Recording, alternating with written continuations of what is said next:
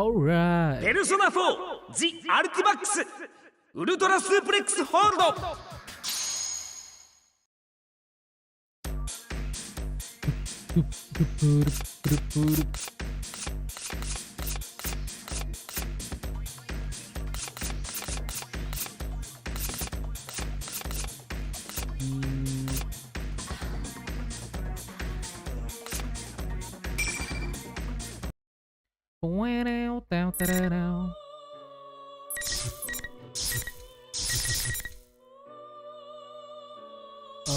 Ini udah clear semua. Kayaknya yang kuning tuh masih ada yang belum clear dah. Gue coba kali ya. Ada multiple ending kayaknya kalau yang kuning. Multiple ending. Ini 98% so. Lihat tuh. Di atas 98%.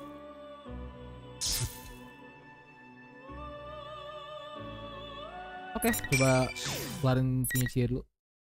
Start from beginning kali ya. Gue lupa. Skip. Ya skip. Sampai ada pilihan berikutnya. Pam pam pam para para.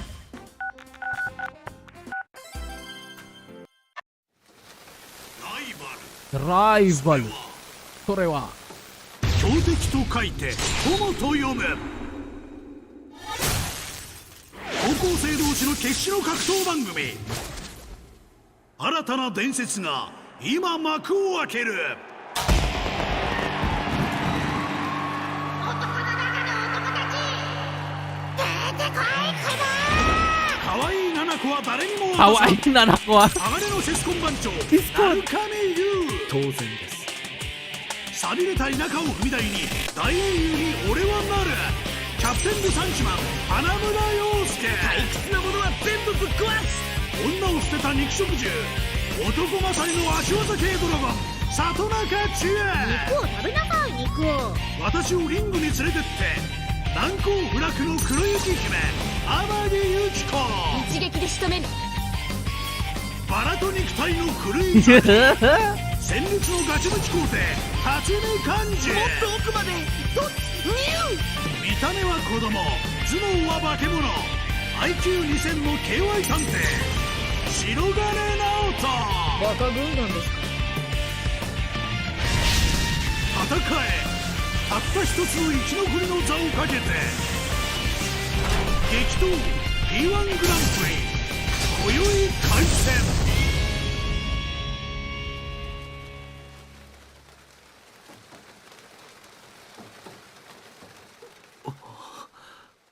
なんだこれ。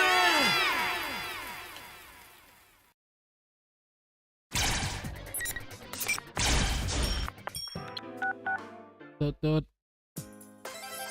Bukan di sini, masih belum. Ya udah lah ya.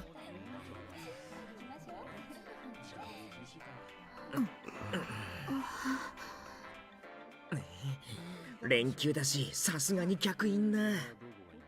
なんだか街に活気が出てきた気がする。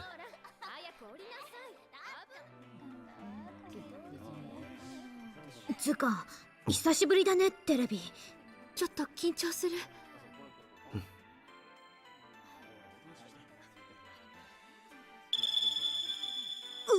ちょっとまだ周りに人がいるっての。おい、今だ。客がいなくなんぞ。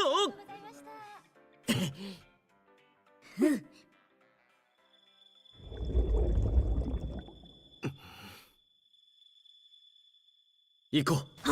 およ。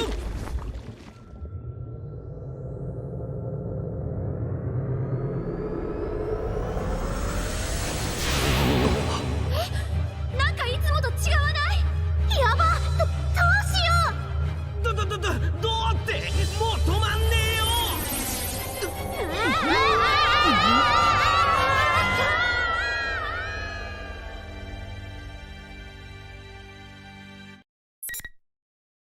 Ini nggak perlu bookmark.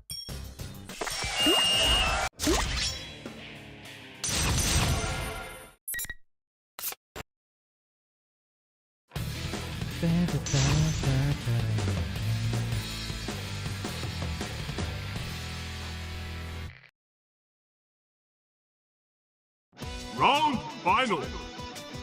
Fight.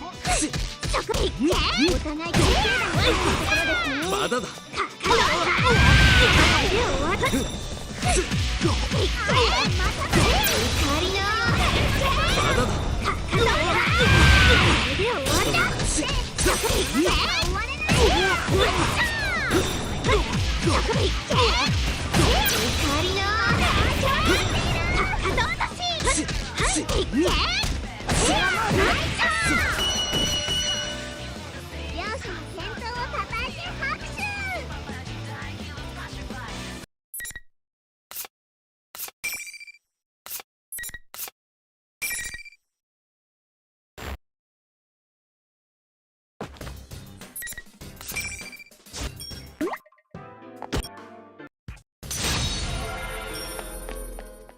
Ting ting ting ting ting.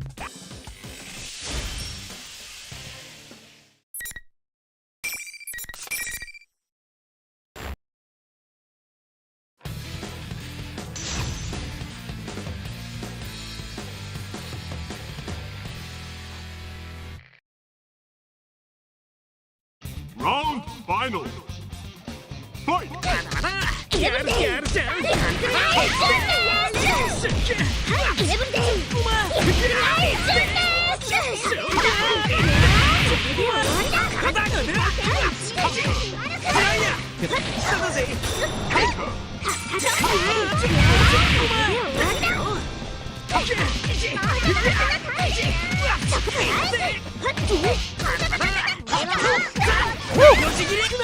Pasti.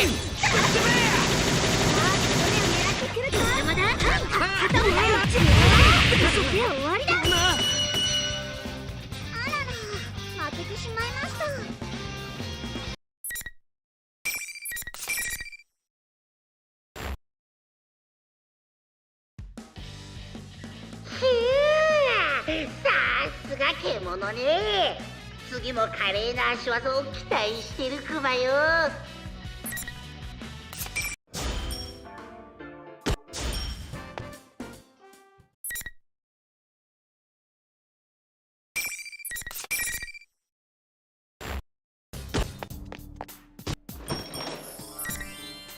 Jump out. It search for stick.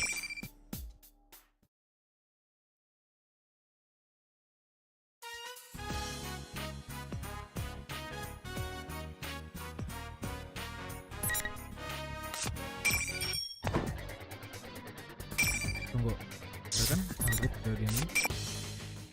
Yang udah dibaca nggak bakal ke skip. Yang belum dibaca nggak bakal ke skip. Salah gua.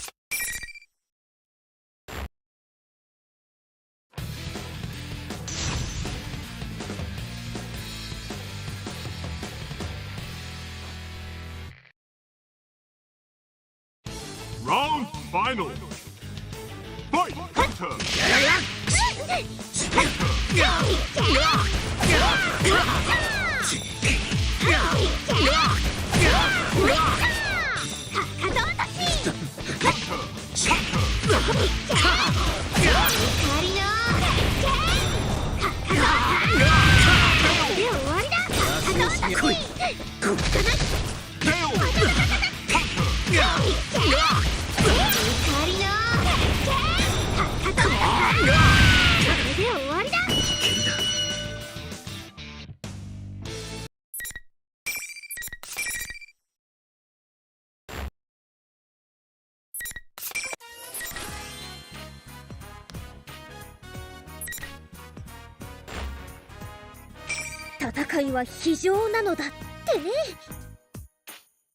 Open the lid, make a show of enjoying I just to annoy the guy in the cape. Oh my, what a fragrance. Even though he lost, I feel so sorry that he doesn't get a chance to eat any of this. I could seriously down an entire bowl of rice if it smelled like this. I'm not kidding. The steak bowl is more than just food. It's a work of art that you see with your mouth. Mr. Owner of Aika-chan, thank you for this. Having to eat with split chopsticks is annoying, but here comes the first bite.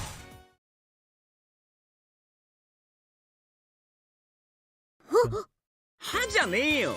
なんでお前コンビニ袋持って倒れてんだ？ Huh? Is this Junes? Yosuke? Wait, what? What's going on? コンビニ袋。私の肉丼は肉丼。肉丼あの潰れたコンビニ飯っぽいやつか？あんなん捨てたっつうの。異世界にあった食べ物を口に入れようなんてチャレンジャーだな。Challenger.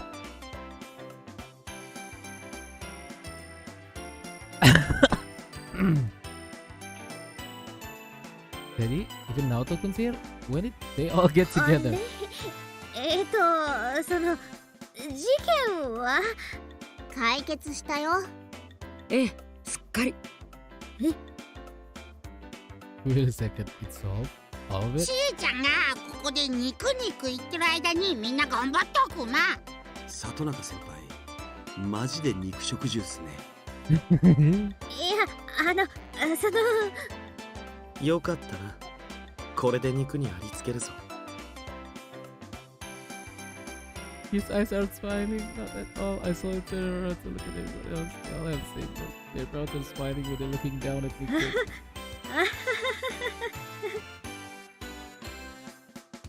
I look up at the sky to escape their glaring and laugh painfully to myself. I'm so hungry. Eek.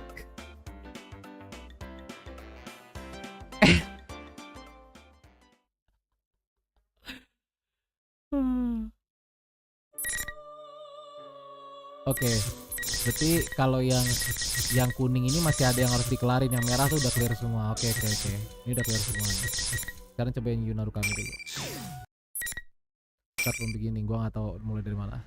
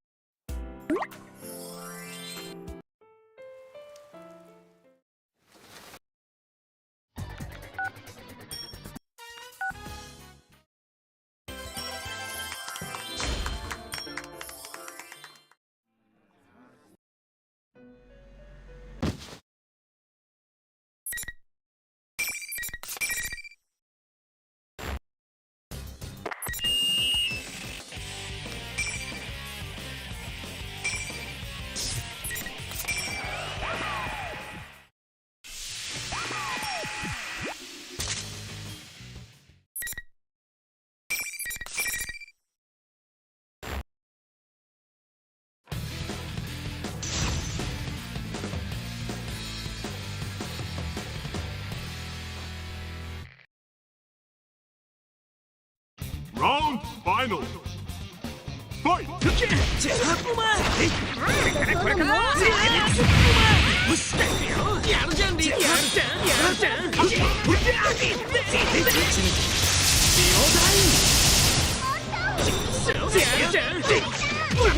命切り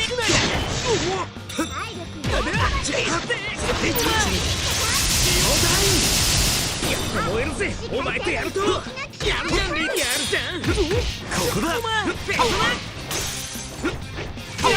よしかなわねえか番狂わせは起きなかったようです。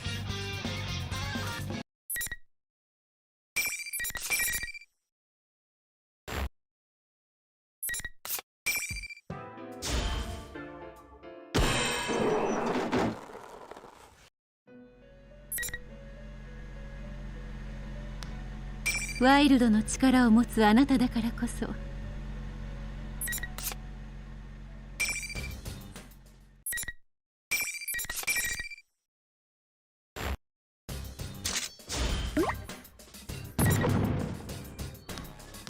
体育館の方やった。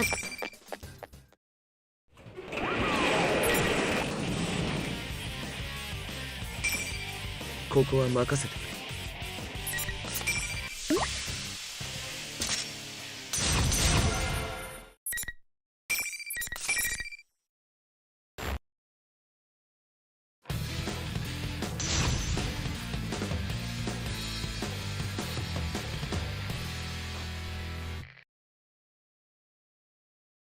Round final. Fight. 攻める攻める攻めるよし危ないよ守るこんなぶち抜けジオダイグラストグラストはい今はしっかり一撃なザラゲーぶち抜けジオダイ番狂わせは起きなかったようです。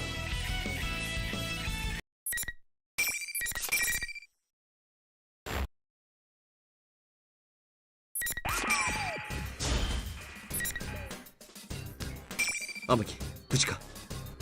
悪かった。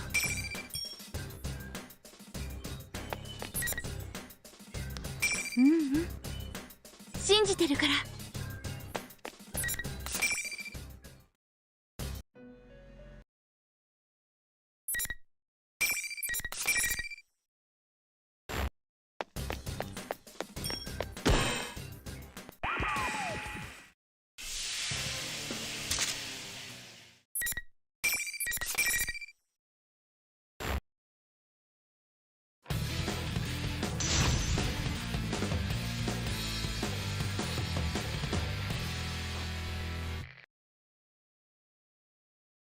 Round final.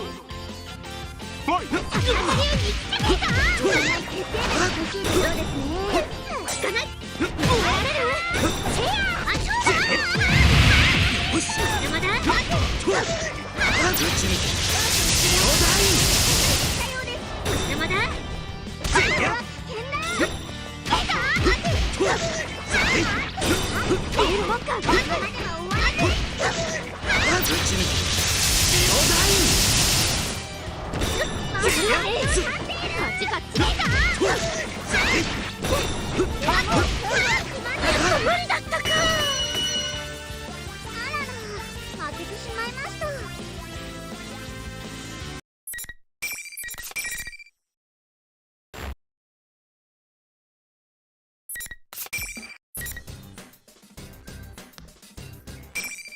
ひどっ。しかし強いな。差とか感じちゃってちょっとショックかも。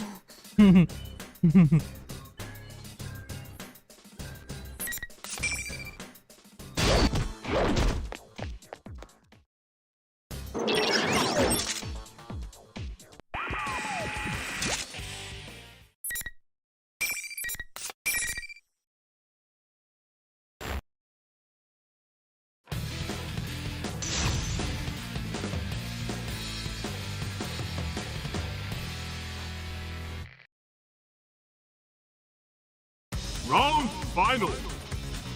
Fight. なんと衝撃無駄です。被害あり。なんと衝撃ジオダイややダメージ。被害あり。ややダメージ。なんと衝撃勝負される。せいや被害あり。仕留めスイングダメであります。これで倒す。何被害あり。なんて衝撃ぶち抜けジオ損傷警部せいやバッタこれなら当たって被害あり損傷警部せいやなんて衝撃限界です。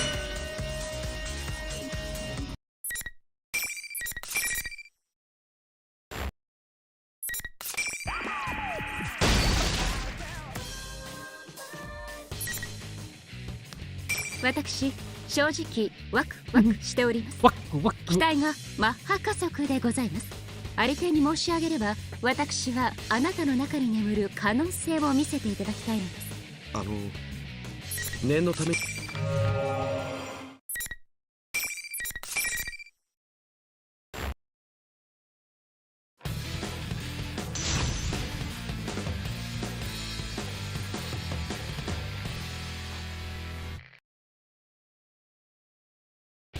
Round final. Fight. 驚きです。そう驚きこの程度になるほど。これがなかなかこれがなかご注意上でございます。ただ勝ちとするなドロー傾向を変えます攻撃でございますペルソナ踊る長持ちこれは遊びは終わった。打ち抜きこれはなかなかいいわよそんな驚きこれは遊びは終わりだ。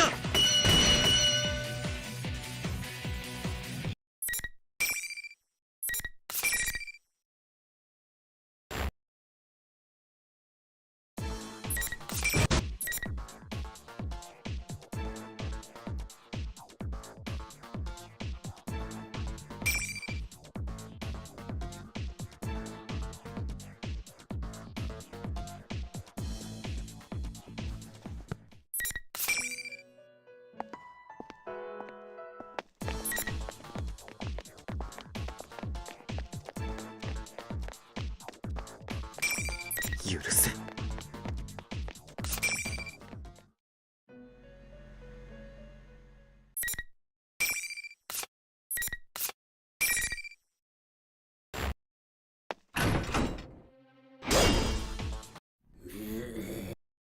Gimana ada itunya? Hah.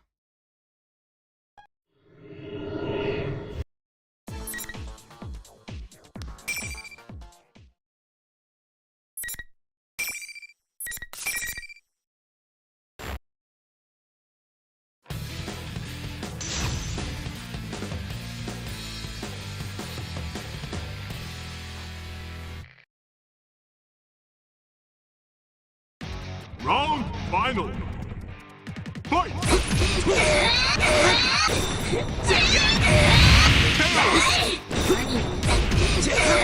This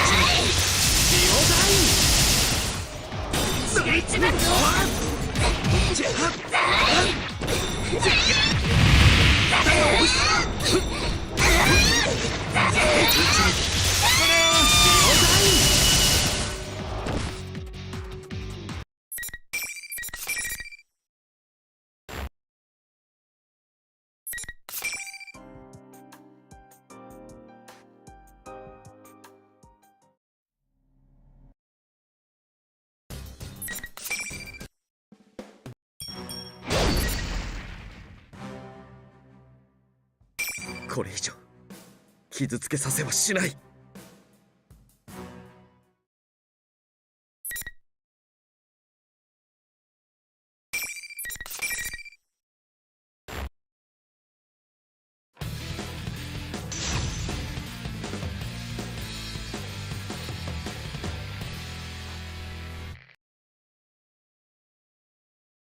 Round final. Fight! これでどうややるやないのうるいなやるやないのやるやないの調子に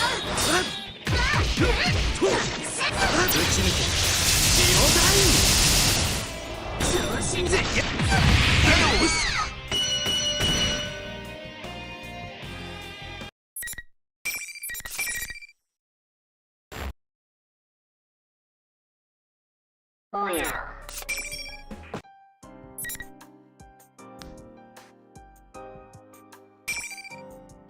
I stare directly to Kanji's eyes for a moment, hoping that he understands my intention here. But Kanji blushes. Kanji was looks funny. Come on, Kanji, give me the program. Hey, wait. What do you think I meant?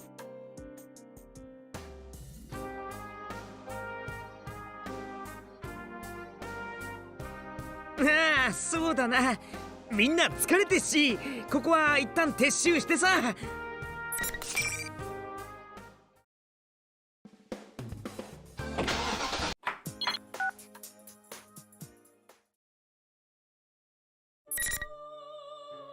What?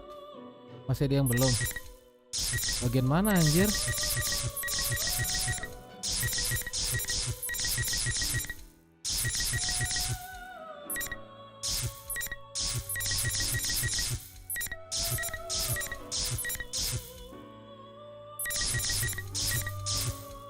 Ya, yang penting ini udah kelar semua lah ya. Clear. Berarti kita bisa lanjut ke ini dong. では、私どもの手助けは必要ないと、そうおっしゃるのですね。結構。ならばもはや申すこともありますまい。さてこの場所、本来は何かの形で契約を果たされた方のみが訪れる部屋。あなたは力を磨くべき運命にあり、必ずや私どもの手助けが必要となるでしょう。では再び見えます時までごきげんよう。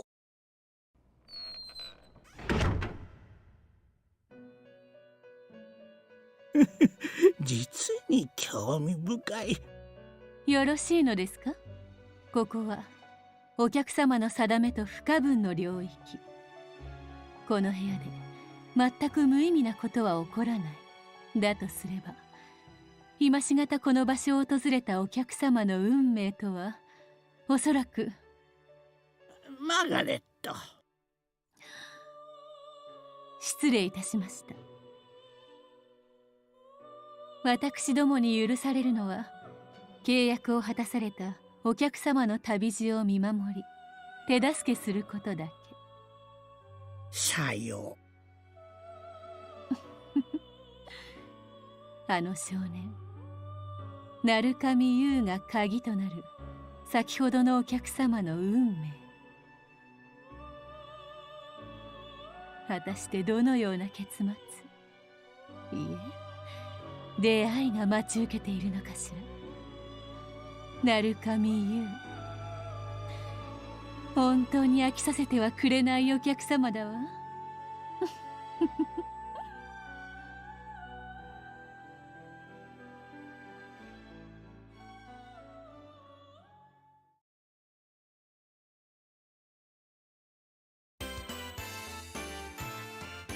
It's May 5th, the day after we saw Labrys and the Shadow Operatives Ops.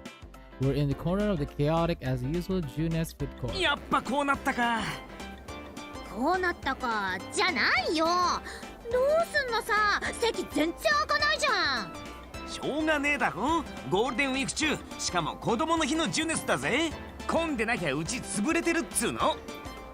そうか、今日は子供の日か。あ、7個も連れてくればよかったな。ってそっちかよ。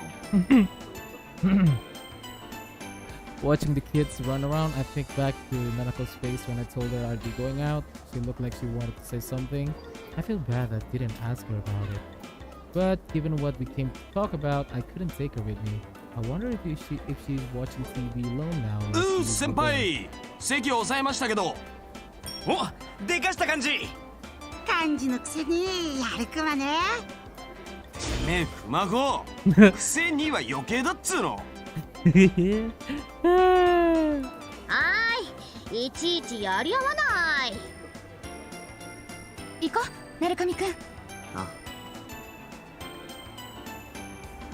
With Yukiko's spurring us on, we moved to the seats Kanji saved. There's a table for 4 with 6 chairs he found somewhere. Masa iya Eliza turu?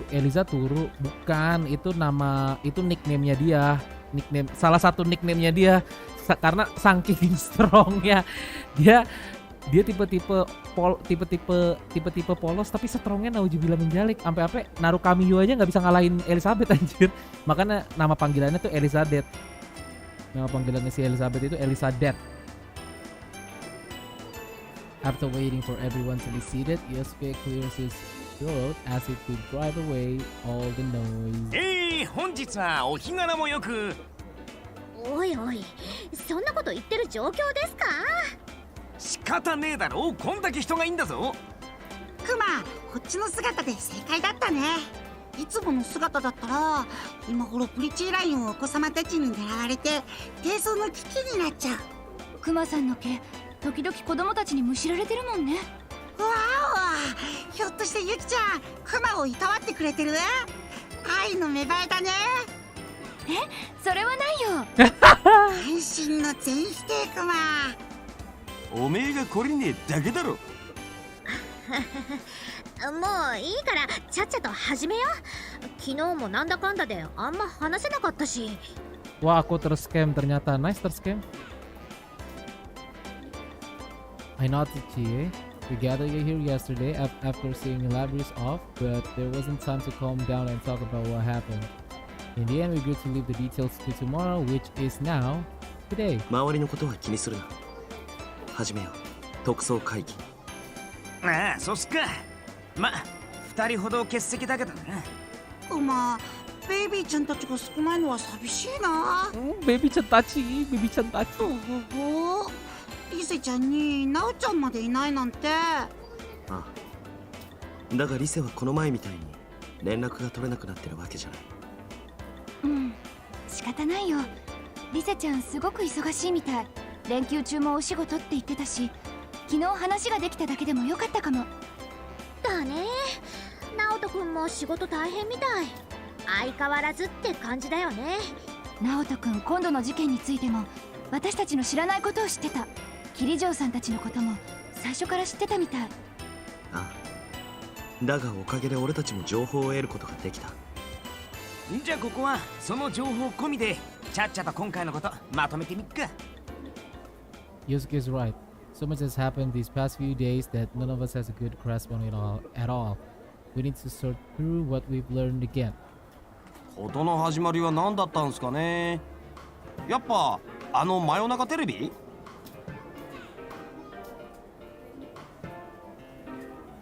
Bang, kalau misalkan Genshin jadi nomor 1 game terbaik, bakalan dikasih bansos 1600 primo. Anjir, cuma 1600. Cuma 10 wish doang. 俺途中まで自分の夢の中だと思ってたからいまいちピンときてねえんすよ。 The Midnight Channel, that TV world, we helped to restore peace in it. It ended up being used by someone else in the Labyrinth incident.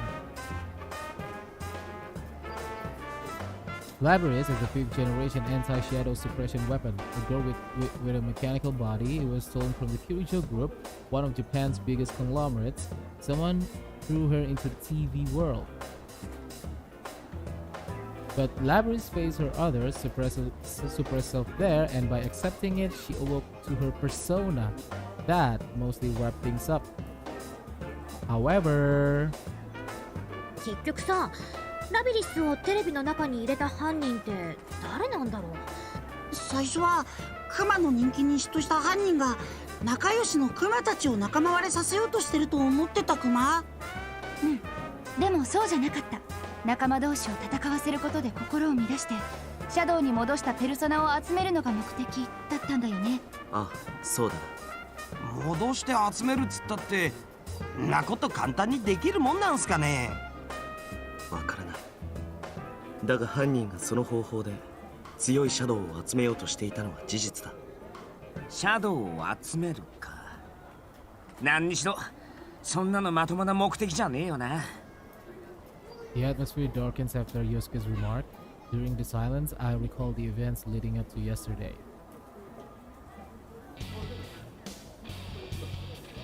Persona sih no debat biar cepet debut tuh Persona 6. Oh my god, fix man. Biar cepet lah Persona 6 lah anjir.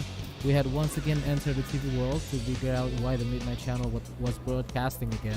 What we found there was a strange fighting tournament called the P1 Grand Prix. Ini yang kemarin yang kita fighting P1 Grand Prix. Ini lanjutannya. At the heart of it was Labyrinth. So, having gone through severe trials as a weapon with heart, he gave birth to her shadow, a suppressed version of herself, which fits her dream of wanting to be a normal schoolgirl. It all resulted in the P1 Grand Prix designed to pit people against their friends. After we entered TV, we got wrapped up in battle just like Labyrinth Shadow planned and were forced to fight one another. But we also met members of the mysterious organization known as the Shadow Operators, who were in search of Labyrinth and their leader Mitsuru Kirijo, who's CEO of the Kirijo Group. It was their help that we conquered the tournament. They were using the power of personas before we were. It was reassuring in a way to meet people who deal with shadows day in and day out. But the case isn't over yet. We couldn't find out why the culprit put Labradors in TV to begin with. We don't even know who did it. Mitsuru-san and the people seem to have some idea, but that doesn't mean we can ignore what happened in our town. So we made the decision to investigate the case on our own too. そういえばテレビの中はどうなってる？ The thought suddenly crossed my mind, so I asked Teddy. After we settled the first case, the TV world turned into a beautiful place, but it wasn't that way anymore during the P1 Grand Prix. I wonder what happened there after we saved Labradors. まだそのまんまクマ。そのうち元に戻るとは思うけど P1 グランプリの影響が強すぎてまだざわざわしてる。あ、でもね、でもでもなんだよ。ちまちま言ってねえではっきり言えっつの。はっきりわからないけどシャドウみたいな、そうじゃないような、なんか変な気配があるんだ。変な気配？なんかその変なのがいるってことか？クマにもよくわからない。なんだろう、今回の事件の犯人とか？そうかもしれないし、そうじゃないかもしれない。We all look at each other after hearing Teddy. Jadi si Teddy ngedetect setelah kemarin kita nyelamatin Labiris, ya kan? Ini kan P4 sama P3 nih pisah nih, investigasinya pisah nih. P3 yang ngelakuin kerjaannya sebagai shadow operatif, ya P4 ya di tim investigasi di Inaba. Nah sekarang kita lagi jalanin episode dari P4 dulu. Nanti P3 kebuka setelah P4 selesai kalau nggak salah. Ini bagian P3. Ini si Teddy katanya bilang kalau di dunia TV dia ngerasain ada ada orang tapi bukan shadow tapi juga bukan manusia, makanya dia lagi bingung ini apa sebenarnya, tapi dia ngerasain baby chantachi. If something is in the TV world, it can only be a shadow, someone besides us who knows about that world, or someone who can use a persona. あれ？でもおかしくないか？今回の犯人ってペルソナ使いじゃねえんだよな。Pelakunya bukan persona, bukan pelakunya nggak bisa pakai persona, yes, bukan pengguna persona. Pasti Eliza sih, enggak, bukan Elizabeth. ラビリスの事件の時、自分ではテレビの中の世界に入れないから代わりにラビリスを利用したって言ってた。 Karena yang waktu kemarin streaming kemarin gue mainin ceritanya Elizabeth, udah tahu gue si Elizabeth ngapain dan oh my god pas terakhir si Elizabeth akhirnya dia udah mengerti mengenai pengguna wildcard bla bla bla. Akhirnya dia balik lagi ke universe, ya kan, balik lagi ke alam semesta untuk mencari Makoto, untuk kembali lagi ke Makoto di pintunya itu. Terus habis itu akhirnya si Elizabeth dapat kartu arkananya sendiri, yaitu The Fool. Kayak Makoto, kayak Yunarukami, kayak Joker, pertama-tama mereka dapat wildcard, mereka dapat Fool. Full itu kalau di kartu arkana atau di kartu tarot artinya tuh adalah beginning atau awal mula sebuah journey atau perjalanan. Berarti di situ adalah awal mula journey-nya Elizabeth untuk nyelamatin Makoto. Oh my god, keren banget anjing kemarin semua.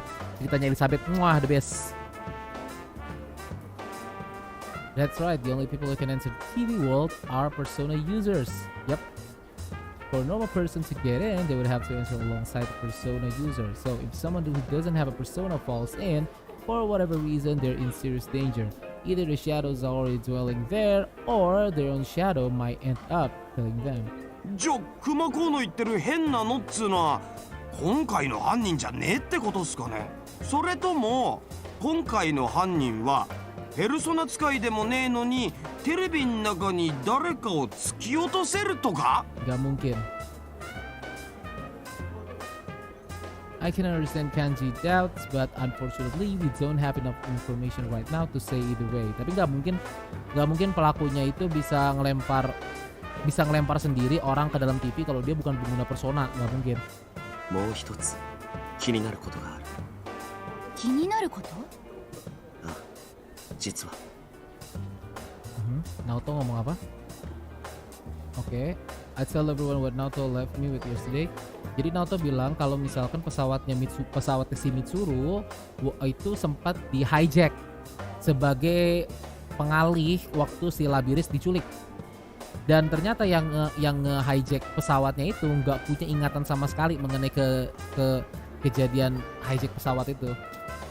Gitu loh. Kemungkinan besar mereka itu kayak di brainwash atau dihipnotis, tapi ya pasti hal-hal kayak gitu nggak mungkin dilakukan oleh orang-orang normal atau orang-orang biasa lah.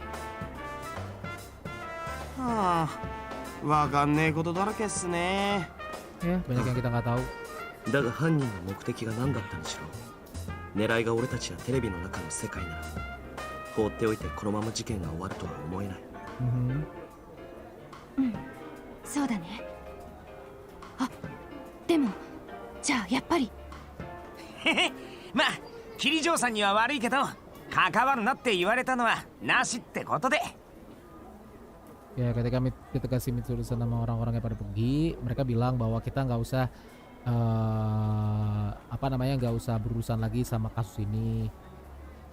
Ya tentu kita tuh ngerti kenapa mereka ngomong kayak gitu. Mereka kan khawatir tentang keselamatan kita, tapi いいっすね。特別捜査隊再始動っすか。なんか桐城さんに悪い気はするけど、あの人たちだって戦ってるんだし、そんなのやっぱほっとけないじゃん。私たちだって戦える。しかもこの町のことだもん。私たちがやんなきゃだよ。クマもやる。だってクマはラビちゃんのナイトだから。それにせっかく先生たちが平和にしてくれたクマの世界をあんな風にされたらクマも黙ってられないね。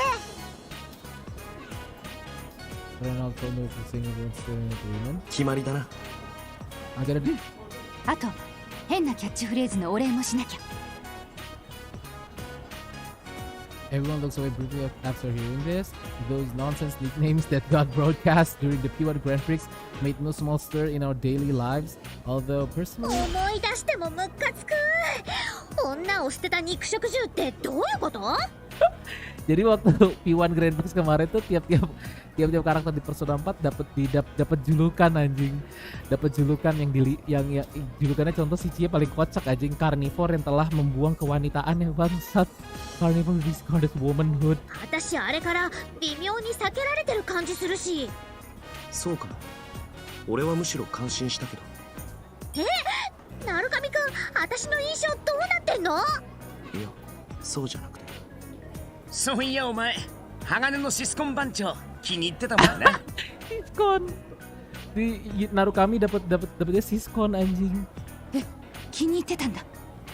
先生、新たなお名前に目覚めたクマ番長ってお呼びした方がいい？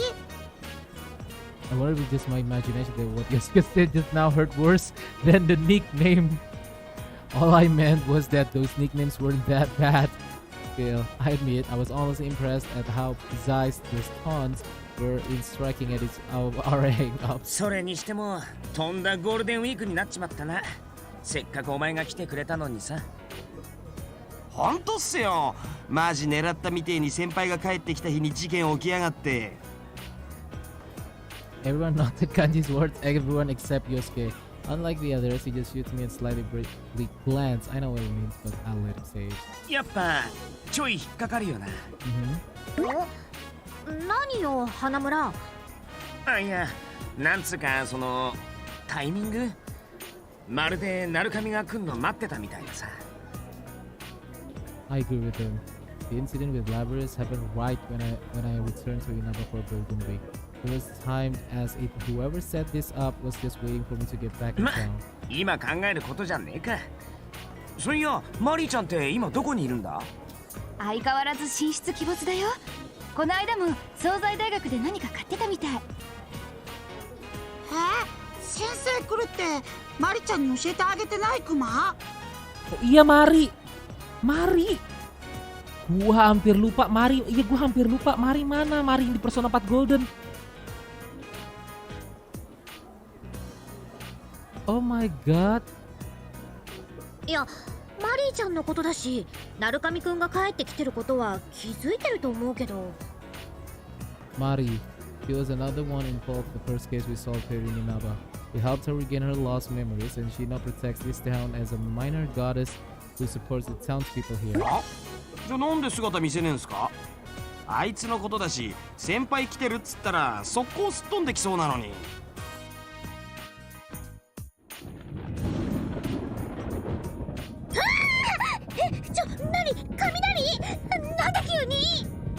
わすっげえ雨雲。こりゃ完全に一雨来そうだな。 That's when I noticed that a big crowd of customers here has gone pretty sparse. As if following the families hurrying back inside, we also get up from our seats. 最近全然天気予報当たんないじゃん。 Parah sih ngelupain bini keberapa ya, lupa anjir, sumpah. Mari-chan tachi. あ、ごめん、私の。もしもし。あ、笠井さん。 We move away from Yukiko to a little to give her some space to talk. そういやラビリスってロボットなんすよね。雨に濡れちまったら錆びたりしねえのかな。いや、そんなに安い作りじゃねえだろ。開発元があの霧状グループだからな。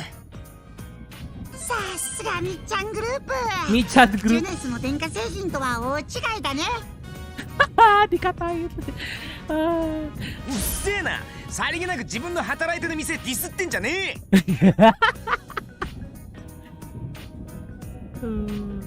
Lama-lama jadi tachi-tachi top. As Suzuki and Teddy snipe at each other, Chie gives up to the cloudy sky. When she notices me looking at her, she shakes her head, telling me not to worry. ラビリス、キリジョーさんたちと一緒なんだよね。頑張ってるかな。 After the P1 Grand Prix, leveraging to the shadow of operatives since he has a persona now. Even as we speak, she and her companions are probably chasing the culprit who threw her into. 大丈夫だ。うまくいっているさ。うまくいけばすぐに Yeah, since we made our decision to stick to our noses into this case, that means we're after the same thing. Labyrinth and the shadow operatives are. Seems possible we might meet up with Labyrinth again somewhere soon. Then again, we're doing this without Mr. Rusan's permission, so I can't say I'm eager to run into them. そうだよね。いかんな。私心配性でさ。お、天城先輩電話終わったみてっすよ。ああ、ユキコおかえり。電話何だったの？うん、旅館から団体のお客様が外に出たままなんだって。傘の用意とかしてなかったから濡れて帰る人が多いと思う。ごめんね、ちょっと戻らないと。ああ、そっか。天城屋旅館も書き入れ時だもんね。つか俺らも戻った方がいいんじゃねえっすか。この分じゃ絶対夜まで雨っしょ。だな。雨か。まさか映んねえよな、あれ。 Everyone turns around at Yosuke's words. He says that thing, but we all know what he meant. He's talking about the Midnight Channel, which came on midnight on a rainy day. The weather was just like this during the incident with Labyrinth too. As if to break the silence, we hear another roar of thunder closer than a moment ago. とにかく明日もう一度集まってテレビの中の様子を確かめよう。じゃあ明日もここで集合だね。リセちゃんにも連絡しておくから。あ、じゃあ私はナオト君に。まあ来られるかどうかは分かんないけど。そんじゃまた明日っす。We hastily end the investigation team meeting before it starts reading. As Yosuke is starting to leave after everyone else, I asked him about the issue he raised earlier. 陽介、どう思う？事件が起きたタイミングのこと。いや、考えすぎかとも思うんだけどさ。もし今回の犯人がお前のこと知ってるとしたら、お前心当たりってあるか？ It was an understandable question, but I can't help but look at him. The culprit had investigated me. Of course, he'd know something about me, but not my plan to stay in Inaba during Golden Week. It would have to be a person who knows me, plus knew that I was coming here during the break. Is there anyone who'd know all that? 足立って可能性はねえか？ Oh, mereka masih curigaan Adachi kah? Apa jangan-jangan Adachi anjing? 足立さんが？ Ya Adachi nggak mungkin tahu sih. Maksudnya dia tahu Narukami, tapi kan si Adachi juga lagi di penjara. Dan Adachi nggak mungkin tahu si Narukami bakal balik untuk Golden Week kan? This time I'm caught completely off guard, and all I can do is slowly repeat the question. Toru Adachi, a man who was arrested in Midnight Channel murders. He should be in police custody. Yes, I told you, dia harus ada di Okaterusi. Which is ironic since he used to work for my uncle as a police detective at Inaba Station. We too have quite a history, so obviously he knows about me. and I can't rule out that Dojima-san might have told Adachi-san about my vacation い plan. や、あの人じゃないだろう。あの人はペルソナが使える。 Ah, true. Ya, nggak mungkin. Ya, benar. Gak mungkin Adachi, Karena pelakunya sendiri tuh pelaku aslinya tuh dia nggak punya persona. Maka dia nggak bisa masuk ke dunia TV. Dia tahu tentang Shadow, dia tahu tentang keberadaan dunia TV, tapi dia nggak punya persona. Jadi nggak mungkin Adachi, benar. Karena Adachi punya persona. ああ、まあ、だよな。悪い、なんか変なこと聞いちまって。Yosuke's tone is apologetic and he scratches his head. But really, I should be the one apologizing. Like, I didn't just deny that it could have been Adachi-san because he's a persona user. The real reason is that deep down, I trusted what Adachi-san said about abiding by the rules of this world. But if it's not him, then who? I don't know. The gray clouds filled the sky over our heads, mirroring the confused and anxiety we share.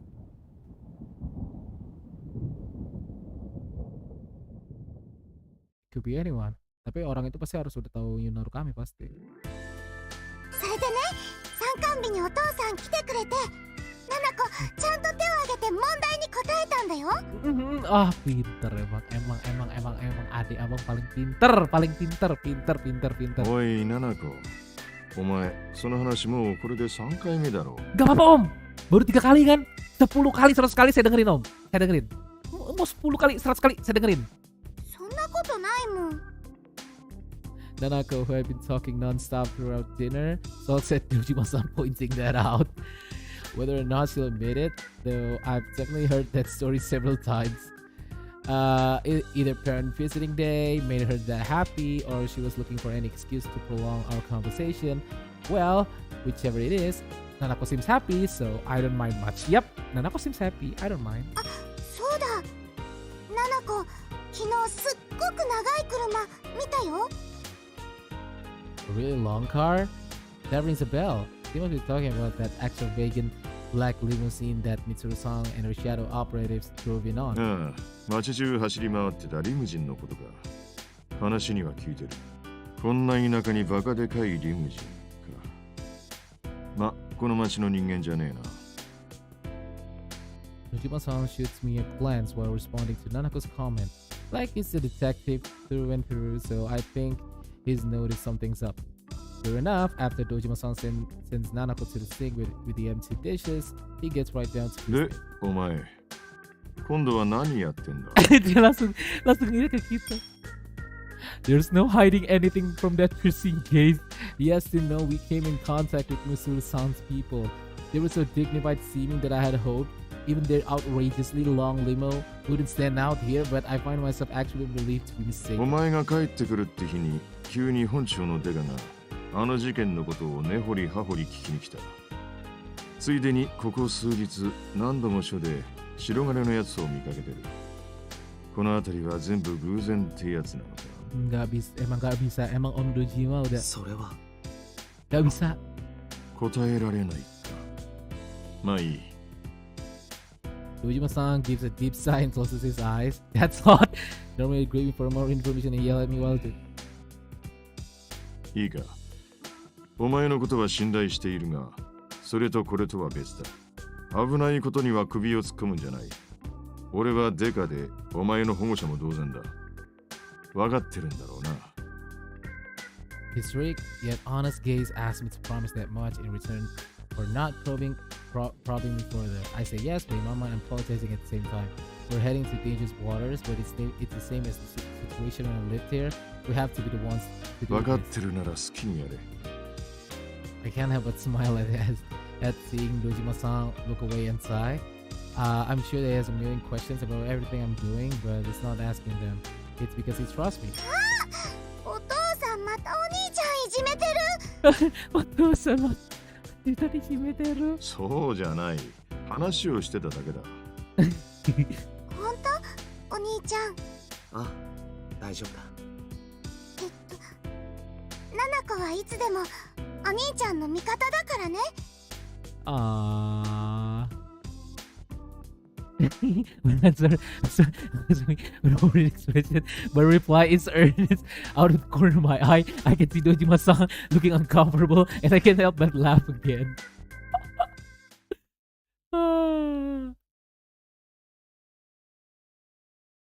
When I return to my room, I can hear the faint rumble of thunder in the distance, like the rain that was pouring down this evening has already stopped. If the pattern holds, the midnight channel should stay quiet as long as it's not raining. Realizing it raises some complex feelings in me. I have to go back home tomorrow. As much as I hope nothing happens, I want to resolve this mystery while I'm still here. But wishing to solve the case means wishing for something to happen. 矛盾してるな。 I inadvertently glance towards the TV screen's reflective surface and catch myself in an odd smile on my face. Just a little longer until midnight. Out of habit, I check the time, and the moment I look back at the TV, the screen suddenly turns on. 強い者が勝ち、負けた者が去る。 Fight lagi. 今宵我々は史上最も熱いドラマの目撃者になる。P1 の勝利の女神が今このリングに舞い降りた。準備はいいか P1 ファンよ。準備はいいか。全面戦争勃発かな。前回大会 P1 グランプリ出場者が続々参戦。 Ini beda. 世界に冠たる P1 のリングで選手たちが再び伝説を築き上げる。己の意地と意地が交錯し火花を散らすこの戦い。ある者は誇りをかけ、またある者は名声をかける。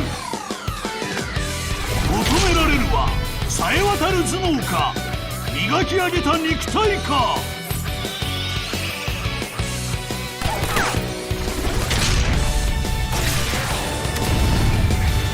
さあ盛り上がってまいりました。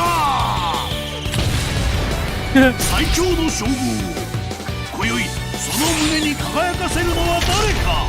栄光の歴史に燦然と輝き語り継がれゆく者は果たして誰か。つわものどもが夢の後、グランプリ最終章、諸行無常の P1 クライマックス、間もなく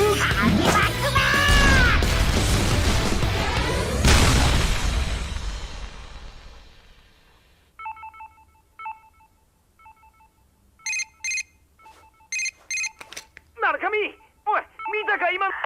もしもし。おい。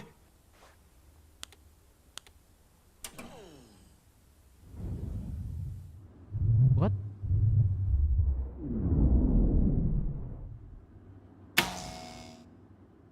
あれどうなってんの？なんや、マーチが赤い霧。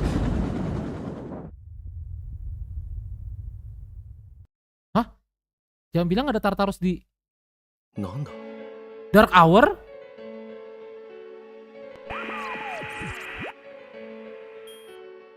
やっほーい、全国の P1 野郎ども、お待たせしまったば。 TV shows a familiar classroom. If I remember right, that's the announcement room at the school lab was created inside the TV room during the P1 Grand Prix. Standing in that announcement room is General Teddy, actually just his head toward the way.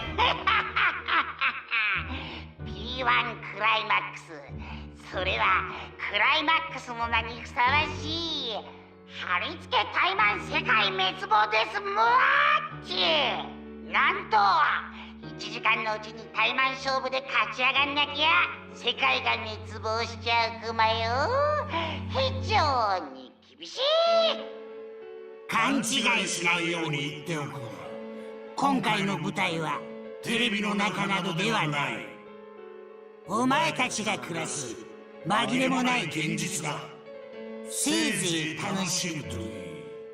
そんではここで特別に特設ステージの状況をお見せしましょう。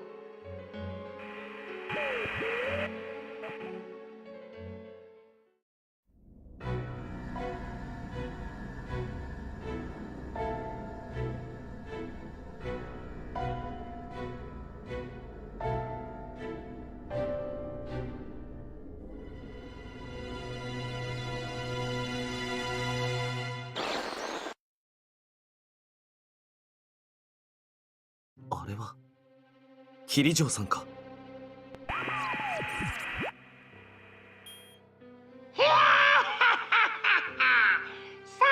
ーて、囚われの女王とその下僕どもの運命やいかに。まあどっちにしろ誰も立ち上がれなきゃみんな一緒にさよならだし寂しくないくまね。ではでは諸君の健闘を祈る。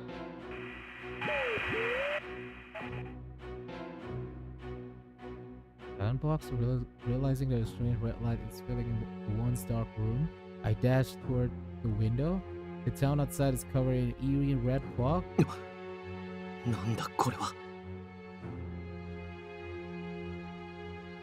The street lights are off, and I don't sense anyone present. That hazy light illuminating the town. It's the red fog. Seeing the town in such an obviously abnormal state snaps me back to my senses, and I quickly look back into my room. ナナコ、堂島さん。 No one answers. I rush down the stairs and check all the rooms, but no matter how hard I look, the two live here are nowhere to be found. Ya karena lo lagi di dark hour anjir. Semoga dijelasin sama orang-orang yang di Persona 3. What in the world is going on here? The P1 climax? Are Mitsuru-san and her people really captives? And worst of all, this isn't the TV world. Is this really still the real world? If so, what happened to the townspeople? A wave of confusion and fear crashes over me as I sort through the information at hand. My cell phone won't even turn on. It's like it's suddenly broken. It's happening. ジュネスのフードコートだ。 That's right. Whenever we had a case, that's where we'd always gather. So, if Yosuke, Chie, and Yukiko have noticed this too, then they'll definitely be hated there. Teddy should be with Yosuke, so there's no need to worry about him. Kanji, though, he might head straight into the TV. I chuckle myself at the thought, a rare moment of humor in this looming crisis. I know where I need to be, so I can quickly prepare myself. Whenever we needed to fight, I was always clad in my Yasukame High uniform, thinking that I'd be wearing it again so soon. It's with a sense of trepidation that I open the front door.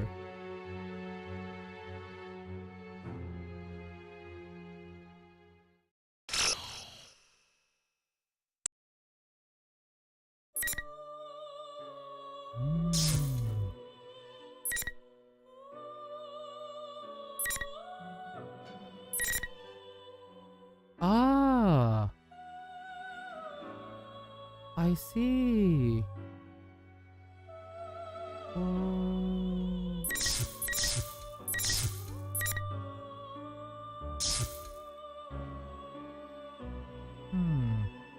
Coba si ini dulu kali ya.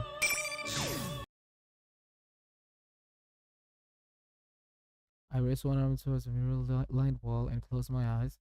In my mind, I see a stage. I have the shadow of a band, glow sticks of all different colors shine in a packed seat. I'm looking at them for my mark, indicated with spot of fluorescent paint. The moment the countdown hits 0, a spotlight comes on. I reach towards the floating light and become one with the stage.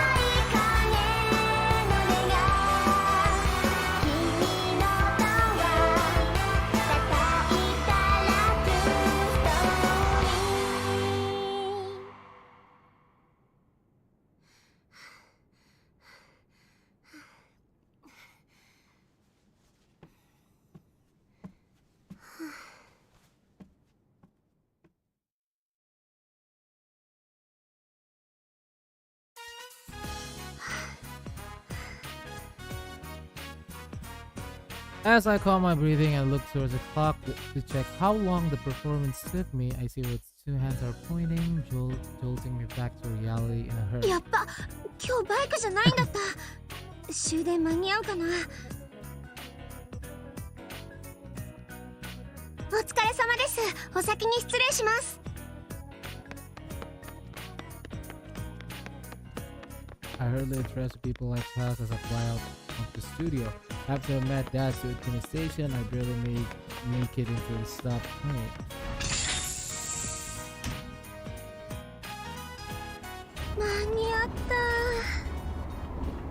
take a breather as train slowly pulls out.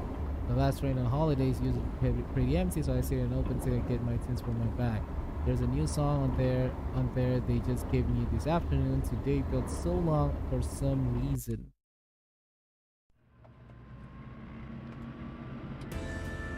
予定よりだいぶ遅くなってしまったね。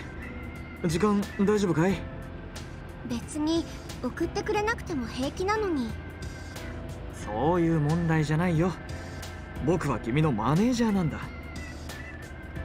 The reason I'm so happy is because of the news we got earlier.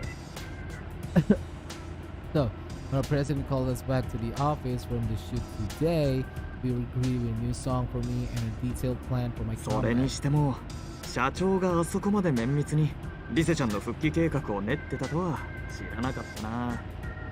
気持ちはありがたいけど、私まだ自分がそこまで準備できてると思えない。そんなことないよ。リセちゃんの頑張りはみんなが知ってる。以前より格段に力もついてるし、僕は社長の判断は正しいと思う。井上さん、それお世辞？そんなつもりはないよ。今日もらった新曲だって少しレッスンしただけで歌いこなせてた。振り付けだって短時間で覚えて。全然ダメ。ステップに気を取られて何度も音外したし、ターンも綺麗に決まらなかった。まだまだ全然だよ。It's true, even as far as the discussion of my comeback goes, if Inoue-san hadn't come up with an excuse for why he couldn't get in contact with me until yesterday, the plans could have been sunk. リセちゃん、何かあったのかい？君が僕に踏み込ませない部分を持ってることは知ってる。それはいいんだ。アイドルだからってマネージャーや事務所に何もかも全部を話す必要はない。でも教えないことと抱え込むことは違う。前に連休中に休みが取れないか聞いてきたことがあっただろ。今日の呼び出しも最初は乗り気じゃなかった。ひょっとして何か用事があったんじゃないか？そんなことないよ。井上さんは私に気使いすぎ。でもありがとう。ちょっとね、お仕事と関係ないことだけど、自分の無力さを思い知らされたっていうか。So many people are supporting me for my comeback, but no matter how much I throw myself into rehearsals, all I can think about is how I was nothing but a burden in the incident yesterday. 平気。また辞めるって言い出すと思った？休業前よりパワーアップしたら業界で本格指導したいっていうのは変わらないから。それくらいレッスンを見てればわかるよ。でもそうだね、息抜きは必要かもしれないな。実は出版社から撮影時間の変更を相談されたんだ。リセちゃんは学生だからあまり遅い時間は困ると言ったら、改めて日程を組むって話になった。明日は一日ゆっくりするといい。井上さん、その代わり連休明けからは忙しくなるよ。復帰プロジェクトの成功もかかってる。ありがとう。じゃあ今日は沖縄の駅で降ろして。明日休みならスタジオ寄ってもう少しレッスンしたいし。でもそうすると遅くなるだろ。このまま家まで送っていくよ。家だと広さが足りないの。ね、お願い。ちょっと練習したらちゃんと帰るから。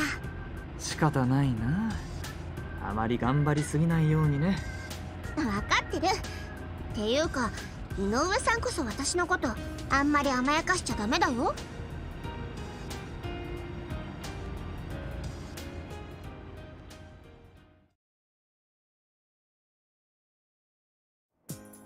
Okay, through the train window, I can see the countryside with only a few lights here and there. The train was empty to begin with, and it only gets emptier as we approach the final stop. 連休か。 This holiday was supposed to cap off with just work and rehearsals. Even when I heard Yu Senpai was coming back, I was the one who decided not to change my plans. When I told the others, they said stuff like, "Oh well, work's work," and hang in there. Hanji was the only one who acted like a kid, saying, "What's more important to you, your work or senpai? そういえばナオト君も連休中はお仕事だっけ？ I bet Naoto-kun wouldn't get all indecisive about these things. When I sigh and take out myself, I notice I haven't eaten. ユキコ先輩から？ It's a summary of what the investigation team talked about today and the time we're meeting 午 tomorrow. 前6時にジュネス前？早っ。これ絶対遅刻者出るでしょ。 I laughed, but I quickly turned to the side. I have tomorrow off, thanks to Inoue-san. And while I'm happy I get to see everyone, I'm a little bummed out too. I couldn't do anything during that incident. I don't remember anything else about that day after I finished shopping for dinner at Junes. When I came to, I was already in the announcement room in TV World under the surveillance of General Teddy.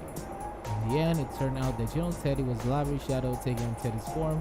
The Shadow was holding this event called the P1 Grand Prix and forcing the senpai to fight each other in it.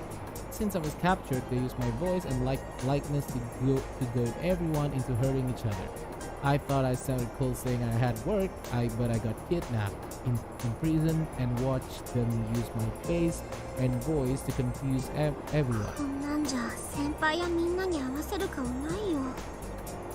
Yu Senpai will be going back tomorrow. I think about Fuka-san, who had such tremendous power that she could help Mitsuru-san's group by describing what was going on in TV World even from outside. I wish I could be that useful.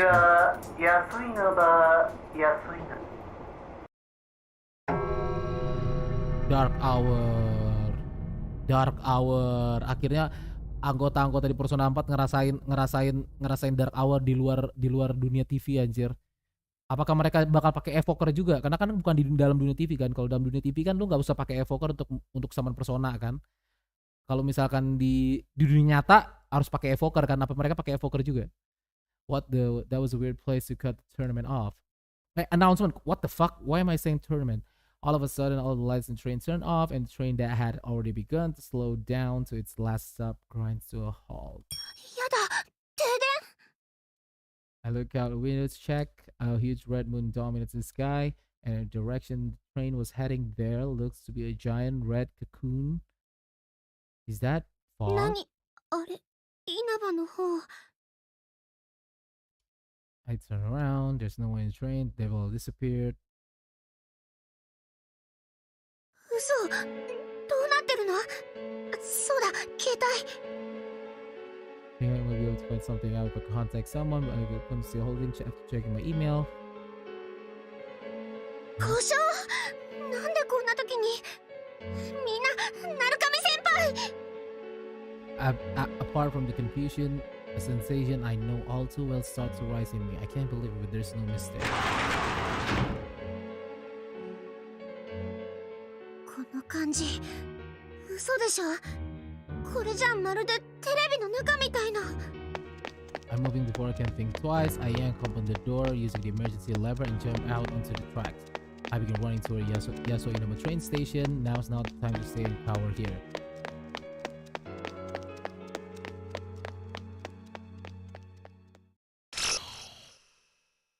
To be continued.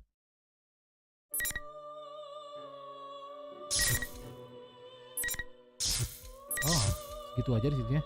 Oh, berarti kita harus selesai yang di sini juga, di sini dulu ya. Ya kan? Bener kan?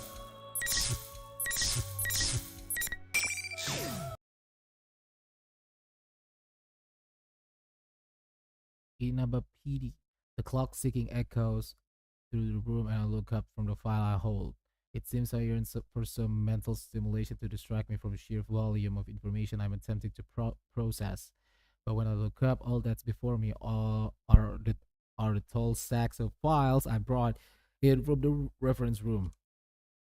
Even when cooperated with investigation as a detective, I had only been in this room for a few times. There must have ushered me into the drawing room on the highest floor of Inaba Station today in order to send a message. Don't draw attention to yourself. I lower my hat to rest my eyes and spend some time thinking back on the conversation I had a short while ago. なるほど。つまり現在の桐城に後ろ暗い点は見当たらないと。ええ、桐城充氏と彼女の率いるシャドーワーカーを抑止する材料もその必要性も見当たりません。Man holding my report falls silent, pondering something. His reaction shows that he most likely foresaw what sort of report I'd hand in. The well-dressed man before me belongs to the National Police Agency, Security Bureau, Security Planning Division, or in brief form, the Public Safety Police. It was he who requested the undercover investigation into Mitsuru-san's shadow operatives. 桐城充は確かに2を盗んだ犯人に心当たりがあるような素振りだったんだな。ええ、間違いありません。そもそも犯人は桐城氏ですら正確に把握していなかった荷物の中身を確実に知っていた。つまり事件の犯人は彼女以上に桐城の暗部に近かった人間。この犯人にどう対処するかで桐城充氏の真意がより明らかになるでしょう。 Half of that is true and a half is sophistry. I need to discover the trump card that public safety is hiding. Or most likely, that trump card will lead us to the culprit of this case, the one who stole Laris and threw her into the TV world. After a moment of silence, the man placed a stack of thick folders before me. If he had prepared this in advance, that means he was weighing his options. He knows of my intentions, yet he must have made the decision that what they stand to gain is worth the risk. 何か分かり次第また報告を。With that, the man leaves the room. It seems my gamble paid off. 分かるかどうかは別として何かが起きるのは確実でしょうね。Labra's kidnapper hasn't been caught and the case is ongoing. Even now, there may be development somewhere. My friends on the investigation team must be having a strategy meeting at the food court around now. Though it's been a while since any of us have seen you senpai, so the conversation may have already digressed. Sighing, I force aside a twinge of loneliness and drop my gaze to the file that my gamble won. 桐城エルゴノミクス研究所。シャドウを研究する専門の機関か。On the demand of public safety was an investigative document on the Kirijo Group Research Institute, which no longer exists. The founder of that institute was Mitsuru-san's grandfather, Koetsu Kirijo. The Dark Hour, a different world. Wait, the contents of that report were filed with matters that were hard to believe. Okay, let's see. The Dark Hour, a different world populated by shadows that seems to intrude on the real world. The mysterious, almost alien artifacts known as plums of dusk that can induce a personality. Humanoid robots called anti-shadow suppression weapons that were developed to oppose shadows. Artificial persona users who gain their abilities with special drugs. Had I not seen Aigi-san and Labyrinth with my own two eyes, the supernatural contents of this file would seem ridiculously implausible. シャドウの反乱とペルソナの発言僕たちの体験と類似する点も多いな。大きく異なっているのはそれが研究という人為的活動が原因となっていることか。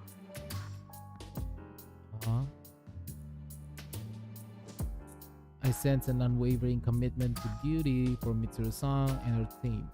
Though they, like us, are persona users, the horrors in this file must be why I detect a very different type of result from この them. 類のことを本人の承諾なしに調べるのは気が引けますが、話してはもらえないでしょうし。So, from what I can deduce based on this, the culprit in Labyrinth's case is without a doubt related to Kirijo and ergo research. The clue that leads to the truth has to be here. And if by chance something were to happen to Mitsuru-san and her people, we would need to know more about our common enemy. いくつき修二エルゴ研解散後月光館学園理事に就任。みつるさんたちの出身校じゃないか。2009年死亡。死因は学園の天文台からの転落死。自殺か。家族はなし。There is no other information in regards to him in the document I gained from public safety. The simplicity of the section in regards to this Shuji Ikutsuki, an obviously important person, oddly left an impression on me. Yep, Suji.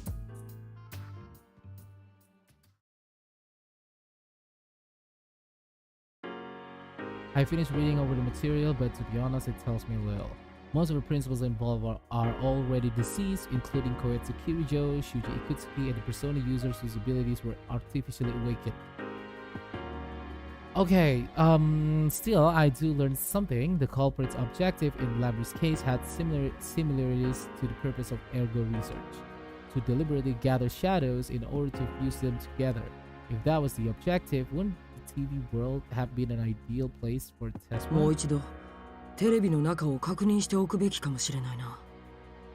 When I opened my cell phone to share my findings, scanned though they may be, I noticed that the hour is late. It's almost the next day. さすがに電話をかけるには遅いか。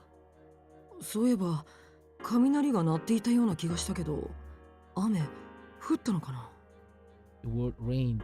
It gives me pause. During the incident with Labyrinth, the Midnight Channel was broadcasting again. If your case is truly ongoing, does that mean it could come on tonight? A load feeling crosses my mind. こんな時間に電話。非通知。もしもし。つながった。探偵さん。ちょ白金くんやね。その声、ラビリスですか。どうしました。緊急事態なんよ。聞いてや。稲葉に向かってたミツルサナが行方不明なんよ。行方不明。せやからみんなで探しに行こう思ったんやけど、シャドウワーカーのラボにようわからん人らが押しかけてきて、逃げれたんはうちだけや。The Shadow Operative Research Lab was attacked? Could it be the enemy? No, that's not it. ラビリス、落ち着いて。本部に来た人たちの特徴は。特徴？大勢でスーツ着てはって、なんや紙みたいの見せて、捜査がどうとか言うてた気がするけど。Just as I thought, the public safety. I had my suspicions, but there can be no mistake. Though the Kyojo Group and Public Safety are formally in cooperation, Public Safety privately has a low opinion of the Shadow operatives. Hence, they request that I perform an undercover investigation. They must have found out about Mitsuru-san's disappearance and used it as an opportunity to launch a compulsory investigation. But Mitsuru-san's disappearance, could it really be related to Public Safety's move? Labyrinth said a moment ago that Mitsuru-san and her people were headed to Inaba. Why? While I think carefully, sorting through this new information, I asked Labyrinth for more わ detail. かりました。それで今の状況は。あんな、ラボには戻れへんやろ。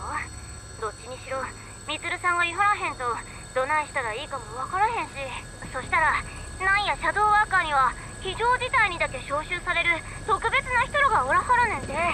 さっきそのお人らと合流したから、一緒にミツルさんら探しに行くとこやの。わかりました。僕も協力します。おそらく他の仲間たちも嫌だとは言わないでしょう。ほんま、おおきに。ラビリス、こちらからも聞きたいことが。ミツルさんはなぜ稲葉に。確かそっちでシャドウの異常反応が観測されて、その原因を調べるいう話やったけど。シャドウの異常反応。 An abnormal shadow reading is detected in Naba, and Mitsuru-san and her people go missing when they head out to investigate. Even if this is unrelated to public safety matter, I can't overlook this detail. Mitsuru-san and her people are persona users and extremely skilled ones at that. If they are in a situation with no means of contacting help, then whatever enemy they face must be formidable. And the first such enemy who comes to mind is the culprit who kidnapped Labyrinth and forced us to fight in the P1 Grand Prix. 反応が急に膨れ上がり始めたって、そっちで何か起きてたりしてへん？そうですね。特に思い当たることは。いえ、ちょっと待ってください。I checked the clock on the wall of the drawing room. It's almost midnight. If there was an abnormal shadow reading, the Midnight Channel could be involved. I need to find a room with TV. すみません。移動しながら話します。とにかく僕らだけでも合流しましょう。というか、もしかしてその音、ヘリですか？せや、ようわからはったな。今メイドさんが操縦してはるんよ。Personal helicopter and a maid piloting it. I never thought of my family as poor, but thinking back to the limousine, the Kyuju clan seems to be on a completely different level. そうですね。この辺りでヘリが降りられる場所となると。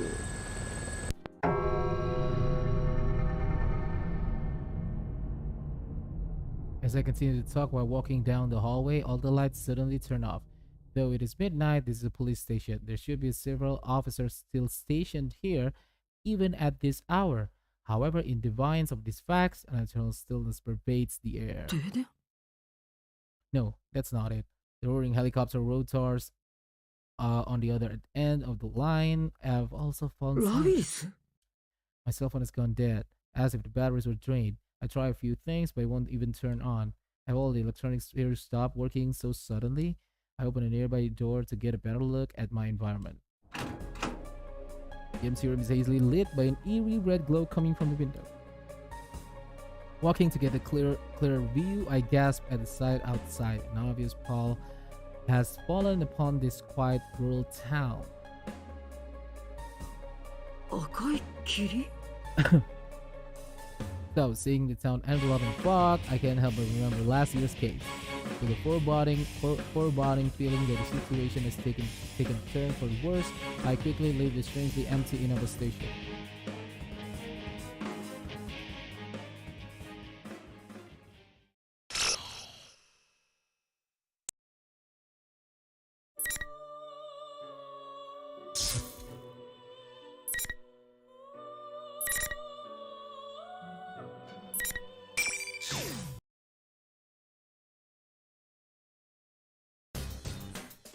So, やっぱ電源入らねえ。街灯も全部消えてるし、一体どうなってんだ? The minute channel came on again, I called up you, and all of a sudden my cell's gone completely dead. What in the world is happening now? I decided to rush to the floodplain for the time being, but there's not a single soul in the red fog apart from Teddy, who's running right next to me. Isn't it pretty dangerous? 誰もおらんくまね。このまま一生ユウスケと二人ぼっち？そんなの嫌クマ。なして美女じゃないクマか。こっちも願い下げだっつの。とにかく今はジュネスだ。急ぐぞ。おお、クマたちジュネスに向かってたクマか。ユウスケったらこんな時までお店の心配なんてなんたる愛車精神。バカちげえよ。あそこに行きゃ絶対誰か来てるはずだ。何かあった時、俺らはいつもあそこに集まってた。連絡取れねえなら行ってみる価値はあんだろ。なるほど。じゃあ今頃先生やちいちゃんやゆきちゃんやカンジもきっとジュネスに向かってるクマね。ああ、いや、カンジはテレビの中に行きそうだけど。I mean, that guy went into the TV while he was fall asleep. It would surprise me a bit if the first thing he thought was, I better go into the TV right にして away. も、さっきの真夜中テレビ、何だったんだ？真夜中前に始まるなんて聞いてねえし、しかもカウントダウンとか、大晦日かよ。クマたちテレビの前にいてよかったクマね。見逃してたらわけもわからんうちに世界が滅亡してたかもしれないクマよ。お前、縁起でもないこと言うな。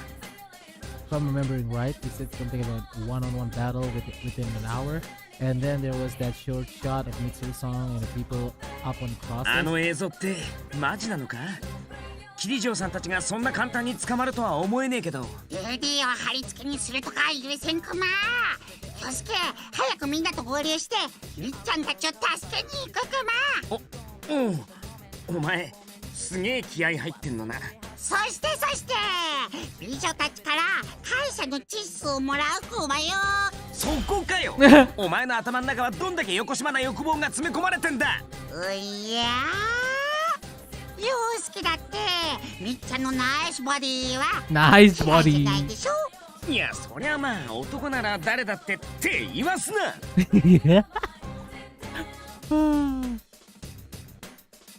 But to be serious for a sec, the lady's way too intense for me. It's not that he just pulls off the queen thing to a T. He totally is one. No wait. Now's not the time to be fantasizing about that stuff. いきなり止まらんでほしいクマ。クマは急には止まれないってよく言うでしょ。Maybe saying something stupid again, but I don't have time to deal with it. I turned to try to message it out that I hit the first time. なんかこの霧濃くなってねえか？ It's not just my imagination. The visibility is way worse than when we rushed out of the house. This red fog is definitely getting thicker. This is starting to be way too much like last year's case. Then again, the fog that time wasn't red like this. 汚ねえな。なんだよ急に。だが急に失礼しまクマ。いいからさっさと放って。ところで陽介、なんだよ。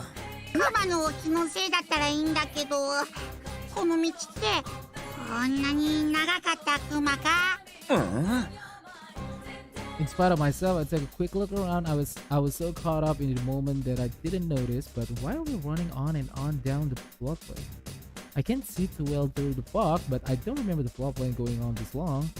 And what little I can see is the distance looks distorted, like we're in the TV world. I'm really getting a bad feeling about all of this. ねえ陽介今度はなんだよ。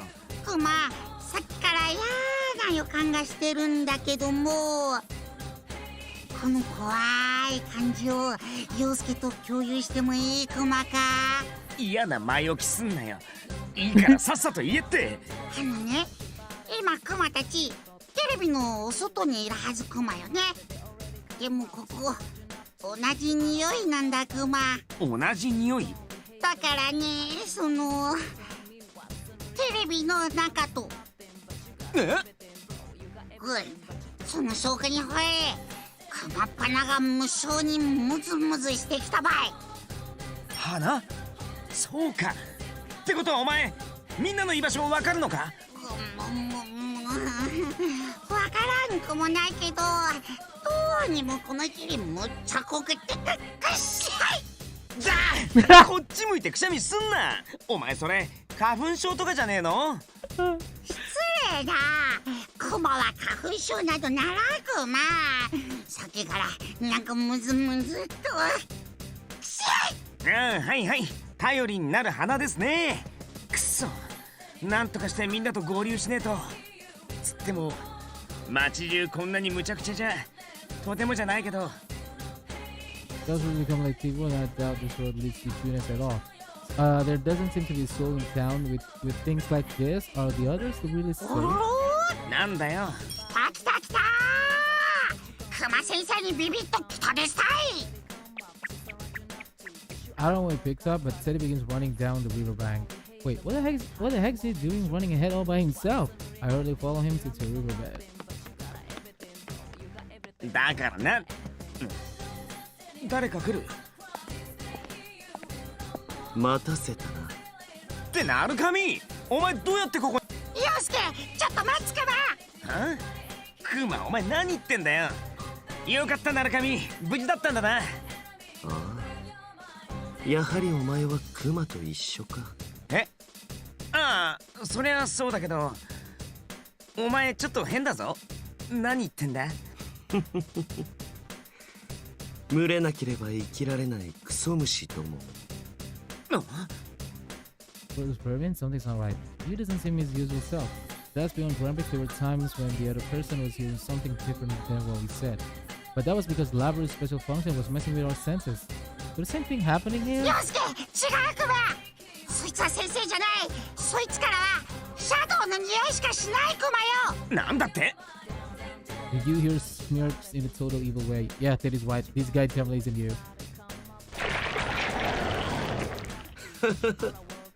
気づくのが遅いさあリングインだうわなんだ This thing that looks like you raises his hand in the air. Four glowing red pillars fall from the sky to surround us, lodging themselves in the ground. Teddy has to roll back onwards of an instinct to avoid getting crushed by one of them.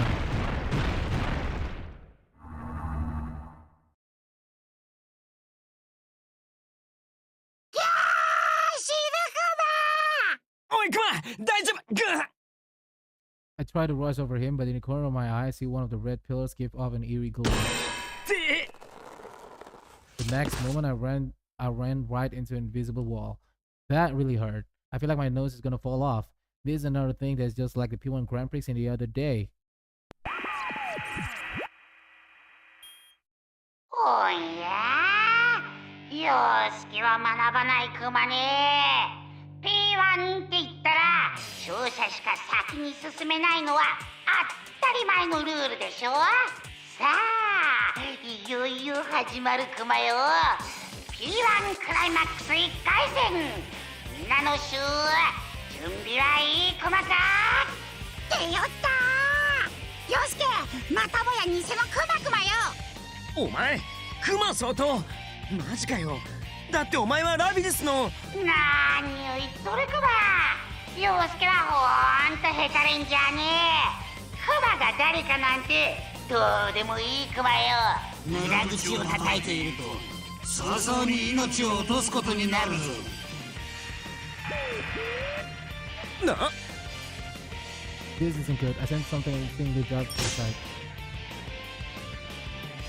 After I quick wall on the hard ground, I heard to get back on my feet. I looked back to where I was standing to see a sword swung hitting that exact spot. Holy shit! If that hit me, I would have been practically て dead. めえいきなり何すんだよ。 P1 でやることといえばたった一つだろう。さっさと武器を抜け、陽介。お前何言ってんだよ。半端に鳴神っぽいから惑わされてんだか何なんだかわかんねえんだっつの。おお、陽介、安心していいクマよ。そこにいるのは先生じゃないクマ。クマの作った真っ赤な偽物ね。だから遠慮なく戦ってきんしゃい。偽物？そうクマよ。格闘大会っちゅうのは実力伯仲支離滅裂の緊迫したバトルこそが観客の心を引きつけるんだクマ。お前たちとの決着をつけるためにわざわざこのクマ総統様がシャドウをこねこねして作り上げてやったのよ。 Dude, this thing? Yikes. The real looks exactly like real deal. What did General Teddy run it for? Wait a second, let me go with that. Wasn't General Teddy just another form of Labyrinth Shadow? But Labyrinth already accepted her shadow and made it her persona. And this doesn't make any どう sense. したクマ。正々堂々はお前たちのお得意でしょうが。さっさとパイマン勝負始めんかい。 Damn, it really just like a real one. お前マジで偽物かよ。の割にはよくできてんじゃんか。当たり前だ。俺はお前たちのデータから生まれた。実力はお前たちと同等。それともやはり仲間がいないと何もできないか。キャプテン・ルサンチュ。この野郎、わざわざ鳴神の姿で人のトラウマえぐってきやがって。けどな、俺はもう惑わされたりしねえんだよ。お前が偽物って分かりゃ容赦しねえ。生きがってると後悔することになるぞ。ペルソナ。なんですと。偽先生なのにペルソナ出しとるクマ。うわ、マジかよ。 Dude, that's so not fair. Aren't you supposed to be limited to so many personas in 3D world? I have a sharp retort all prepared, but no matter how I look at it, I'm at disadvantage here. Wait, but hold on. Teddy just said this place smells the same as inside a TV. Does that mean? 陽介、早くこっちに逃げるクマ。クマ、下がってろ。これがマジに P1 だっつうならどっちにしろただでさえ街がこんなになっちまって迷ってる時間なんかねえんだ。一か八か行かせてもらうぜ。 I close my eyes and concentrate on my feelings. There's no doubt about it. I sense a large power somewhere inside me and hone in on it with my senses. I have to believe in myself. There's a part of me somewhere that's determined not to run anymore. I will defeat this guy and go tell everyone what's going on. ペルソナ。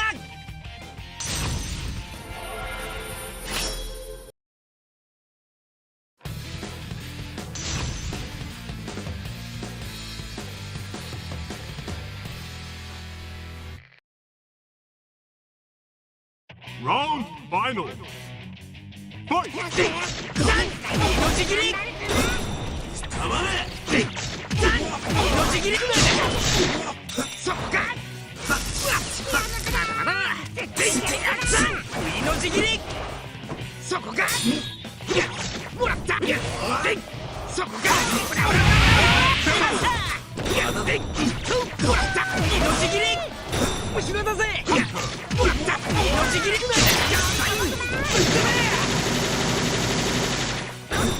こか。命切り。いい試合だったクマ。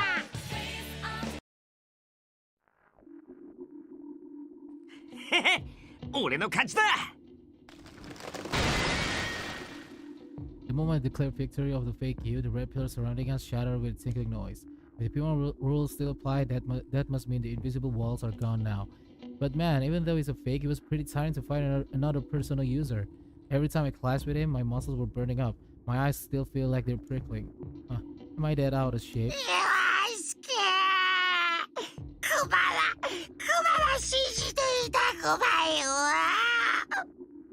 As if pushing away the red fog, Teddy comes rushing towards me with a tear-stained face and drippy nose. I open my arms and reflexively dodge him.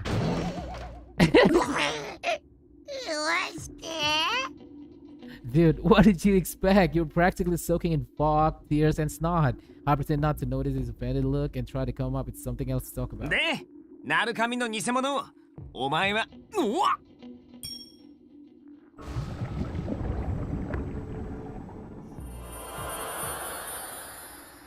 When I turn around, the fake you starts to melt into black goo before my eyes. The surreal sight leaves me at a loss for words, but I'll tell you.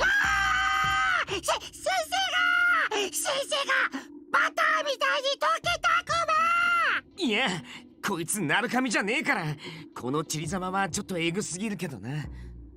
Even if it's a fake you, Bubble 7 continues to melt away. I guess they weren't lying when they said this fake was made with a shadow. Still, just because it's fake doesn't change the fact that it looks like you. Seeing it dissolve like that makes me feel a little sick. Once the fake you completely loses its shape, becoming just a black puddle, these particles of light float up from it into the sky. なんだ今の。ねえ、陽介。今のって先生じゃなくてシャドウクマね。なあ、そうだろうな。少なくともなる神はいきなり溶けたりしねえだろ。もうそれもそうクマね。でもね。なんだよ。お前今日歯切れ悪すぎんぞ。ラビちゃんをさらった犯人はクマたちからペルソナを剥がしてシャドウにするって言ってたクマよね。ひょっとして先生のペルソナが取られちゃってさっきのになったとかは。なわけねえだろ。つかどうなんだよ。クマに聞かれても困るクマよ。クマが最初に質問したんでしょう。 No, that's impossible. There's no way he'd go down so fast. But that fake was really strong. And the way it fought did seem a lot like real you. とにかく早くみんなを探さねえとやばい予感が止まんねえ。しかし現実でペルソナ使えちまうなんてほんとこの街どうなっちまったんだよ。およよ。なんだ。こりゃあ本物の先生の匂いでしたい。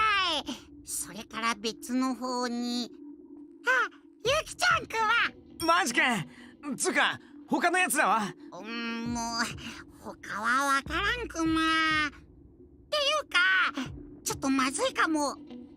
二人ともすぐ近くにシャドウの反応があるくま。なに。くそやっべえな。しょうがねえ。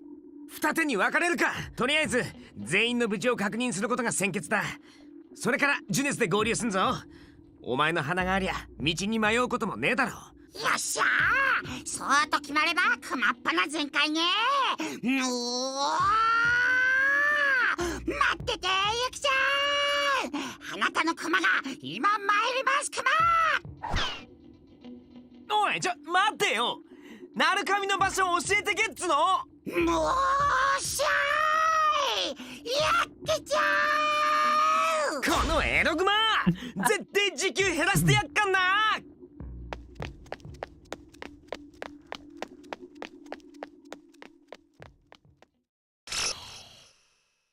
To be continued.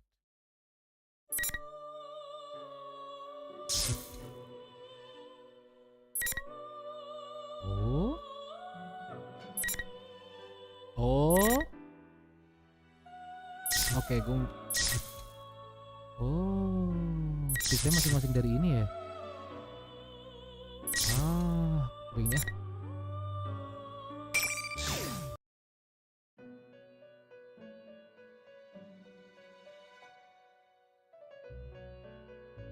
Ara, ようこそベルベットルームへ。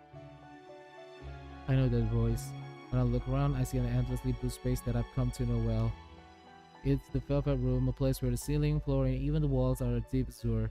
It exists between mind and matter, and not far away from it sits two figures. 驚かせてしまったかしら。いや、しかし I'm sure I opened the front door to leave the Junes. I don't remember it ever connecting to the velvet room before. Or is this a dream? 本日はこちらから用向きがあってお呼び立ていたしました。マリー。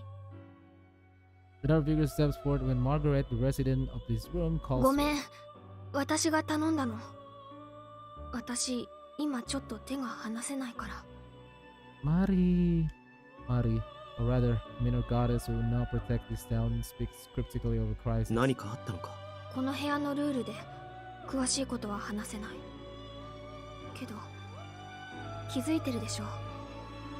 今この町に大変なことが起ころうとしてる。私もできるだけ頑張るけど、それだけじゃ全然足りないから。でも、また君に危ない思いさせちゃうかもしれない。I see. Mari could be said to be one the same with this town. Any problems with the town leads directly to problems with Mari, creating a burden on her. Mari's fighting this too. 任せてくれ。この町は必ず守ってみせる。Mari looks surprised for a moment at my words.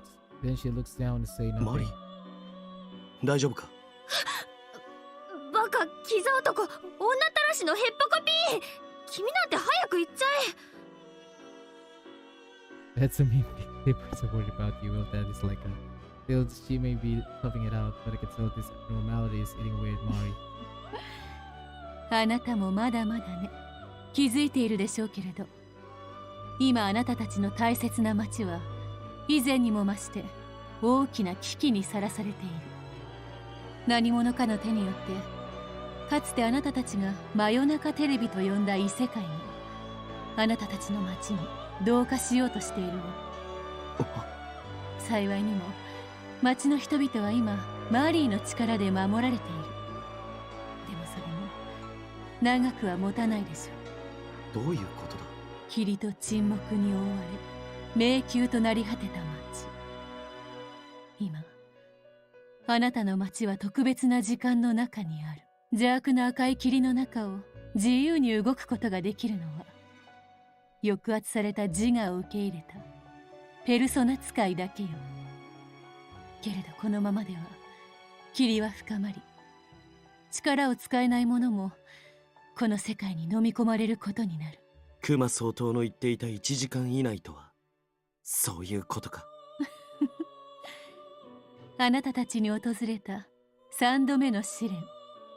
いえ、あなたたちにとっては先日起きた事件の続き。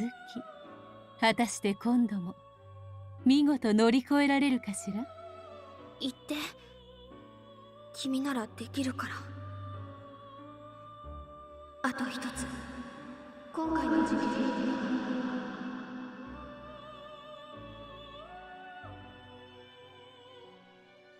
That's odd. Mari's voice is starting to sound hazy. The sensation I felt it before, the feeling I get when I leave the velvet room. Wait, no, Mari's not done yet. The culprit in this case. But before I can hear the most crucial part of Mari's message, my consciousness is slowly swallowed by darkness.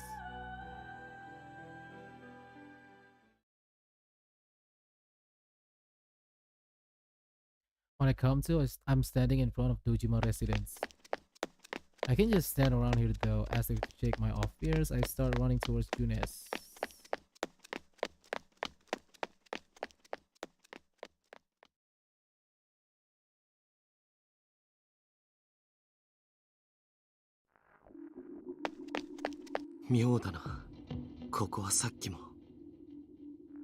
Same sign again, and turns that shouldn't exist. Just like Margaret said, the neighborhoods of Inaba have become a maze in this red fog.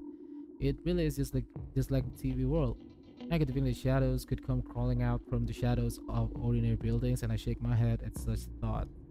Is this anxiety because of the fog too? マーガレットはこの状況を先日の続きと言っていた。When Labyrinth was thrown into the TV world, you said you got the better of me this time. Continue. Sorry. Next move, the culprit's objective was then was to gather powerful shadows. Is that what it's setting up to do this time as well? But something's bothering me. What is it? Is there something I'm missing? Just when I'm about to sort through the pieces once more, the red fog parts and I see a familiar building in front of me.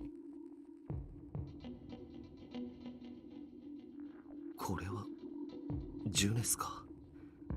なぜこんなところに。 Out of the corner of my eye, I see a figure pass by and enter Junes through the front door. It's 陽介 or relieved to see him safe, but it looks like he didn't hear me because he keeps going and disappears. 陽介待ってくれ。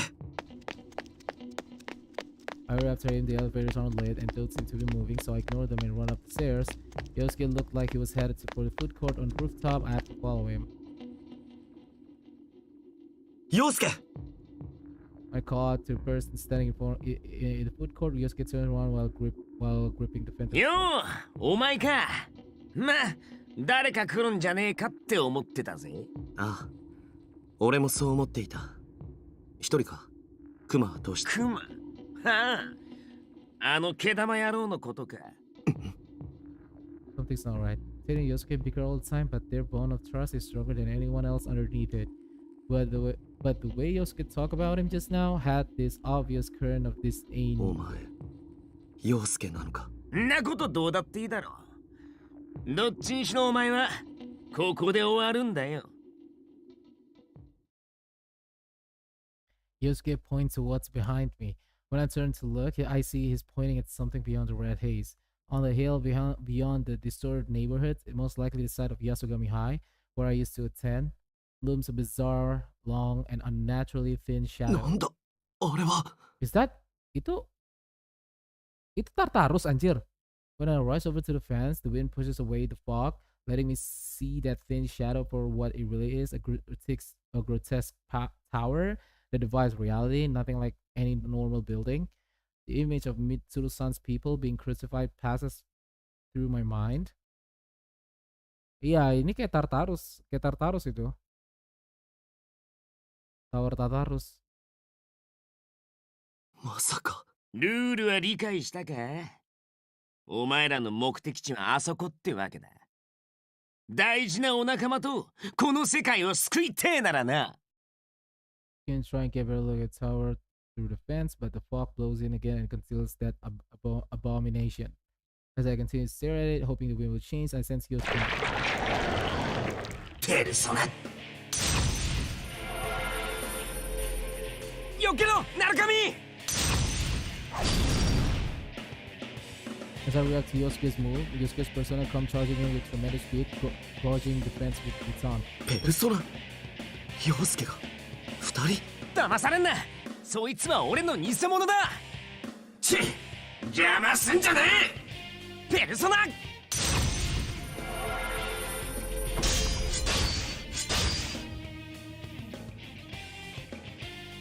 The two Jiraiya's clash fiercely and an immense shock wave shakes up the surrounding air. As the personas cross swords, what looked like sparks scatter all across the darkened food court. The two Yosuke summoned their persona before my eyes. こいつは俺でも、俺のシャドウでもない。シャドウの塊で作られた偽物野郎だ。シャドウの塊？クマ相当の差し金だよ。俺らと勝負するためにこいつらを作ったっつう話だ。とにかくここなら俺らもペルソナが出せる。全部ぶっ倒して先へ進むしかねえ。The two Jiraiya's used to rebound the power for distance between each other. Though the opponent is fake, these shows their skill are perfectly matched. 陽介、大丈夫か？正直しんどいけどな。これが P1 の続きだっつうなら何としても負けるわけにはいかねえだろ。そうか、陽介も気づいていたんだな。この事件はラビリスの時と同じ犯人によるものだ。ああ、犯人の目的はわかんねえけど、とにかくこいつぶっ倒して先へ進もうぜ。バッカどもがまだわかんねえのか。てめえらはここで終わっちまうんだよ。強がってんじゃねえよ。いくら俺のコピーっつっても俺と鳴神相手にして勝てるわけがねえだろ。2対1ってか。こっちが正々堂々っつってんのにお前らずいぶん卑怯じゃねえ。つるまなきゃ何もできねえクソ虫ども。てめえらこそ忘れてんじゃねえぞ。ピーマンクライマックスは基本前線対マン勝負だ。2人同時に相手にする必要なんかねえんだよ。さあリングインだぜ。Our fake Yosuke sitting forward above the sky, the first tower core of the fluid core surrounding both ourselves and fake. We keep off an eerie light. なんだこれ。ほら、さっさと一人ずつかかってこい。言っとくけどな。俺を無視して先を急ごったって無駄だぜ。さっきも言った通り、世界の終わりを止めたいなら、お前らは8個へ向かうしかねえ。けど、お前らはもうリングの内側にいる。その赤い柱はな、見えない壁を作り出すんだ。1対1の戦いで勝つ以外にこの壁を消す方法はねえ。つまりお前らのどっちかが俺をぶっ倒すしかこの世界を救う方法なんかねえんだよ。くそ、また見えない壁かよ。どうする？あいつの言ってることを信じるか。 But think about the way the previous P1 graphics were, there's no reason to doubt these invisible walls exist. There's no way to confirm what the fake Yosuke is saying, and even if there was, if beating him in a 2-on-1 fight resulted in us being trapped here, then it would be a hollow feature.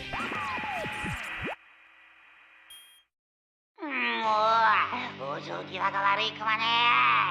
仲間同士じゃなくてもさっさと戦えんクマ。最初っから相手は偽物だって言ってるでしょ。お前は。はいはい、みんなのクマ相当クマよ。さっきから見てれば西は何をしとるクマ。せっかくいい勝負になるように丹精込めてそっくりな偽物作ったっちゅうに、これ以上何を望みやがるクマか。うっせえ、いきなりお前が正々堂々とか言い出すから何か裏があるかと思うんだろうが。陽介、ひどい。クマはただ君らのファイトを感じたいだけクマよ。まあ別にいいけどね。悠長にそんなことしとると本当に世の中が滅びちまうクマよ。さあ早く殺し合いがいいさ。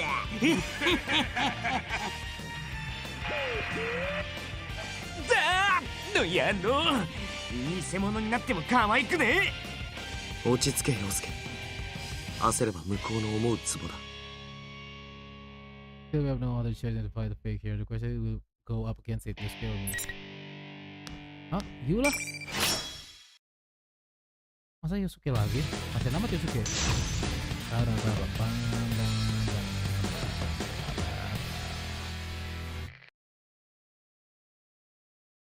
Round final. Fight!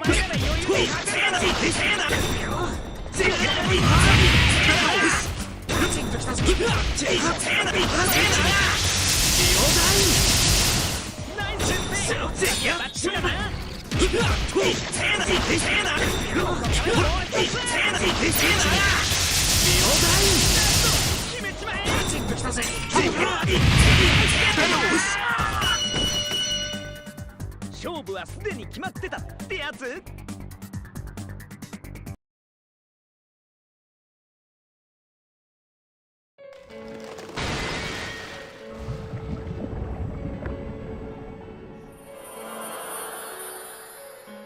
Red pills surrounding us shatter and the fake Yosuke loses cohesion while black bubbles burst from it. Although like glowing grains of sand quietly emerge from it as they get caught up in a fog, the glowing grains disperse. 本当にシャドウの塊なんだな。その辺は信用してもいいだろう。ま、何度見ても気分悪いけどな。何度見ても。ここに来る前にも誰かの偽物と戦ったのか。ああ、まあな。その鳴神、お前の偽物とさ。俺の？そうか。大丈夫だったか。いや、けどお前じゃないってのはすぐ分かったんだ。そもそも今回の連中は最初から俺らの真似なんかしちゃいねえって感じで、前みたくネチネチ揺さぶりをかけてくるわけじゃねえけど、逆にそれが気持ち悪いんだよ。正体を明かして初めから正々堂々勝負か。にわかには信じられないな。だろ？まあ怠慢で勝たないと進めねえっていうのは前と同じルールだけどさ。だからっつって向こうの言うことをまんま信じるのもどうかっつうか。Yosuke is right. It certainly looks like the culprit has come to settle this fair and square, but it's also taken Mitsuru's song and you found hostage. leaving us no choice but to fight. Which means there must be a reason they're so adamant on fighting us one-on-one. そういえばクマや他のみんなは大丈夫なのか？はああ、クマはクマっぱなで天城発見してすっ飛んでったわ。おかげでお前探すのに俺がどんだけ苦労したか。助かったよ。だがクマの鼻が効くならひとまず安心だ。みんなのことはクマに任せて俺たちはハチ公に急ごう。クマ総統の言う世界の滅亡までもう時間がない。ちょい待った。それさっきの偽物も言ってたけど、なんでハチ公なんだよ。理由はわからないが俺たちが目指すべきなのはハチ公らしい。あれを見てくれ。I point to where I saw the tower. His girl rises over the fence. He flustered expression changes to surprise on seeing the tower looming on the hill past the hazy red fog. あれってハチ公か？どうなっちまってんだよあれ。とにかく行ってみるしかない。おそらくキリジョーさんたちもあそこにいる。くそ、何もかも向こうの思い通りってわけかよ。ああ、だが俺たちでやるしかない。頼りにしてるぞ陽介。どうした？いや、そうだよな。誰かがいないとできないんじゃなくて、誰かがいるから向かっていけんだ。It's right. If the P1 climax rules say we have to fight one-on-one, then we'll obey them. But we're definitely not incapable of doing anything without crowding together. Each of us can be as strong as we need to be, but if it's for the sake of others and we believe in the cause. なり、なんかちょっと感覚おかしくなってたわ。行こうぜ、相棒。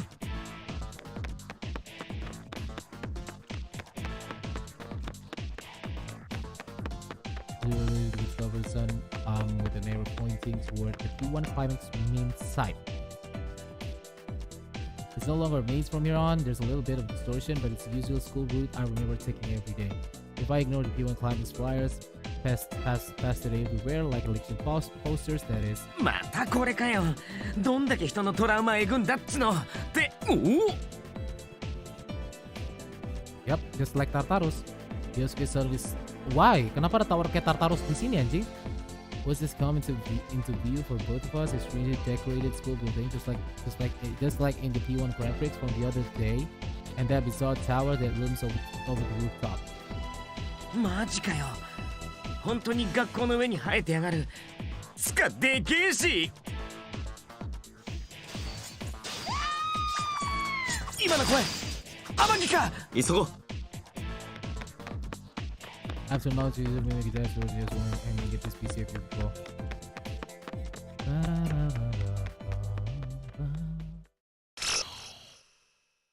To be continued. The fuck?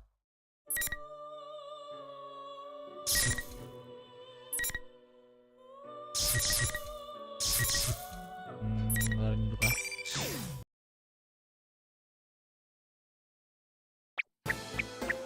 待っててゆきちゃん、今行くクマ。おお、また同じ看板コマ。今度は行き止まり。一体何がどうなっとるクマか。It's no use. I decided to stop and then concentrate on my nose. さあ、これぞゆきちゃんの気配。なの、ゆきちゃんの近くに別の反応が。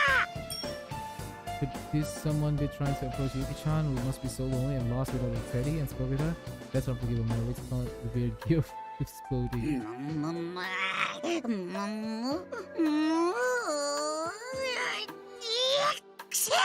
が、ダメクマ。2つあることまでしかわからない。ブシブシ。Just like that sensitive. もしかして誰かの偽物クマ。こいつはいかんぜよ。ブレーキシまあクマっぱなが言うことを聞かんぱな。じゃなくてクマ。もうここがどこかもわからんちんクマよ。陽介は無事先生と会えたクマか。なーにお前をぶちかましとるか貴様は。クマ出たクマ。およ我ながらなんちゅうふぬけずらしとるクマ。クマ相当じゃい。敬礼せんか敬礼。って言ったな。届きなクマの偽クマめ。What's with his inflated ego? First we defeated fake sensei and now fake he's shown up? Worse yet, this is a bizarre fake that caused me so much hassle the other day. Looks like I'd better give it a piece of my mind. まったく世話の焼けるクマクマね。そんなところでもたもたしてると世界が滅亡してしまうクマよ。Oh, that's right. I can't waste any more time here. Hey, what is this fake telling me that? Oh, is this a reverse psychology? Is this really just going? そんなこと言ってちょっとくらい優しくしたって。クマは惑わされんクマよ。お前はクマの人気を狙う偽クマクマ。ほうほう、人が親切に言っとるのにそげなこと言うとは不届きなやつクマね。私が本物であろうと偽物であろうとどちらでも変わりはしない。忘れたか。お前も私と同じただのシャドウに過ぎないのだから。How dare you say I'm the same as a shadow? 違うクマ。そりゃ最初はどこのクマの船とも知れぬただのクマだったけど、クマは先生たちと会って変わった。クマは他の誰でもないオンリーワンのクマクマよ。では仲間たちがいなかったらお前は何なのだ。誰かに認めてもらわなければお前はお前でいられない。そんなお前は一体何者なのだ。そりゃ安心しろ。お前だけではない。この世界に生きるクソどもは全員そうさ。貴様らの言う自分など所詮その程度。他人の位置でしか自分を決められぬ。弱者どものざれ言に過ぎないのだ。傷を舐め合い群れて心の平穏を得る。お前たちは腐った慣れ合いにどっぷりと浸かり。そんなんじゃないクマ。クマはただみんなと一緒にいたいだけ。みんなだって目を背けてなんていないクマ。まあいい。この場でお前をなぶり殺しお前のペルソナもろともシャドウに戻してやろう。さあリングインだ。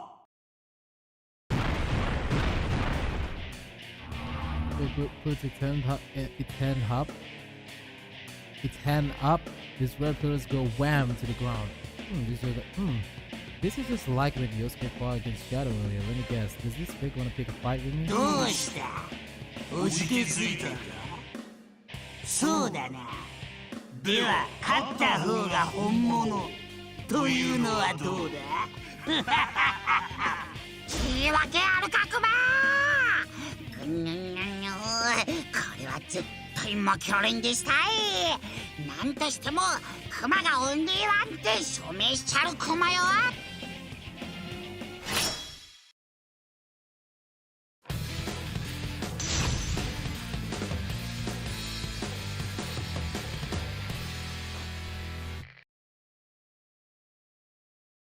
Round final. Fight!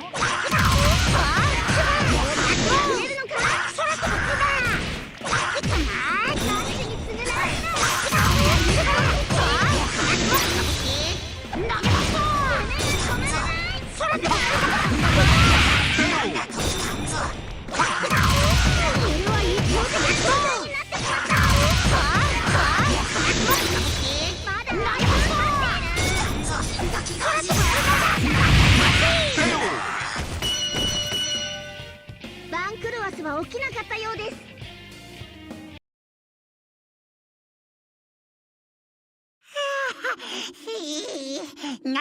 なんとか偽物にならずに済んだクマ。しし戦いってこんなにヒーコラするもんだったクマか。なんかいつもより余計にバテてるような。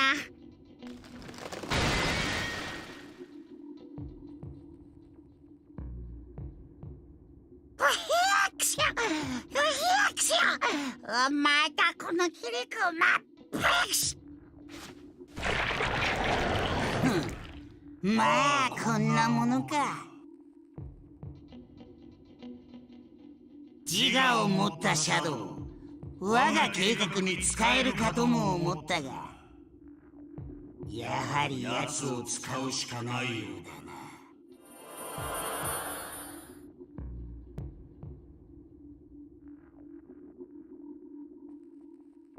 ほれほれ、何を見とるクマか。お仲間はみんな学校を目指してるでしょ。お前で指図される理由なんてないクマ。だいたいあんたなんで街中こんなにしてみたり、クマたちに行き先を教えてみたり、敵なら敵らしくもっと悪そうにせんかいクマ。やかましいやつクマね。お前こそ何を言っとるかさっぱりわからんクマよ。とにかくさっさとここまで来ちゃい。そこで決着つけたるけんの。待つかま。Before I can stop him, General Teddy disappears into a red fog. But I did hear him say that everyone is headed to the school. Why are they all going there? As best as I can remember, the school that Sensei went to is in the same direction that those shiny thingies flew towards. なんじゃありゃ先生たちの高校のとこにでっかい塔がそびえ立っとるかな。 Gue penasaran nama Tornya apa anjir, kayak Tartarus di Persona 3 anjir. Apa itu memang Tartarus atau gimana? Apa nanti kita bakal mempelajari ini Tartarus itu gimana gitu loh. そんでもってあれは何クマ。赤い霧が渦巻きみたいになってなんかちょっと危険な香り。 I think for a moment. It looks like something bad's happened to Sensei's school. But I promise Yosuke that I'll find Yuki-chan. My nose is still all runny, but Yuki-chan's smell hasn't moved from that spot yet.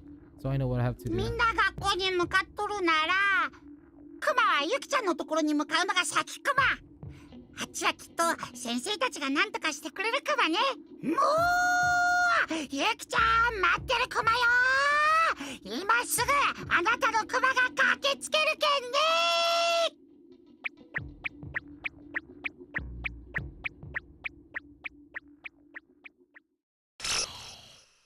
To be continued.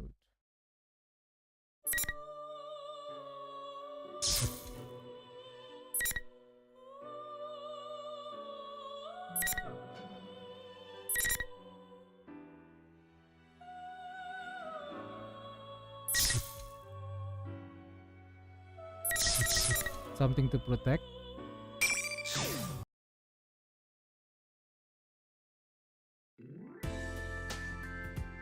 Yikes, it's this late already?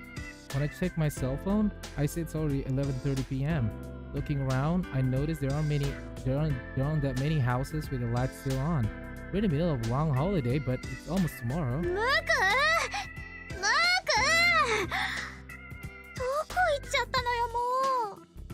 I look around in search of my pet dog. When I saw the rain had stopped and the thunder was dying down, I decided to bring him along on my training after dinner. I didn't count on him getting so scared of thunder in the distance that he'd run away. 何のために連れてきたと思ってんのよ。こんな時に一人にするとかほんと勘弁。てか何よもう。さっきから鳴ってるじゃんあの雷。どうしよう。やっぱ鳴神くんに電話して。 I stare at myself and shake my head. Yukin's probably spending some quality time with Kojima's around now. His long holiday was already kind of ruined by that weird case, so I shouldn't bother him again. Yukiko! わ忙しいし花村や幹事くんに言ったら絶対バカにされるしクマくんならでそれじゃ花村にバレるじゃん。ああも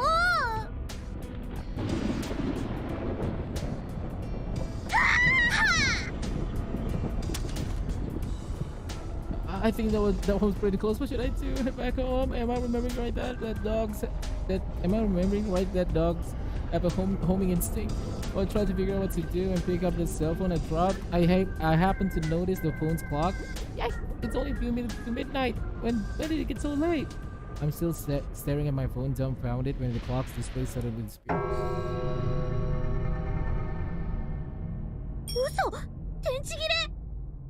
I hurried to check my phone, but then I noticed something strange. It's not just my phone. The street lights are off, and the lights in the houses around me are gone too. The only light that's left is... I can't keep my voice from trembling. Something weird is going on. So why isn't anyone coming out their houses? Why is it so quiet? It seems almost like the town's deserted. Actually, it's like the TV world. そんなはずないじゃん。何考えてんだろ、私。My laugh gets sucked into the fog covering the area, like the fog ate it up and weakly disappears. With a sense of dread curving down my spine, I look towards the hill where Yasogami High is and see something even more unbelievable. 何あれ Yasogami High should be down that familiar road, but what's actually there is a gigantic, awful-looking tower. Something terrible is happening right now. Almost on instinct, I start running in that direction. It turns out that this weird red fog wasn't the only thing off about the town. I'm in good enough shape that I should have been able to reach the hill up to Yasogami High in no time. But for some reason, I can't get there at all. At first, I wondered if I had taken the wrong road in this red fog, but no. It's like the entire town has turned into a maze. And even though I've been running all over town, I haven't seen a single person outside. Seriously, what's going on here? Feeling that I'll get overwhelmed with anxiety as soon as I stop running, I keep going through the desolate streets.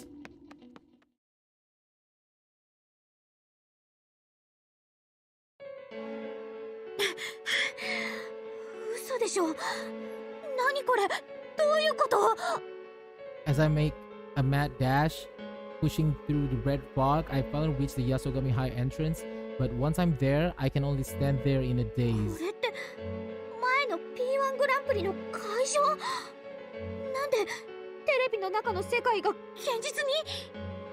From the stupid posters introducing the participants to the tacky decorations, every last detail is exactly the same as when my friends and I fought to save Labyrinth, who had been thrown into the TV world.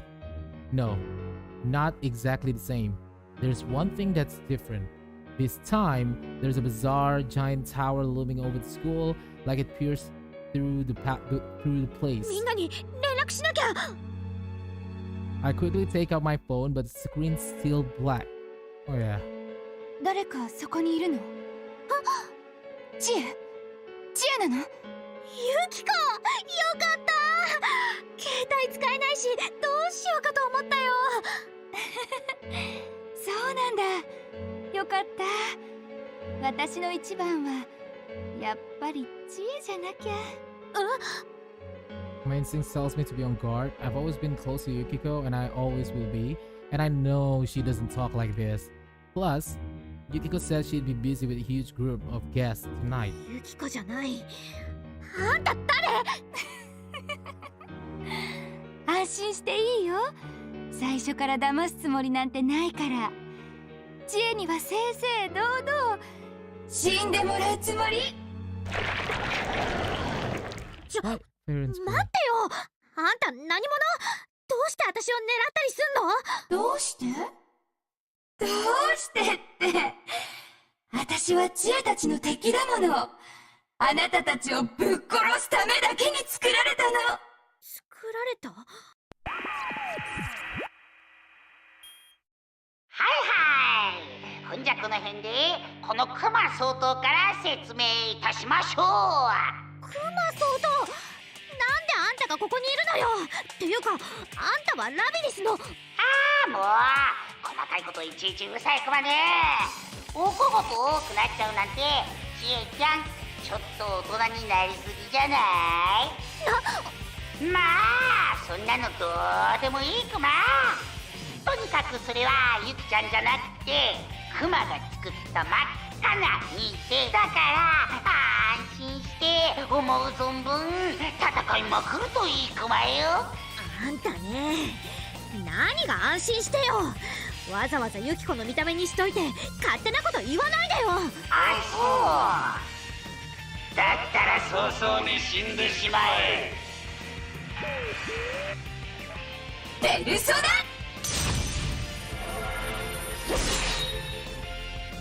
Why then I drive sideways like an action hero? To fire at Yukiko or her fate? Anyway, the fire dances just where I was standing a second ago. No wait, does this ペ mean... ルソナ使えんの？どうして？知恵も使えるよ。言ってなかったっけ？私も使えんの？なんで？だってここ現実じゃん。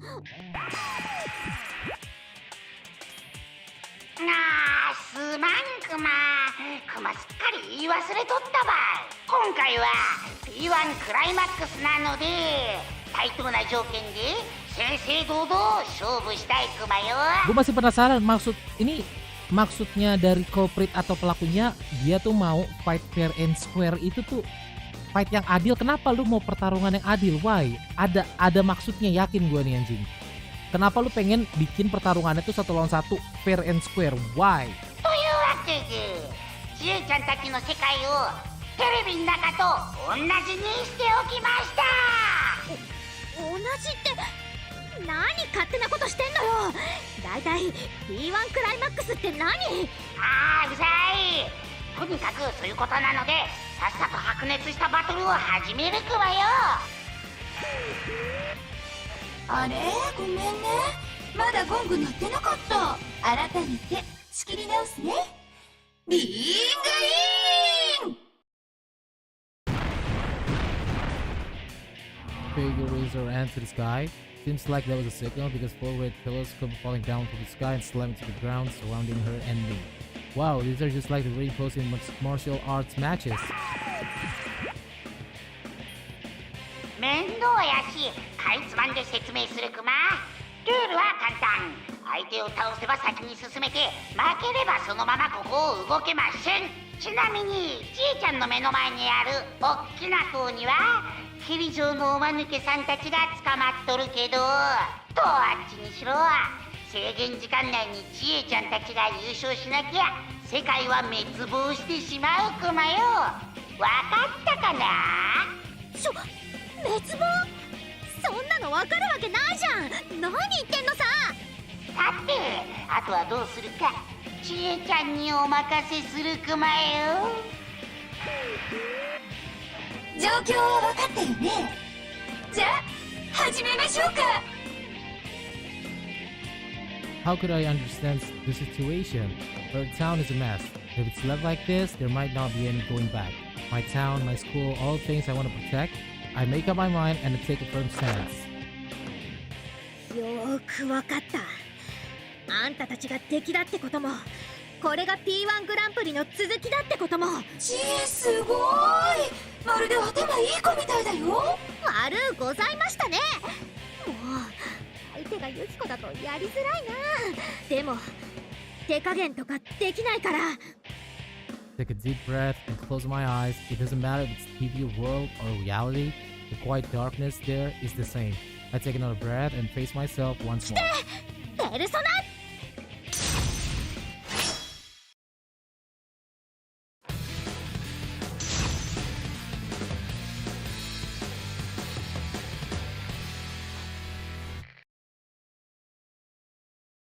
Round final. Fight!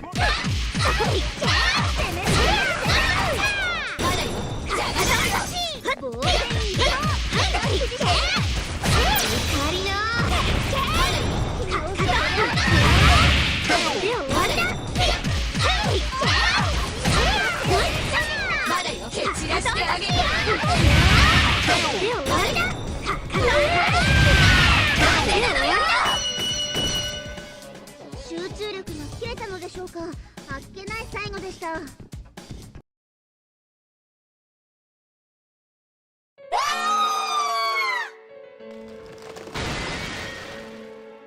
As we signal the end of the fierce battle, the crunching sound echoes through the area and the red pillars shattered.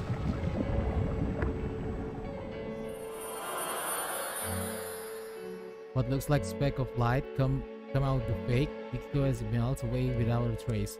All I can do is watch sun as the light flutter up into the sky, swirling higher towards that bizarre tower. 里中！無事か？ Suddenly familiar voices come from behind me. When I turn around, I see two figures I know very well running towards me through the red なる fog. かみくんに花村 I reflexively take a fighting stance again when I see them rushing towards me. I mean, you never can tell if they're real or not. ちょ待て、落ち着けって。俺たちは本物だ。里中、無事でよかった。なるかみくん This really carries that unwavering trust. Yep, this one's no fake. It's a real Yukon. 本物っぽいなるかみくんはわってなんだよ。つうか、俺らの偽物ならもう片付けてきたっつの。じゃあなるかみくんと花村も？ああ、陽介と俺の偽物を倒した。今のは天城の偽物か。うん、そうみたい。っていうかこの状況何なの？ここ本当に現実？まあそうみてえだな。ちっとばかしシャドウが出たりペルソナ使えたりすっけど。それじゃテレビの中と一緒じゃん。何がどうなっちゃってんのさ。落ち着けっつの。俺らだって何もわかんねえんだって。真夜中テレビが流れて熊総統に突然宣戦布告された。その後で街が霧に包まれたんだ。真夜中テレビが？じゃあこれって本当にラビリスの時の続きYusuke Yukon exchanged a glance after my surprised reaction. Was it something I said? お前まさか真夜中テレビ見てねえのか？マジかよ、信じらんねえ。あんだけ話に出ててなんで見ねえんだよ。だって見ようとか話してなかったじゃん。僕の散歩してたらいきなりこんなんなってこっちだってわけわかんないよ。まあいいや。とにかく今は街がやべえんだって。そういえばさっき熊総統が言ってた滅亡がなんとかって。ああ、熊総統は1時間以内に俺たちがこの大会を勝ち上がらなければ桐城さんたちもあの塔の中に捕まっているみたいだ。桐城さんたちが？ I look once again at the creepy tower looming behind me. That General Teddy talk a lot about doing things fair and square, but he's taken hostages and messed up our town. What choice do we have but to fight? 今気づいた。ユキコは？幹事君は？天城のところには熊が向かってる。幹事も簡単にやられたりはしないだろう。今は時間がない。二人のことは仲間に任せて。俺たちは一刻も早く。What should I do? What do I need to do? I understand what Yukon is saying, and I get that the situation is bad, but I'm still worried about Yukiko, and I can't make up my mind. 仲間を信じよう。 He's right. If I go off, selfishly looking for Yukiko, the world could be in even more danger. Yukiko and Kanji-kun are both good friends who have fought alongside me this long. They're not so weak that some fake Teddy could take them down. I'll do what I have to. I'll make sure to look back into Yukon's kind eyes before nodding heartily. 行こう、鳴神くん。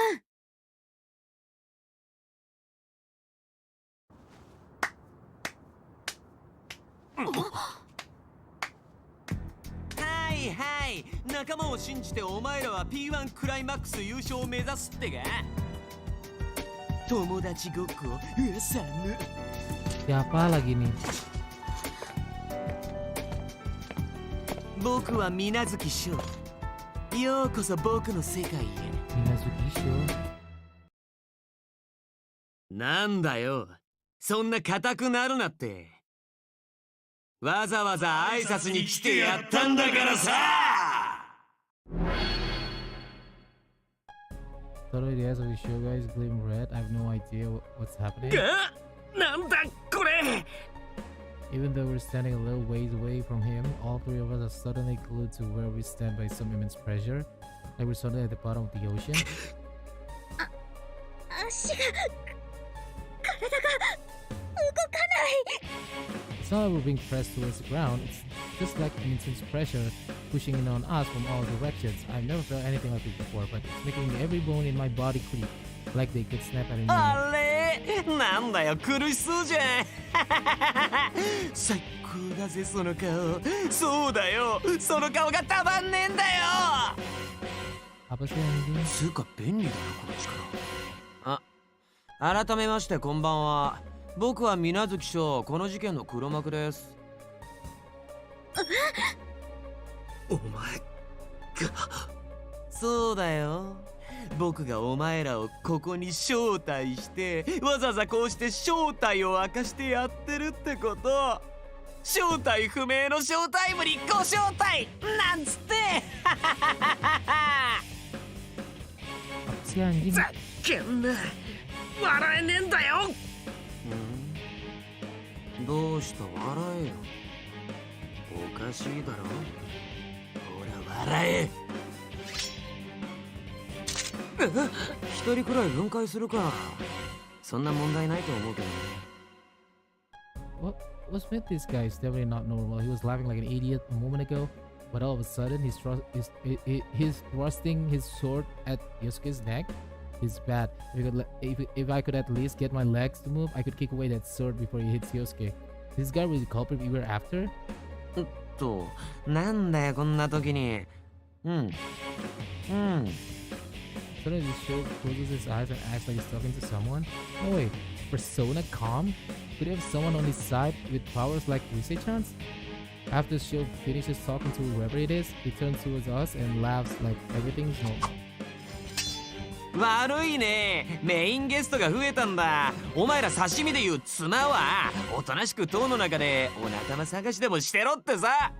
特捜隊のゴミ虫どもにはお楽しみをいろいろ用意しとくそうなんつってな。 Not a joke. The way he acts definitely isn't normal, and the way he moves is also inhuman. The show guy slips past us while we're still paralyzed and melts into red fog as quickly as he came. It's only one his complete disappearance that we're finally released from the pressure, gasping for breath. くそ、なんだあいつ。マジで犯人だっつのかよ。早く追いかけなきゃ。あいつほっといたら絶対危ないっしょ。ダメだ。町にはまだクマやアマギ、それに幹事もいる。クマの鼻が利くならもう合流できているかもしれない。クマや幹事だけにあいつを任せんのか。そりゃナオトやリサだってこっちに駆けつけてくれるかもしんねえけど。いや、あの水無月という少年はメインゲストが増えたと言っていた。少なくとも今の目的は俺たちじゃない。でもそれってどういうこと？メインゲストって？俺たちが見た真夜中テレビ、捕まっていた人たちの中にラビリスの姿はなかった。シャドウワーカーは桐城さんのチームだ。メンバーが俺たちが会ったことのある人たちだけとは限らない。当然リーダーである桐城さんが危機に陥れば救出チームが組まれるだろう。あ、そっか。そしてラビリスの事件の時、桐城さんたちはこの事件の犯人に心当たりがあるようなことを言っていた。この事件の犯人がさっきの水無月だとして、逆に言えば水無月の方も俺たちと出会う前から桐城さんたちを知ってたとしても不思議じゃない。つまりあいつの言うメインゲストって桐城さんたちを助けに来た他のシャドウワーカーの人だってことか。ああ、水無月は俺たちを過小評価している。天城たちがシャドウワーカーの増援と合流できれば、いかに相手が水無月でも簡単に負けはしないだろう。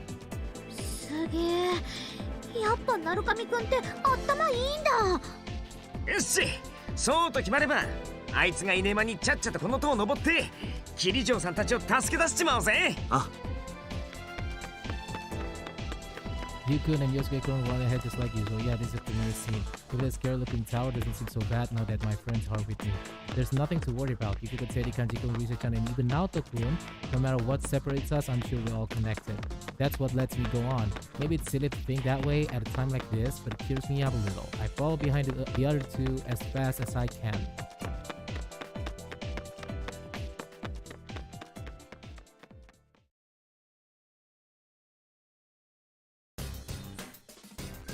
It's good that we got into the school, but just as I thought, it's nothing like the Yasugami High I remember.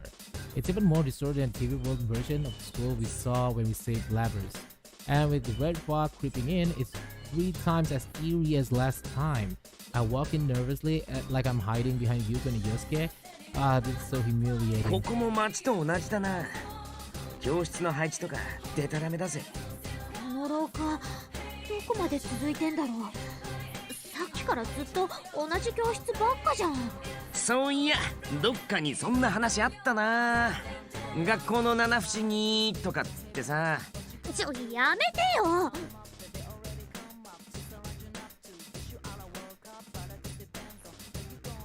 Considering well, honestly, it's not doing much for mood. That aside, tower and top school seems pretty huge. We need to get up there, but I can tell it'll be tough going if we have to wander back and forth through hallways like this.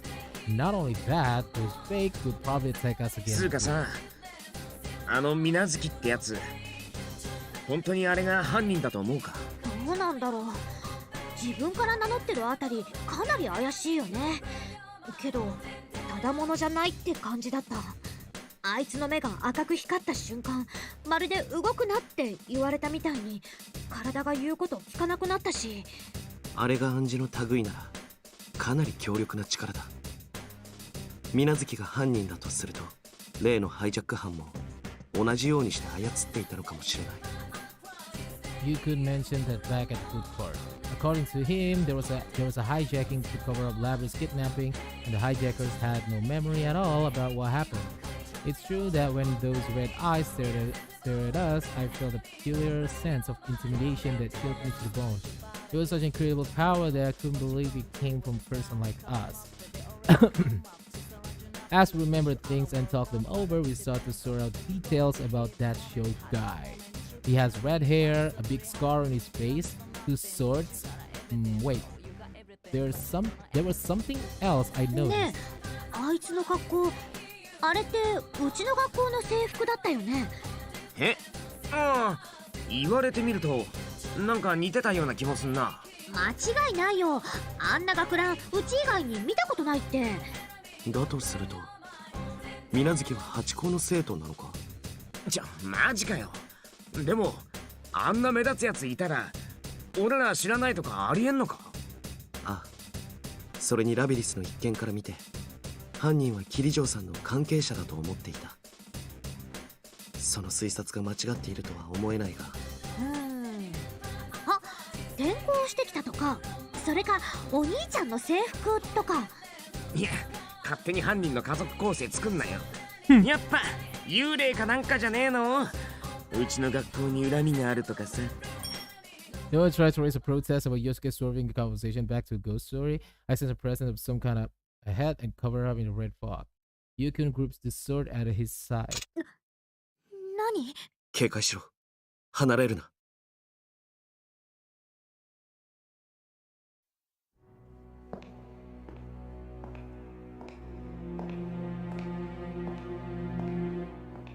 あんたは。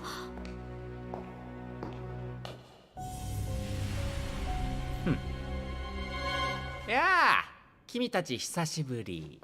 嘘だろ。Adachiさん。Adachi? What? Oh ya, Adachi walaupun udah di penjara gimana tapi dia kan tetap di Naba. Kalau misalkan lagi dark hour kayak gitu ya pasti dia ada lah. What? Adachi? That is quite interesting. Huh. Oke, gue harus completein di sini kah? Masih 29% dari ceritanya anjir. Oh my god, bro.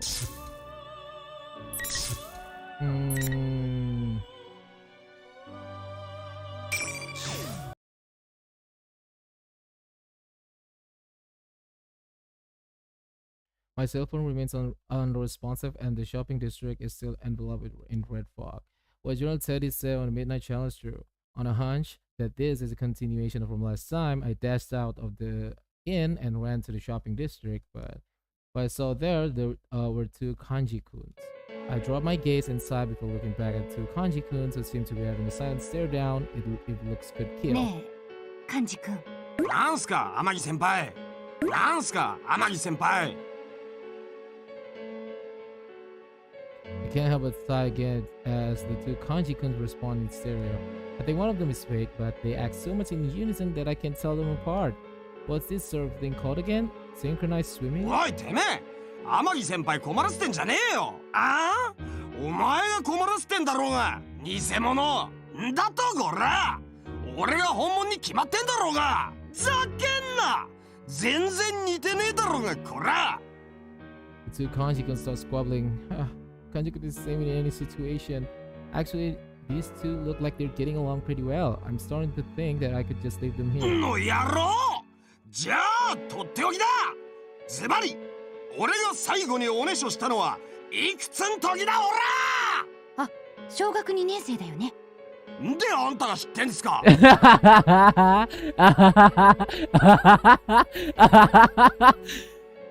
あんたが知ってんすか。え、前におばさんに聞いたから。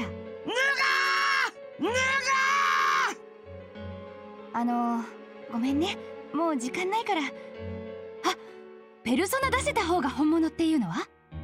いや無理っしょそれ。ここテレビの中じゃねえんすよ。はっ、やる前から諦めるなんて。てめえそれでも俺かよ。気合い入れりゃペルソナくれいつでも出んだよ。ほらペルソナ。あ、出た。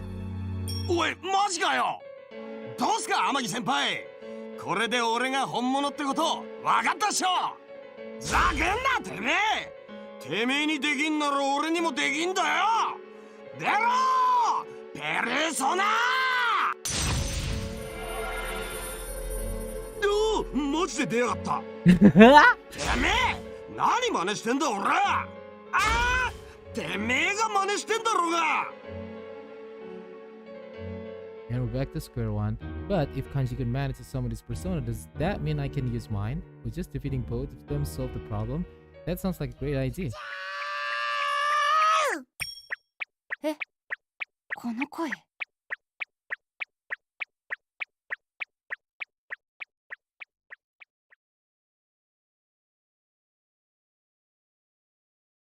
Out towards a fog where the familiar voice comes from, a familiar looking round shadow is approaching me. Could that be a shadow? 泣けー。ひどいクマ。クマはあなたの大事なクマクマよ。え、あれクマさん？ He seems exhausted but busy in the teddy, though I can't tell if it's a real one or not. ゆきちゃん、今クマのこと偽物かもとか思ってないクマよね。え？ちょっとだけ。ひどい。ほれ、この毛並みを見て。どう見ても本物のクマクマよ。ほれ。 Teddy goes from staggering around to looking at me with open arms. I swiftly move out the way. Teddy ends up impressing the ground with an odd groan. I wonder if that was a bit mean. ひどいクマ。え、だって本物かどうかわからないし。ちゃんと本物だって言ってるでしょ。偽物なら今やっつけてきたばかクマよ。信じてあげたいけど、今まさに見分けられなくて困ってたところだし。そこは愛の力で見分けてちょうだい。え、クマさんは見分けられるの？当たり前クマよ。クマのゆきちゃんへの愛は絶対偽物なんかに惑わされたりせんクマよ。そっか、じゃあここを任せてもいい？任せるって何クマ？おおクマ、いいところに来やがった。おめえならわかんだろ。俺が本物だよな。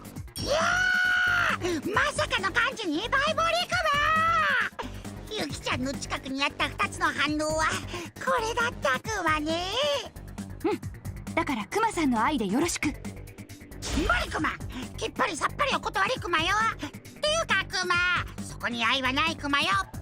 だっとクマてめえ、見分けくらいつくだろこら。いやー、反応までどっちも感じクマ。クマさんのカンジ君への愛ってそのレベルなんだ。ちゅうか、両方とも偽物ちゅうことにしちゃダメクマ。やっぱりそうなるよね。何納得してんすかあんた。ダメかな。ダメに決まってんだろうが。そもそも疑問形スタートがおかしいっすよ。あ、そうだ、クマさんのお花でわからないかな。そうしたいのは山クマだけど、この赤い霧が邪魔で今ちょっとクマのお花が役に立っとらんクマよ。やっぱりクマさんも偽物なんじゃ。違うクマよ。これには深いわけがあるクマ。おうクマてめえ、いいから何とかして見分けろこら。そうだぞてめえ、見損なったぞこのクマ子。もううっさい感じクマね。動かないで、ちょっとじっとして。鼻詰まったクマ。You said you can sell them apart. We'll never make any progress this rate. What else can we try? だよ、役に立たねえクマだな。とか言いつつ、実は安心してんじゃねえのかてめえ。だとこら、そういうてめえこそ安心してんだろこら。てめえ閉めんぞこら。There's a confusion and a squabbling. I think there's a plan. As soon as I get an idea, as whispered to Teddy, this might work. さすがはゆきちゃん。それでは行ってみましょう。稲葉っこさんいらっしゃい。チキチキ稲葉っこクイズ。なんすかそれ。それでは第1問。八十神高等学校の教室棟は何階建て？問答無用っすか。3階建てっす。てめえ何勝手に答えてんだ俺。はい、正解です。では第2問。毎日がお客様感謝デー、スーパージュネスは何階建て？2階建てっす。正解。続いて第3問。四六商店はガソリンスタンドから数えて何軒目？4軒目っすね。正解。それでは第4問。今までの答えの数字の合計に8をかけて3で割ると？つかそれ稲葉こと関係ないっしょ。余裕だぜ。24章。はい、正解。そして犯人はお前だ。Thank you. That's surprising. It seems the point where everyone take it easy. おかしいっしょ。今の合ってんだろうが。3たす2たす4に8かけて3で割ったら24じゃねえっすか。わかっとらんクマね。漢字が真面目に算数するとかありえんクマよ。っていうか漢字に算数なんてできません。したがってお前が偽物ね。想像を超えるバカだったがよ。あんまりバカなんでついつい遊んじまったぜ。喧嘩売ってんのかてめえ。Portraying like an idiot kanji, but it was all could come up with, and the plan did confirm your real world. よかったね、本物の漢字くん。よかねえっすよ。つかんな確かめ方ありなのかよ。大丈夫、今さらみんな驚かないよ。バカにしてんのかフォローしてんのかどっちなんだよあんた。いつまでやってんだおら。正体バレたからってそんで終わりじゃねえぞ。ここらで本来の目的を果たさせてもらうぜ。そーらリングイン。As soon as the big kanji cries out, 4 red pillars fall around us. They slump to the ground with a heavy sound and give off a dull light, like a signal in his fog-covered town. At the same time, the big kanji calls down the pillars, suddenly start gyrating. For some reason, the way he's talking now is that. またこのでかい子は漢字がなんだか危険な感じ。さあ1対1のガチンコバトルよ。くんずほぐれつ差し合いましょう。の野郎また出やがったか。ガチバトルだ。上等だ。相手してやんよ、こら。暑苦しいのはあまり変わらないね。放っておいちゃダメかな。ゆきちゃん、心のつぶやきがダダ漏れクマ。ああ、別に僕はいいんだけど、このままここにいてくれたって。でも僕に勝たないと先に進めないんだし、君たちが困るんじゃないのかしら。そうなのクマさん。そうっぽいクマよ。あの赤い柱が光ると前の P1 グランプリの時と同じで見えない壁ができちゃうクマ。そういうこと。誰かが僕を昇天させてくれない限り、てめえらはここから出られねえんだよ。じゃあ私が行くよ。ちょっとすっきりしたいし。待ってくださいよ。あれ俺のシャドウじゃねえっすか。てめえのことはてめえで片付けますって。クマはパスクマ。あっちの世界に行くのはまだ早すぎるクマよ。ああ、クマてめえ、俺はそんなんじゃねえっつってんだろ。もうじゃあじゃんけんで決めようか。それなら平等でしょね。Teddy gue pilih Teddy kali ya.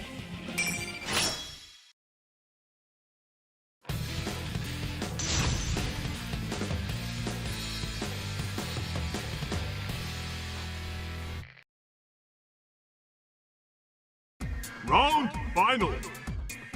Fight!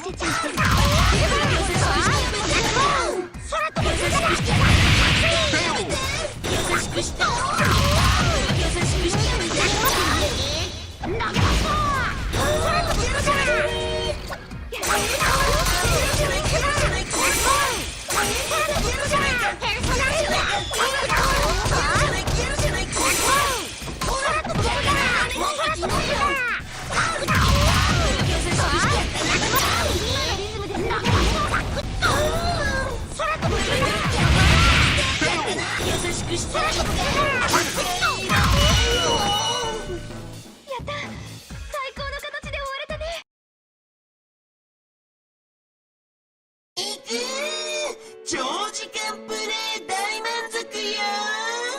もう間に合わねえぜ。おめえらはまんまとこっちの策にはまってんだよ。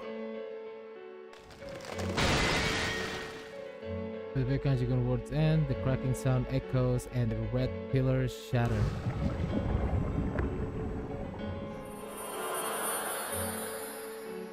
As the red fog suddenly thickens, the fake conjugal begins to melt like chocolate put over a fire. なんだこりゃ。嘘、カンジ君溶けちゃった。いや、天城先輩、そっち偽物っすから。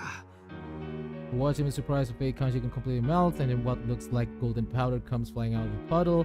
The powder shimmers a bit before it mixes with the fog and vanishes into the sky. つか、今のって俺のシャドウじゃなかったんか。おらてっきりまた俺の弱えとこが出て。ああ、違うクマよ。偽物はクマ総統がシャドウをこねこねして作ったただのシャドウの塊クマよ。マジかよ。だったら最初からぶっ飛ばすだけでよかったんじゃねえか。クマのせいじゃないでしょう。幹事が2人で勝手にいい感じしてただけクマよ。ねえクマさん、やっぱりこの事件ってクマ総統が犯人なのかな。だったらラビリスの事件も。それはよくわからんクマ。そもそもあのクマ総統ちゅうのは何者で、クマの偽物っちゅうことしかわからんクマ。クマさんにわからないんじゃ私たちにわかるわけないよ。でも街中こんなにしちゃうなんて普通の人間じゃないよね。ああ、それもそうっすね。ラビリスぶんどった時にハイジャック犯を洗脳したっつうのもそうっすけど。Indeed, for example, if the culprit happens to be a persona user like us, covering the whole town with red fog and creating fakes of us from shadows is beyond what normal people can do. I'm sure there must be something bigger lurking behind this case. あとクマ、もう一つ気づいたことがあるクマ。クマもだけど、ユキちゃんやカンジが偽物と戦っとるとき、あのキラキラしたやつがいっぱい出てるクマよ。あ、だよキラキラって。あ、私わかるかも。さっきカンジ君の偽物が溶けちゃう時にも出てたやつだよね。そうそう、それクマ。あんなのいつも戦ってても出てないクマよ。あれは一体なんで？そうだよね。あとなんていうか、この霧の中で戦うとみんないつもよりすごく疲れちゃってる気がする。あ、そういやそうっすね。まるでクマのメガネかけねえでテレビの中入った時みてえに。そういえばメガネ試してないクマね。必要ならすぐに出すけんども。大丈夫。確かに遠くは見えないけど行く先が見えないわけじゃないし、それにどっちかっていうと戦いが終わると一気に疲れが出てる気がするの。つまりどういうことっすか？戦ってキラキラが出っとすげえ疲れるっつうことっすかね？もう漢字はほんとにバカンジクマね。キラキラと疲れちゃうのは別々の話クマよ。おめえの説明が悪いからだろうな。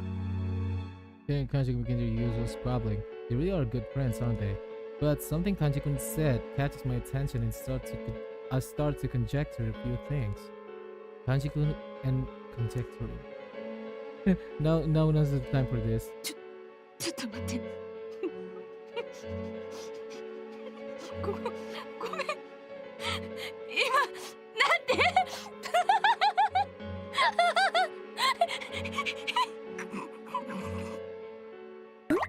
天城先輩。ゆきちゃん、壊れちゃったクマ？そうだね。ごめん。俺は何でもないの。No, hanging there me, I can crack up now. I take a deep breath before looking back to Teddy and Kanji. あのね、今カンジ君が言ったこと、もしかして本当にそうかもって。俺なんか言ったっすか？はい、クマは覚えてるクマ。キラキラが出ると疲れちゃうって言ったクマね。そう、もしかして本当にそうかもしれないって思ったの。よくわかんねえっすけど、どういうことっすか？もしかして犯人の目的ってそれだったりしないかな。私たちを戦わせてあのキラキラを出して、それで何がしたいんだろう。あつこゆきちゃん、なんたるフェイントクマ。大事なとこはわかんねえんすね。俺らを疲れさせんのが目的とか？わからないけど。もう一体全体どういうことかまね。集中して考えようにも、なんともこの霧が強い。うわ、汚ねえなこのクマ子。すまんクマ。どうにもこの赤い霧がクマの鼻を過激に刺激するクマよ。なんだよ。クマ、一つあのキラキラのことで気づいたことがあったクマね。本当？あのキラキラは全部高台にある先生たちの学校に向かって飛んでいってるクマ。さっき戦ったクマ総統もクマに学校に行けって言ってたし、あそこから怪しい匂いがプンプンしよるクマね。そりゃそんな大事な情報あんならもっと早く言えたろ。とにかく行ってみよう。そのことにさえ気づいてればきっとみんなも学校に向かってると思うし。クマさん、案内してもらえる？任せるクマ。二人ともクマについてきんしゃい。クマクショー。 Instead, he tries to lead the way. He gives an especially loud sneeze. Should we really be following him? But we have to trust him for now. He did find Kanji-kun and me after all. Now let's take the lead, sneezing like a foghorn all the way as we all run together towards Yasogami High.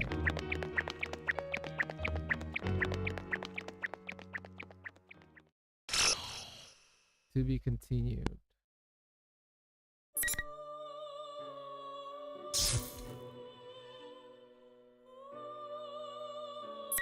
Oh.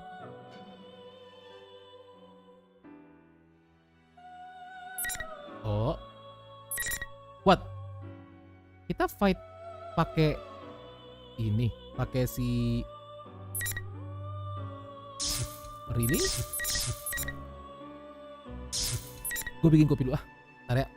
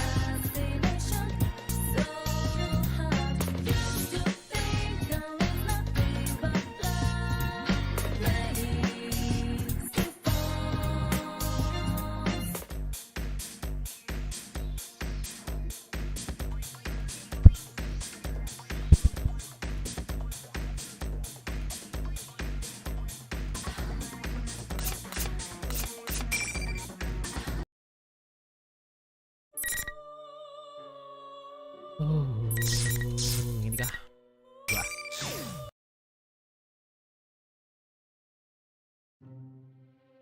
Nani kore? どうなっちゃったの? What I saw when I finally reached Yasuinuma Station was an eerily distorted building and a town that had turned into a maze.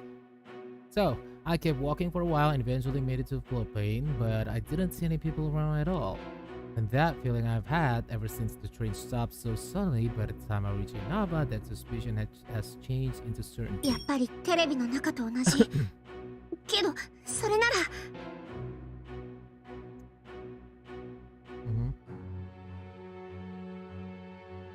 Well, I don't know what's going on, but if this is the same as the TV world, then there is something I can do. I concentrate hard and speak to the present, to the presence sleeping inside me, the way I've gotten so used to doing it. ペルソナ。やっぱりペルソナが使える。何が起きてるかわけわかんないけど、これなら先輩たちの居場所探せるかもしれない。I concentrate once again. I search for presences. My senses slowly sharpen. At first, I can only feel what's near me, but then it extends further and further out. Eventually, my senses spread all across the town, like I'm reaching my arms out wide. The readings I get are faint and hazy, probably because of the red fog everywhere, but I still pick up on several familiar presences. But it doesn't seem like my attempts to reach them are working. やっぱり私全然ダメだ。 Even though we have the same type of power, I wonder if things would be different if Fuka-san was doing this. Like, just the other day, Fuka-san saved everyone from a bad situation from much further away than I could manage. If she were here, she could probably support her companions even through this fog. 戦う力もない。情報支援だってまともにできてない。私全然役に立ってないじゃん。 My concentration breaks, and what readings I had slipped into the fog. Just as I'm about to fall on my knees in despair, a strong reading I can sense even without focusing appears in the sky. 何？呼ばれて飛び出てエリザベス。 Elizabeth! Seneng buat gua. Ada Elizabeth. Seneng buat gua. Down from the sky with a loud declaration comes a woman in blue. A lady descends lightly and gazes at the dumbstruck look on my face with slightly cocked. これはすっとんきょうな登場。大変失礼いたしました。確か P1 グランプリ実況者みんなのリセチー様でいらっしゃいましたか？あれは私じゃないわよ。っていうか、あなた誰？ You know, I remember those blue clothes from the P1 Grand Prix. She's the one with tremendous power that General Teddy was mad at, calling her intruder. I don't think she's an enemy. Granted, I have no idea who she 申し is. 遅れました。私、絶賛職務放棄中のさまよえるエレベーターガール、エリザベスでございます。元はとある部屋で、とある力などを司ってまいりましたが、ゆえあって、今はご覧のように流浪の旅の真っ裸。いえ、まっしぐら。いな、真っ最中でございます。そうなんだ。力を司る人？グレイテストさようでございます。こんな話するのも変だけど、職務放棄なんかしちゃって大丈夫なの？おや？と申しますか？私もね、一度は職務放棄っていうのかな。それまでいた場所から逃げ出しちゃったことがあるの。でもいざ復帰しようとしたらすっごい大変で、復帰コンサートって言われてもピンとこないし。コンサートでございますか？存じております。選ばれし者のみが行える魔性の儀式でございますね。人を惑わせる音の洪水の中、群衆は心を赴くまま無秩序な舞踏を繰り返し、やがて恍惚にいるという。いや、そんなんじゃないけど。時にリセシー様はこんなところでごゆるりとなさっていてよろしいのですか？私、宣告よりこの町の様子を観察しておりましたが、この赤い霧、今や町中を、それはもうすっぽりと覆ってしまっている様子でございます。このまま放っておけば、あなた方にとってはあまり喜ばしくない事態に陥るかと存じますが。エリザベスさん、もしかして何か知ってるの？鳴神先輩は、みんなは無事なの？はて、なぜそれを私に？ことお仲間の皆様を探す力に関しては、もとよりリセチー様ご自身がお持ちのはず。この霧のせいで何もわからないの。私じゃ全然ダメ。なるほど。つまりリセチー様は斧が非力を嘆き、その足でお仲間様を探すことさえもせずに、ただ漫然とここに立ち尽くしていらっしゃると。なんともがっかりな顛末。私、そのようなつまらない方に興味はございません。これにて失礼いたします。She's right. Why was I standing around here? Why did I keep worrying so much? Everyone may be in trouble, but I can move. I can think. I might even be able to help if I can get close enough to pick up on everyone's location until I've run around so much I can take another step, search as hard as I can, and done everything in my power. have no right to whine that it's no エ use. リザベスさん。はて、いかがなさいました？私もうリサチェ様に興味は。うんうん、ありがとう。私は私にできることやってみる。おや、これは先ほどの表情とはぬらりと変わって、いや、しゃらりと変わって、とにもかくにもご自分の中に眠る可能性に気づかれたご様子。お見事でございます。しかしリセチェ様の今のお力ではシャドウにあった際、力いっぱいぶっ飛ばすことすら叶いません。ですので私、本当にリセチェ様の覚悟が口先だけではないかどうか、がぜん試したくなってまいりました。それどういう。問答無用で参ります。ドロー、ペルソナカード。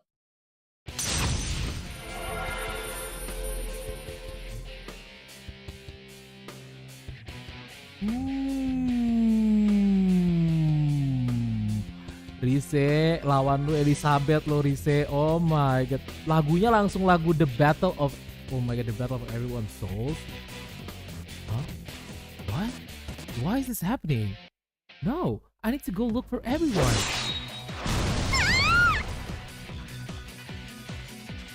With a shadow that appears behind Elizabeth swings its sword.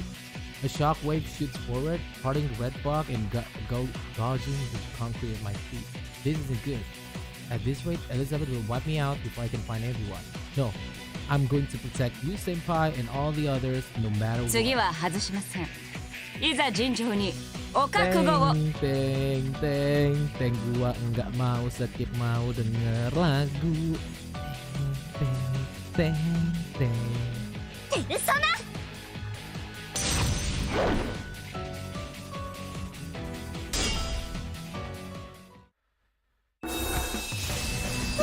ペルソナが。私盛り上がってまいりました。このように気分が高揚するのは久方ぶりでございます。やってやるんだから。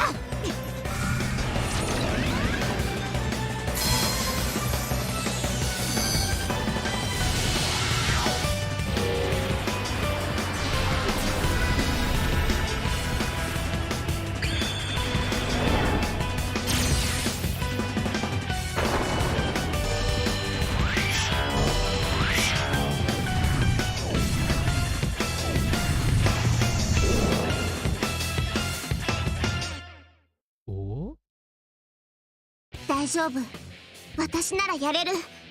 今までだってこれからだって私はみんなのことを守るって決めてるんだから。さあ、あなたの持つ可能性の変容をしかとこの目に焼き付けてくださいませ。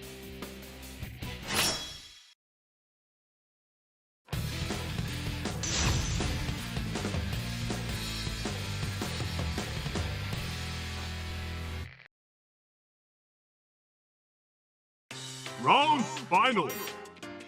Fight.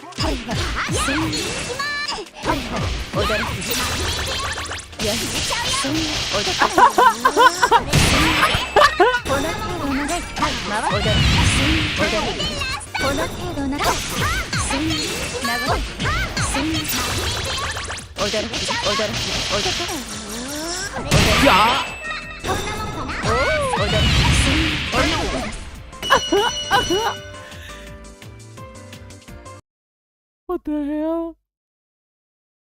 勝ったの？私。お見事でございます。人の持つ可能性の力、確かに見定めさせていただきました。Elizabeth lightly brushes away the dust on her clothes from the fight. どうして私を助けてくれたの？助けた。はて、あなたを助けたつもりなど猫の毛一つほどもございませんが。だってペルソナがあんな風になるなんて知らなかった。エリザベスさんが手を貸してくれたんじゃないの？なるほど。全く意図などしておりませんでしたが、リセチー様ご本人がそうおっしゃるのなら、そうと言えなくもないような気がしてまいりました。となると、これは相応の対価を要求させていただくのが筋というものでございますね。え、まさかお金取るの？あるいは魂など。絶対無理。復帰コンサートのチケットでも構いませんが。ああ、それなら多分。いえ、やはりこの世界の行く末といたしましょう。漠然としすぎなんですけど。とにもかくにも決まりでございます。これから始まる孤独と絆、二つの大いなる人の可能性の戦い、そのどちらにも加担するつもりはございませんが、と言って私も無関係という立場ではいられません。なんか急に難しいんだけど、それってこの町がおかしくなったのと関係があるってことよね。さようでございます。あなた方の絆が打ち勝つか、それともあの少年の孤独が打ち勝つか、私もその戦いの行く末にマッシブ興味がございます。あの少年って嘘、この事件の犯人のことなの？おや、私としたことが思わず余計なことを口走ってしまいました。とりあえずあちらをご覧ください。As her points past the fob as if dodging her own words. Well, I'm not letting her off that easy, but she probably won't tell me anything more. I'm a little puzzled, but I go ahead and look at where she's pointing, and then I can't help but lean forward in utter shock. Out there on the hill where Yasogami High should be is this weird, huge tower. It looks like some kind of evil villain's lair. あちらが今回の決戦の場かと思われます。すでにお仲間のうち何人かはあちらへ向かっておられるご様子。リセチエ様はどうなさいますか？行きます。みんなと一緒に戦うために。パーフェクトな回答、花丸でございます。She draws a large star with one hand and goes directly into an elegant bow. She's probably headed up somewhere now. I really can't figure it out. それではご分を、リセチー様。After I see her off and she vanishes into the fog, I look up. I gotta get to Yasogami High. I'll help everyone this time for sure. 先輩、みんな。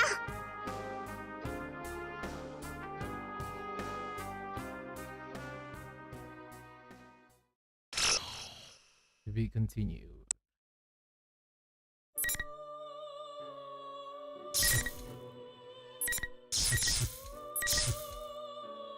Sekarang ini kah? Boom.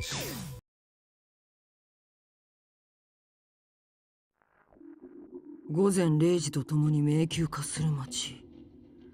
これじゃ資料にあった掛け時間と一緒じゃないか。I take a deep breath and check my surroundings. First, I review the situation. If I remain calm and collect as much data as I can, I should be able to put together a picture of what's こ going こも on. 無人か。ジュネスなら誰か来ているかと思ったけど。From what I could tell my way here, the town is utterly empty. Are you senpai and the others alright? If this phenomenon is the same as a dark hour from the documents, then the only ones capable of moving about in it are persona users like us. But why? If this was deliberately induced, then what is the culprit's aim in doing so? Like, since my call with Labyrinth was cut off, I have no idea about her safety either. Is the helicopter she and her companions were riding safe? And what's happened to Mitsuru-san and her retinue? This is a dangerous line of thought. I'm losing my cool and can't keep my thoughts straight. I'm no detective in this 落ち state. 着け。不安になればキリがない。I take another deep breath. I know already that red fog filling the area isn't poisonous at first blush. I did consider that the enemy might be employing an airborne toxin, but the whole town is covered in stuff, and there's no way to move about while still それ avoiding で it. も、なるべく吸い込まないようにしておく方がいいかもしれないな。あれ、ナオトくん？ I'm thrown for a loop at being called to out the blue. I was so lost in thought that my reaction is slightly delayed. 里中先輩ですか？そうだけど、どうして？よかった。無事だったんですね。他の皆さんは？知らないよ。だって私に関係ないじゃん。A cheerful answer, but tone of which sounds like Chia Senpai's usual self, but her actual words ring a warning bell in my mind. 聴覚を狂わされているわけでもなさそうだ。ということは、あなたは里中先輩じゃない。一体誰ですか？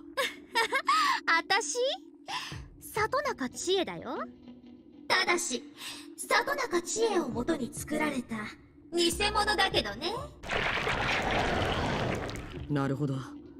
隠すつもりもないということですか。それであなたの目的は？ What a foolish question even for me. The town was covered in strange red fog shortly after the disappearance of Mitsuru-san and people, and now a false Chie senpai, identical to a real thing, stands before me. I have no inkling as to the enemy's goals, but it is at least apparent that they expect to fight us in order to accomplish it. そんなの決まってるじゃん。直人君と戦いに来たんだよ。あなたは、いえ、あなたを作った犯人は以前ラビリスを強奪した人物と同じ、もしくはその仲間ですか？ I want information right now. Even if what stands before me is an imitation, it is honestly answering me this much. I felt that it would be smart to draw as much information from it as possible. 直人君抜け目ないな。でもさ、そんなのどうでもいいじゃん。ペルソナMemory shadow takes from behind the fake Chie senpai? Impossible. As close as these fakes are, they are not the genuine article. Yet, not only was this one able to summon the same persona that Chie senpai uses, it did so in the real world? What in the world is going on here? After dodging the attack, I jump back and draw the gun at my side. This is no illusion. That was a heavy strike with considerable weight behind it. 驚いちゃったごめんね。軽い挨拶のつもりだったんだけど。どうやらこの前とは事情が違うようですね。今度はどういう趣向ですか？それを推理するのが探偵の役目じゃん。早く構えないと怪我するよ。これ以上答えるつもりはないということですね。いいでしょう。おふー、さすがなおちゃん。飲み込みが早くてクマ助かっちゃう。お前はクマソウと？もう説明しなくてもわかるクマね。P1 クライマックスにご参戦ありがとうございます。さーて、なおちゃんの1回戦。当然逃げ話のガチンコ一発勝負よ。ちなみになおちゃんの探してるみっちゃんたちはこのクマ総統様がむぐぎゅーっと捕まえてるクマよ。つまりなおちゃんが大会を勝ち進めたら助けられるかもっちゅうことね。Though I had considered this as a possibility, I can't help but furrow my brow at General Teddy's words. So Mitsuru-san and her team were indeed captured. The shadow operatives are professional when it comes to shadow-related matters, so if our opponent captured them so easily, then we clearly cannot afford to underestimate. ちなみに直人君もペルソナ使えるよ。それじゃあリングイン。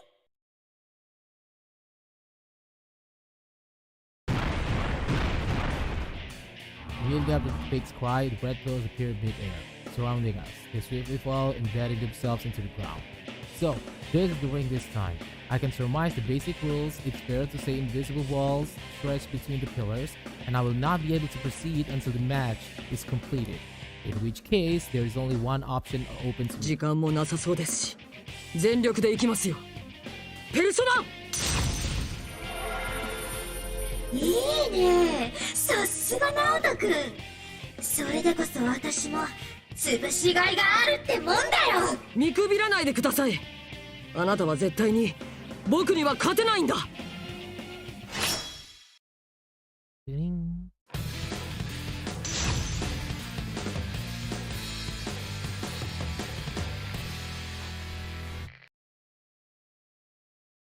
Round final.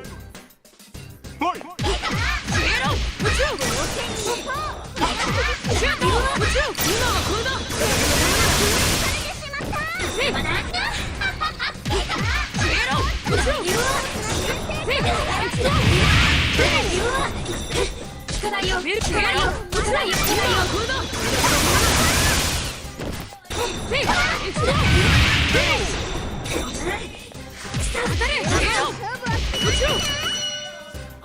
最後は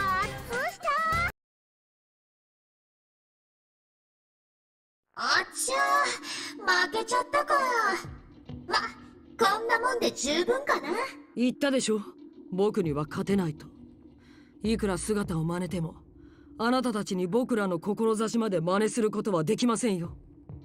It was strong. Though I wore a brave face to intimidate my opponent, had I put one foot wrong, it could have been me who was defeated. For some reason, I feel much more exhausted than I remember being the case when I would fight inside the TV world. Is it because of my opponent's abilities, or... 何か仕組まれているな。There's a mighty cracking sound and red pillars to the four sides of me shatter. I have evidently emerged the victor without any problems and gained the right to proceed.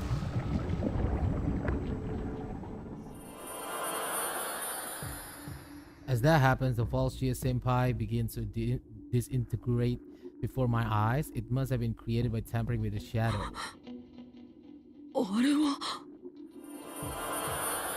What appeared to be grains of light flowed up from the rapidly dissolving fake. They form a ribbon of light, drawing an arc in the air, and drift away in a particular direction as if drawn to something. Thinking back upon the battle, I believe I saw similar grains of light whenever my persona and the fakes would clash. What are they? Could they be fragments of something? When I follow the light with my eyes, I can scarcely believe what I see. There is an enormous and bizarrely shaped structure which has no place in a rural town or anywhere else in the real world. ハチ公のある高台？光の粒はあそこに集まっているのか？ Something's off. The opponent's methods are different from Labyrinth's case. They're challenging us head on now. Like the selling aspects of this case of the red fog enveloping the real world. A giant tower atop Yasugami High, the grains of light that appear in battle, and this strange exhaustion I feel. Suddenly something pops into my mind. Those documents I obtained from public safety, one of them detailed a past case involving Mitsuru-san's team involving a giant tower that only appeared during a special period of time. If I recall correctly, it was called Tartarus. That aberrant tower was built to call forth something monstrous. Is it possible that... まさか事件の犯人の目的は？余計な詮索はやめてもらおう。今はまだその時ではないからね。Jadi dia mau ngesummon, lu mau ngesummon Nyx. Sumpah lu tolol apa gimana sih ini cowok bangsat ini? Lu mau ngesummon Nyx? Oh my god, jangan bikin pengorban. Jangan bikin impossible. This was unlike my encounter with the false Chia Senpai. I was paying close attention to my surroundings. Yet this man suddenly appeared behind me as if from thin air. 白金直人、君にはここで退場してもらう。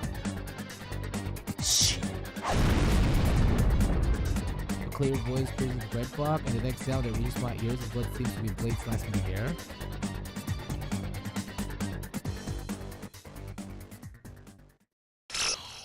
Are you fucking kidding me? Do you wanna... Dia mau ngesummon... Really?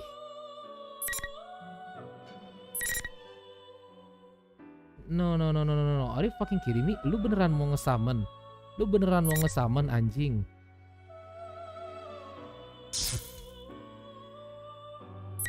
No, that can't be, right? That can't be.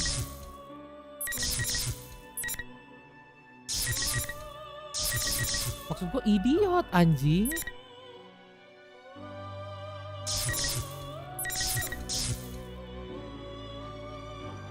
Kalau sampai beneran idiot, Cok. Sumpah, Cok. Lu ngesummon Nyx sama aja lu. Oh my god, stupid.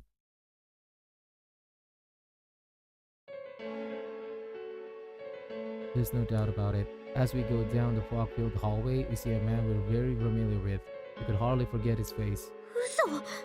足立さんがなんで？もしかして偽物か？偽物？ああ、そうか。なんかそんな話になってたね。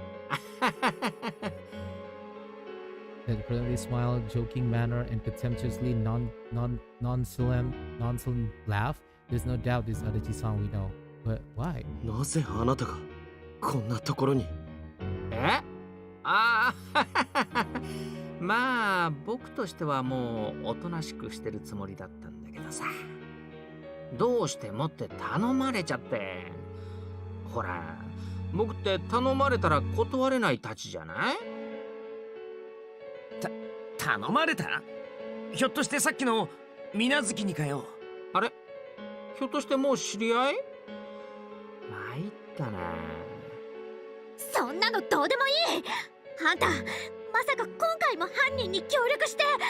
ああ、そのあたりはどうなんだろうね。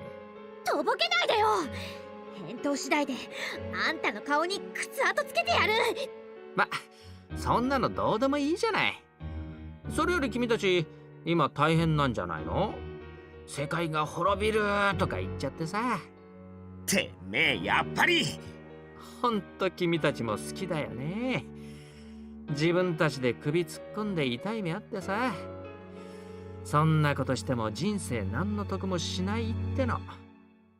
足立さん、あなたは現実のルールに従うと言ったはずだ。そのあなたがなぜここにいるんですか？ルールね。分かってるのか？水無月のせいで現実の街が大変なことになってる。これは俺たちだけのテレビの中の戦いとは違うんだ。相変わらず青臭い奴らだな。僕があのガキの誘いに乗ったのは単に暇だったからだよ。あのガキの目的とかこの街の行く末とかそんなのは知ったこっちゃないね。何言ってんのこいつ。足立ってめえ。おいおい勘弁してよ。こっちはもう君たちみたいなガキに関わるつもりなんてないんだってば。だいたいさ、君たちそんなこと言ってるからバカ正直にここのルールにまで従っちゃってるんじゃないの？ここのルール？ほら1対1ってやつ。そのおかげで何がどうなっちゃうのかも知らないで、まったくガキはお気楽だよな。どういう意味だよ。だからさ、いちいちまともに相手してると大変なことになっちゃうよって言ってんの。だいぶ集まっちゃったんじゃないのかな、ペルソナのかけら。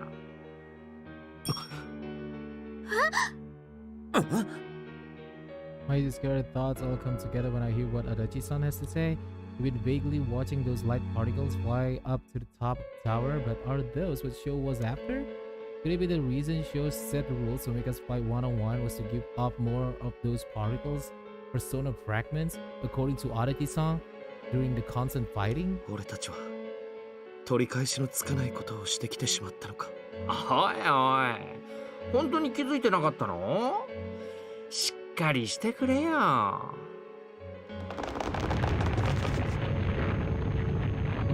Jadi yang itunya namanya persona particle. I see. So, out of the blue, the distorted school building creaks with a loud noise. The jarring sound echoes in the depths of the red fog like an animal's growl. 何？今の。あれ、もう時間がないみたいだ。予想より早いな。じゃ、そういうことで僕は行くから。せいぜい頑張りなよ。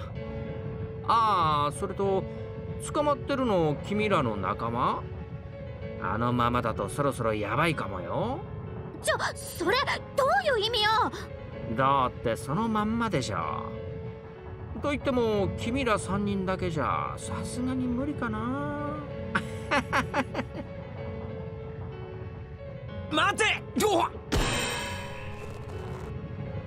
Adachi-san turns his back on us and disappears into the red fog.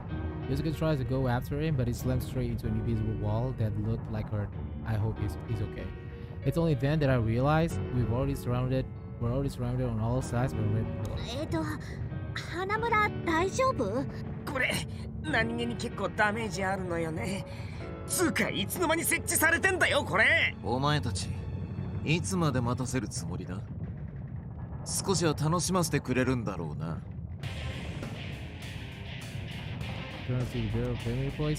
So instead of focus, the man standing as if to show off his well-developed muscles. His topless apart from the red cape, he's definitely one of Mitsuru-san's companions. 特設リングへようこそ。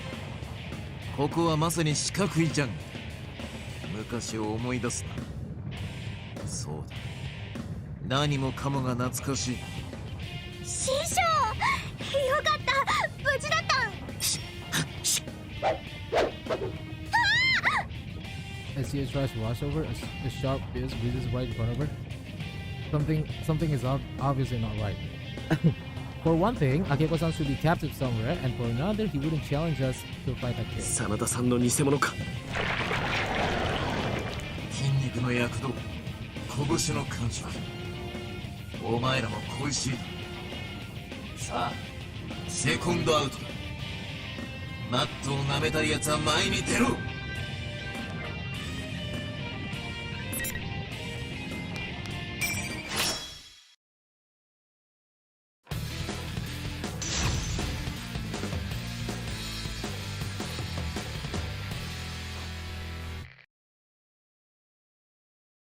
Round final. Fight!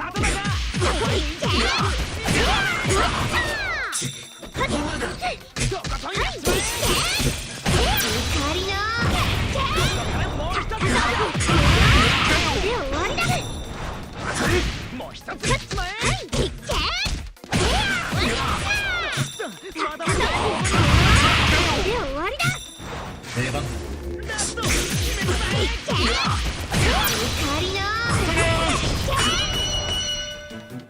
やったぜ、さすが強いよな。しゃあ、俺らの勝ちだ。で、足立のやつどこ行きやがった？ね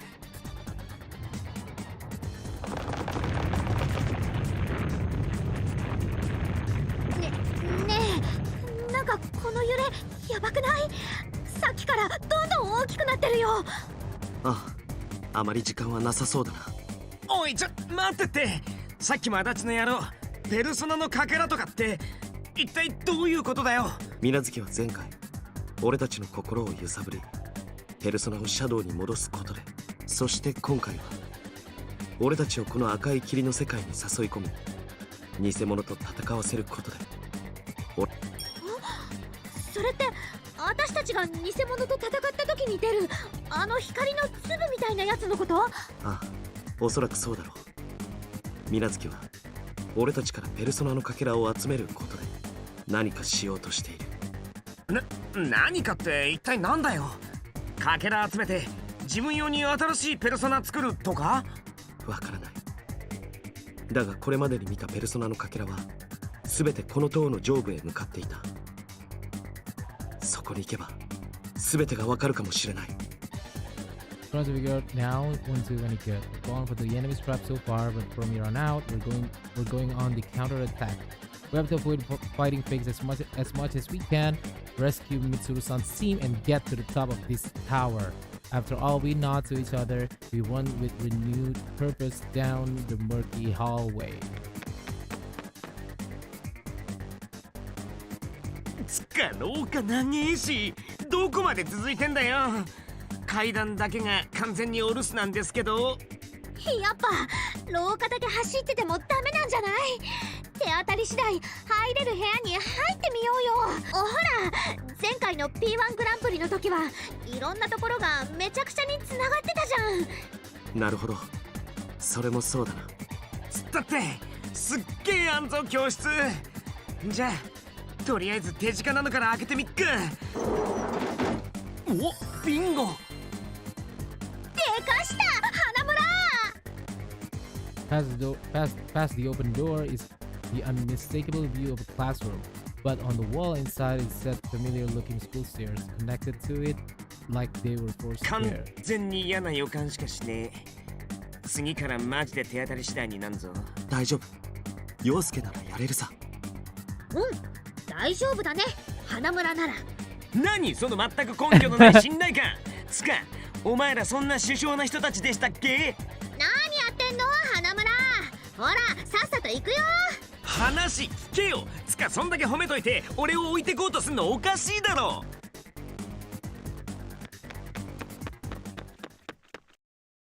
Just as Yasuko is suspected, our progress from the next floor and gets pretty rough. We don't run into any fakes, but we don't make much headway either. How far have you climbed? Feeling impatient, I put my hand on nearby door and throw it open.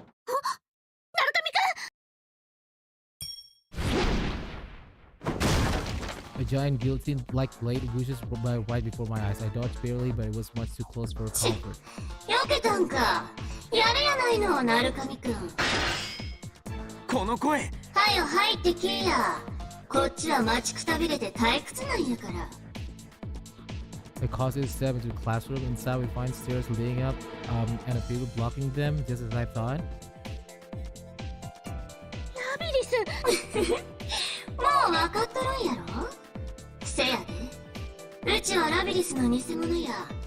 あんたらのペルソナ、せいぜい削らせてや。許せない。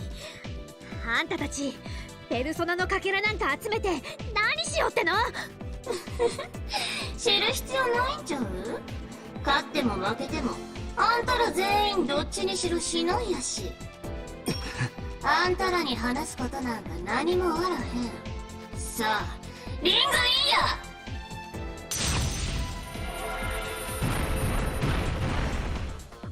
Represents fall from the classroom ceiling, and in their ominous glow, I can see Labyrinth's long-haired persona. For a second, I was fearing the worst, but this doesn't seem to be Labyrinth's shadow. It's more like a fake Labyrinth created from shadow. Whichever it is, it detaches the giant axe from its back and crisp in its metallic hands. The fake Labyrinth stares at us with golden eyes and takes a fighting stance. うちは兵器。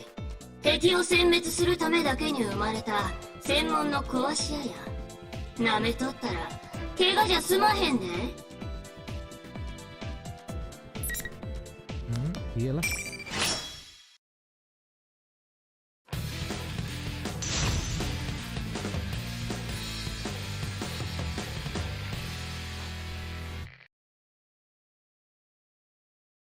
Round final.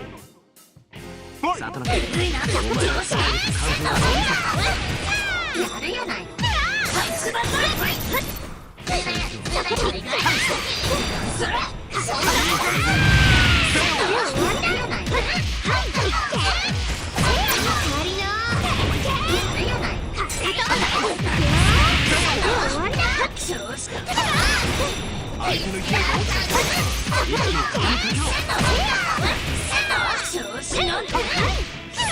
勝利の一撃をも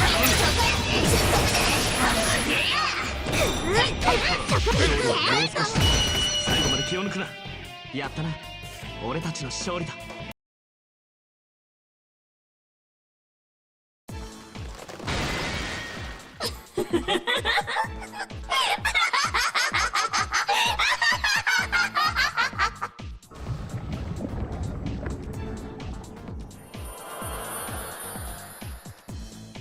Fig begins to melt, and there's a loud crack as the red pillars shatter. At the same time, persona fragments that were carved off in the battle turn to particles of light and float into the air. やばいよ、ペルソナのかけらが。Chia looks like she's about to chase after them, but Yosuke stops her. I understand how she feels, but Yosuke is right. Once they scatter, there's nothing we can do now. それより先を目指そう。今は時間がない。でもなんか悔しいな。Chia seems frustrated, but she agrees. I know it's hard for her to sit around idly, even though she understands. なあ、思ったんだけどさ、ペルソナって元は自分のシャドウなんだよな。急にどうした？いや、犯人の目的ってやつさ。なんで俺らのペルソナにこだわってんだろうって思って。いや、だってさ、テレビの中ならシャドウなんかいくらでもいるじゃんか。だったら別に俺らのペルソナにこだわる必要なんかなくねえか。それもそうだな。Yosuke is absolutely right. Last time, the culprit was targeting our personas to collect powerful shadows. But not this time. Like if he wanted to play it safe, he wouldn't have goaded a bunch of Persona users into a fight with him, especially since we've already got a score to settle. Besides, just because the TV world is peaceful again doesn't mean all the shadows have gone away. If that's all he wanted, he could just gather those. Really, the culprit was controlling shadows to make fake versions of us to fight for him?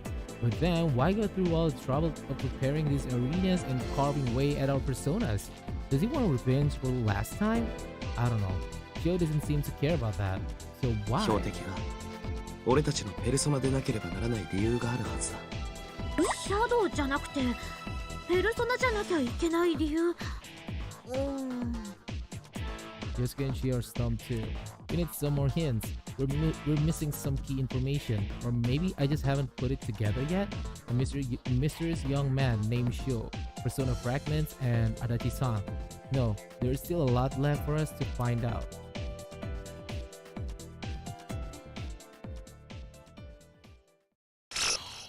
To be continued.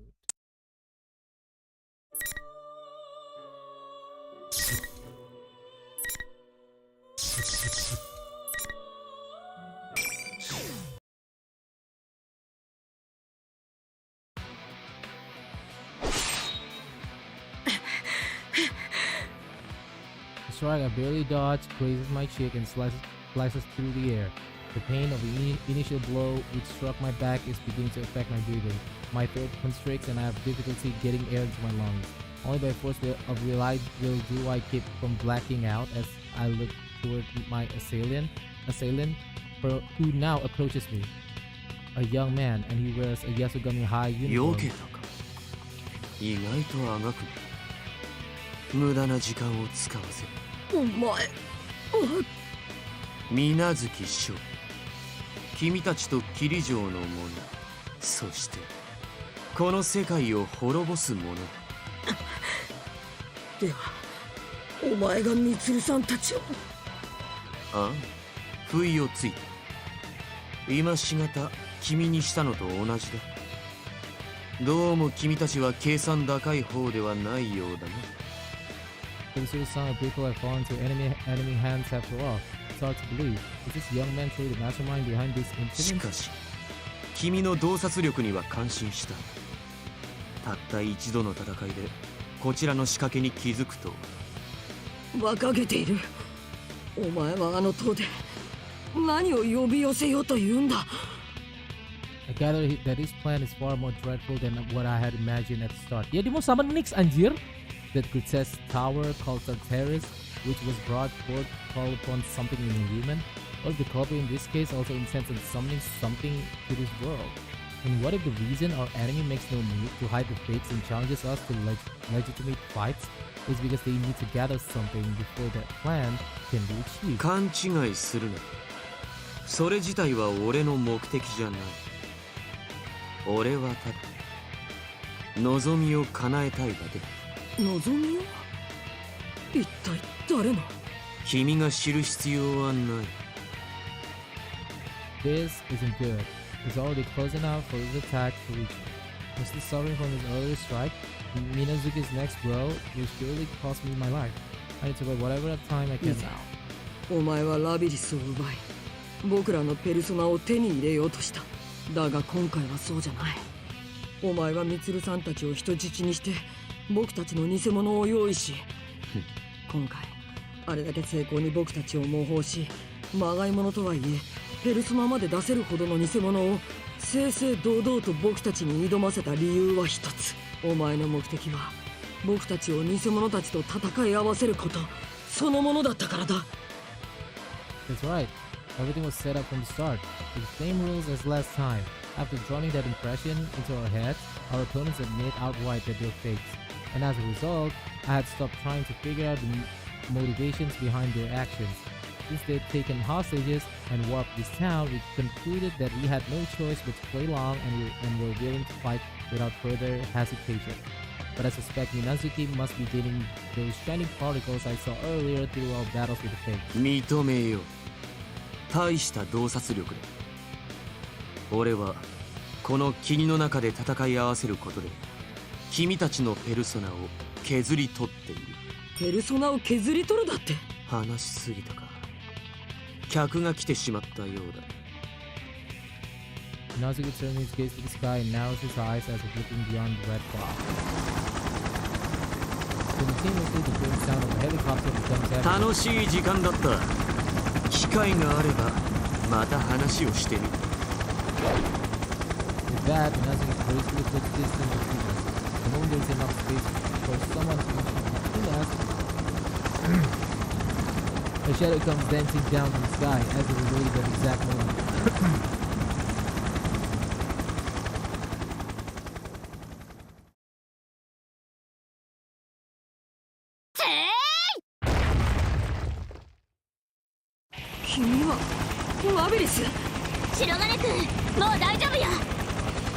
Davis, 油断しないでください。あれがミツルさんたちを襲った犯人です。ミツルさんたち？メインゲストの到着だ。待っていたよ、シャドウワーカー。Leverage stands between Nazuki and myself as the killer leaves. The boom sound is split with the world's best scenario. The sound of the helicopter rotors sail into the sky above us. It appears to be slowly descending. I strongly suspect a cloud of dust has been installed into that helicopter.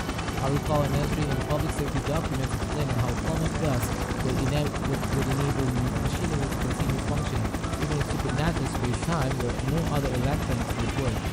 It's unlikely to let my mind wander into matters of parascience, perhaps to believe that my life no longer be in peril. あんた、何者なの？なんでこんなことするん？私は何者？不変の問いだな。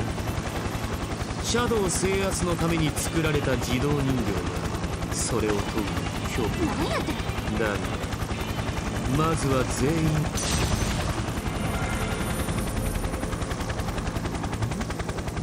Enggak. Oh, itu persona yang ada. Oh, persona dia ada di persona 5 anjir. As Nazuki keeps his eyes on Labyrinth, a black liquid shadow rises from behind him, instantly ascending to the helicopter. It's a shadow, no, persona, and it seems to take down that helicopter. Labyrinth cries out in desperation. Persona users, though they may be, they're still human. If they go down along to the helicopter they're in, they'll be grievously wounded at best. Oh! Until a woman's voice calls out from within the helicopter. All at once, a friendly buzz begins. Throws about the helicopter, repelling a black shadow and ambush at the last second.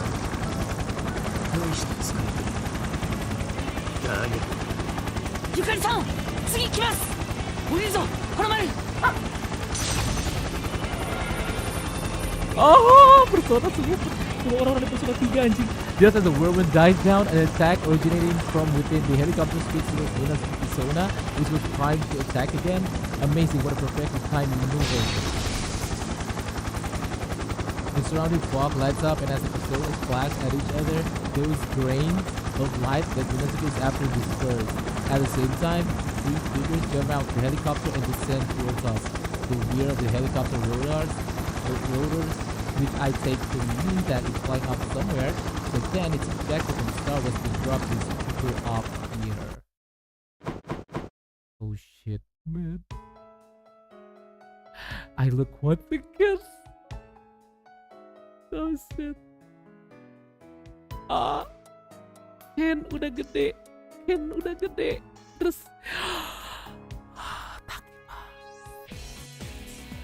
oh my god, gue mau main persona 3 guys. Oh my god. I look once again, see new arrivals and the animal that have descended upon the food court. I know they are. After all, it was only a moment ago. I was at another stage reviewing documents pertaining to them. 危なかった。でも、私たちが来たからには、これ以上勝手なことさせないから。白金直人さんですね。大丈夫ですか？ここは僕らが引き受けます。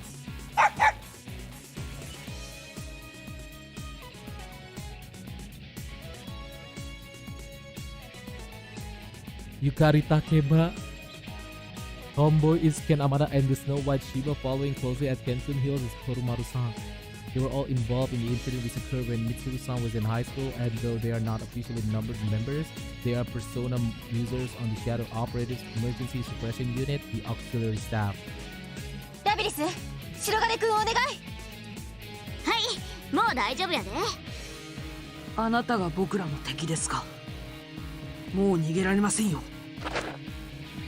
The three of them pan out to Minazuki's left and right, readying themselves for combat, such efficient tactical movements, all while never dropping their guard. I wonder how often one must face death in order to become like them. ようやく役者が揃った。はじめまして。俺は水月翔だ。ようこそ彼の世界へ。霧城を含む君たちとは一度会ってみたかった。君たちは彼の父親を殺した張本人だからな。何言ってんのこれ。さあ、あまり知りたくもありませんけど。今君たちとやり合うつもりはない。とりあえず顔を見ておきたかっただけだ。His world. Minazuki's phrasing catches my attention. This could be an important clue to the culprit's motives. Could Minazuki mean that he instigated this in order to avenge someone whose parents were killed?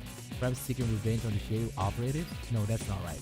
Given that they took Mitsuru-san's group hostage and summoned the others to here, it seems more likely that Minazuki wants revenge on Mitsuru-san and her associates from high school. 俺はこの辺で戻ることにする。ゆっくりしていくといい。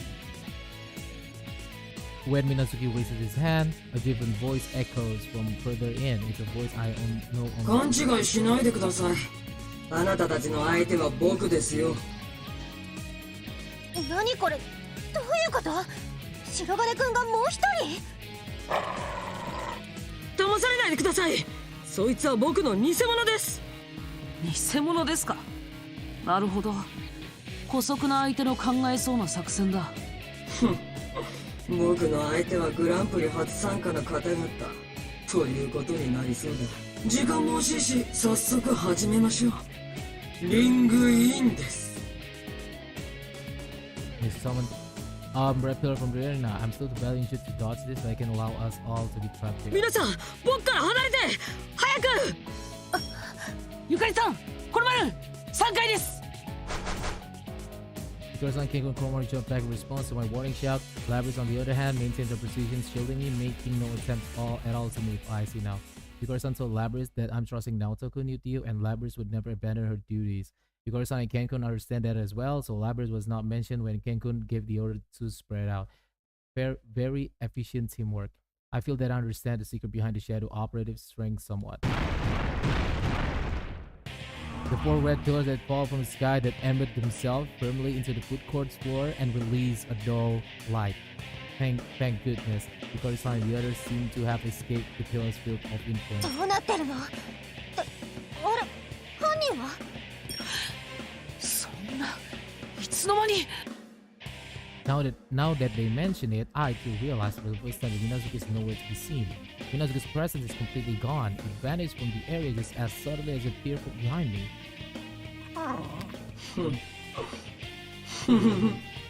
だから言ったでしょ。あなたたちの相手は僕だと。安心してください。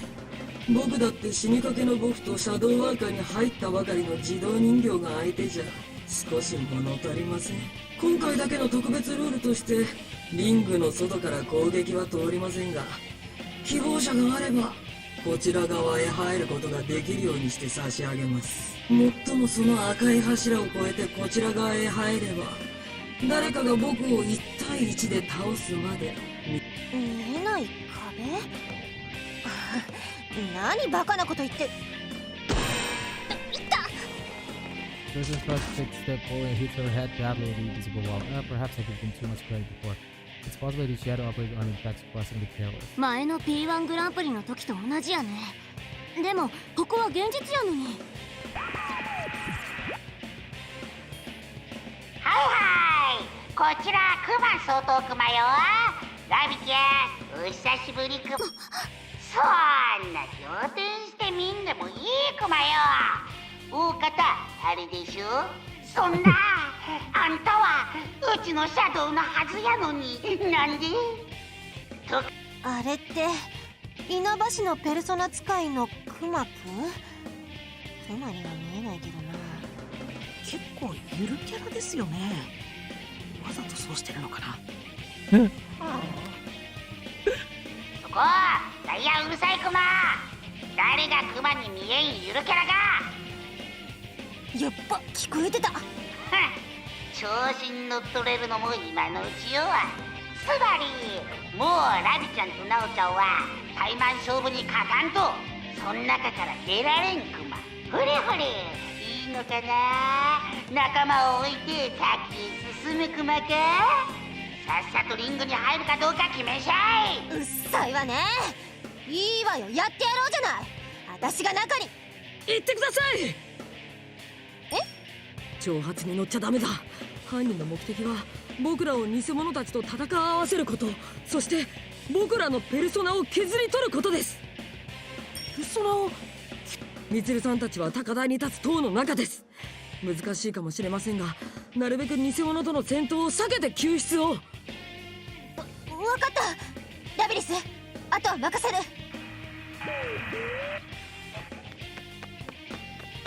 おや、なんだ、君たちを置いていきましたね。違う何が違うって言うんです。実際にこうしてあなた方はここに置いていかれてるじゃないですか。お前にはわからないんだ、人と人の絆の意味が。そうやね。うちらは置いていかれたんやない。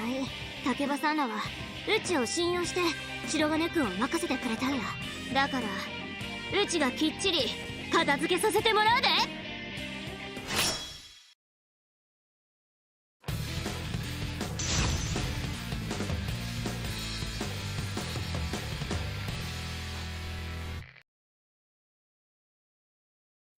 ラウンドファイナル。君には強い胸を張っていきます。入りましたよ。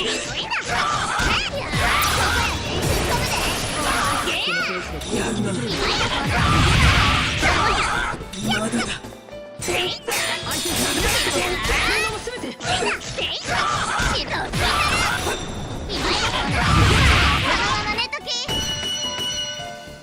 何も言うことはありません。完璧でした。いい戦いでしたね。さぞかし多くのペルソナのかけらが集まったと思いますよ。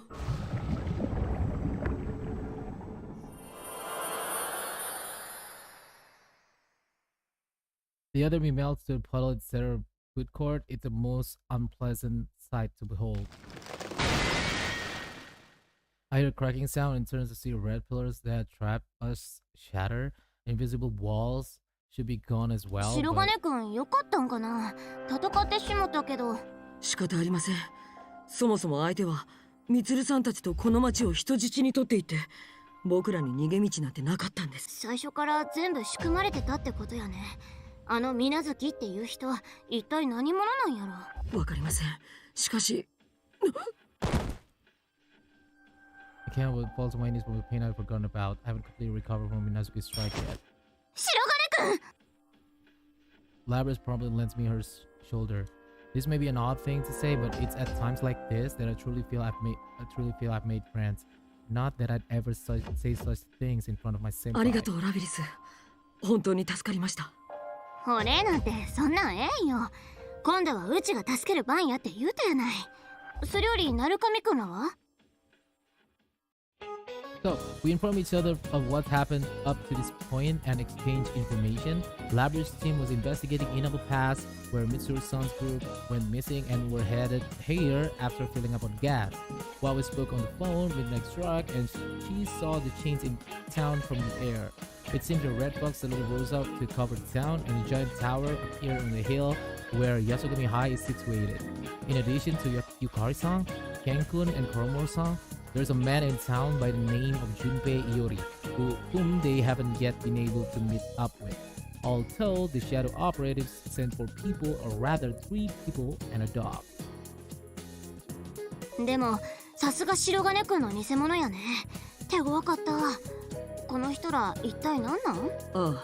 あの偽物はどうやらシャドウの塊でできているようです。ペルソナ能力までコピーするとは全く恐れ入りましたよ。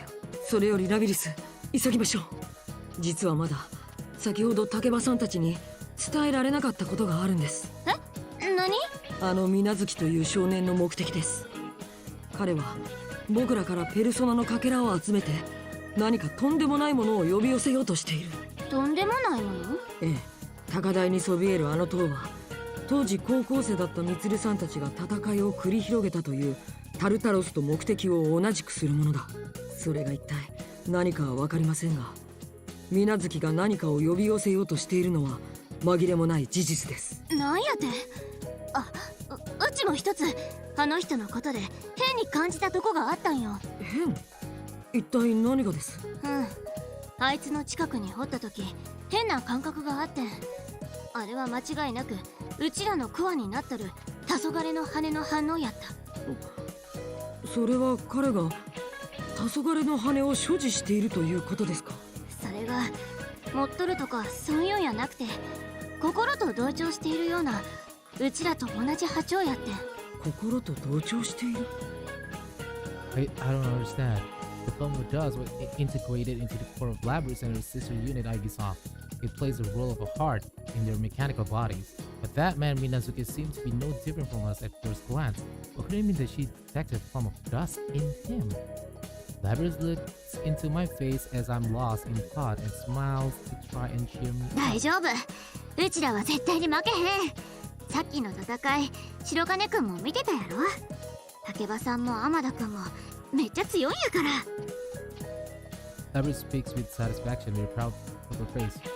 Warcraft from Labyrinth I first met a few days ago. いい仲間に出会いましたね、ラビリス。うちそんな風に思ってええんかな。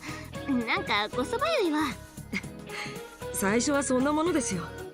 気づいた時にはそれが温かくなっているんです。そっか、白金くんもそうやったん？さあ、そうだったかもしれませんね。I recall when I first met my senpai and a wry smile forms on my lips. Feeling a bit embarrassed by at this, I pulled the brim of my hat down over my eyes. It's not just Labyrinth, same is true for me and many others I've never met. We all go through this process to find what precious and irreplaceable to 行きま us. しょう。みんなのところへ。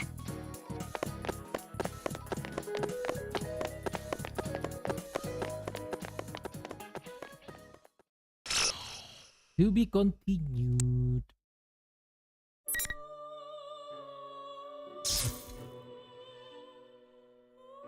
Yo. Itu doang yang kebuka, ini doang. Oh my god. Saving Akihiko.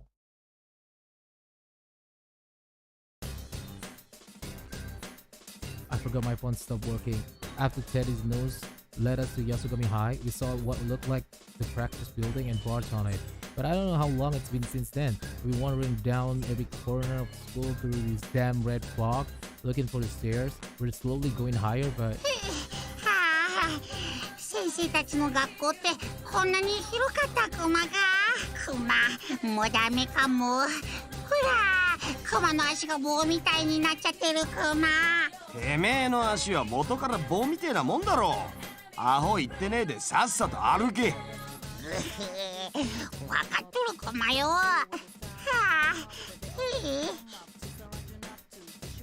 I know, Ted's got a right to complain. Like, there's no knowing when the enemy might attack, and having to stay on guard all the time is tiring us out. Even Mythical Senpai's got a hard look on her face. Well, it makes sense, I mean, same goes for me, but these are her classmates we're talking about. Of course she's worried about them. こんなに学校が広かったら毎日遅刻しちゃうね。そっちかそっちか。かし、マジでどこがどうなってんだか。あ、窓から外に出て壁を登るとかできないかな。ギャース、何を考えてるクマが。ユキちゃん、それはルール違反ね。The TV on ceiling turns on and that weird Ted comes up on it. I don't really get this guy's deal. Can I just assume he's fake Ted and leave it at that? もうってよったな、こんなインチキクマ。いい加減にしないとお仕置きじゃすまんクマよ。何を言ってるか、ほんだら。まったく、お仕置きしたいのはこっちクマよ。君たち、もう少し真面目に頑張ったらどうクマ。君たち、今の状況が分かってるクマか。早くしないと本当に世界が滅んじまうクマよ。なのにダラッダラダラッダラしよって、お主は全然気合が足らんクマよ。うっせえな。てめえは世界を滅ぼしてえのか滅ぼしたくねえのかどっちなんだよ。迷わせたくねえなら一本道にしろこら。それじゃあ P1 クライマックスになんないでしょう。あ、いいか。このクマ総統様が涙ぐましい親切で忠告しちゃるけん、耳の穴かっぽじてよーく聞け。お前ら一刻も早く急がないと、そろそろ囚われの姫君らの命がねえクマよ。んだとThat ain't good. Thinking about it, it's been a while since the first Midnight Channel broadcast.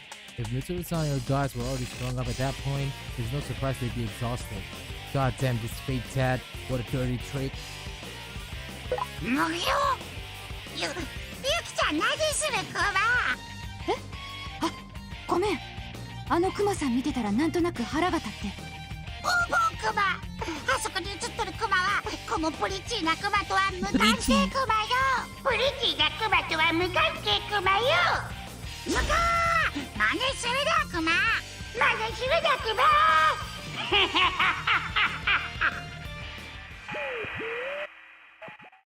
The fake Teddy gives one last smirky laugh to taunt Teddy before the red clock covers him up on the monitor and he's gone. 早いとこキリジョウさんら見っけて助け出した方が良さそうっすね。そうだね。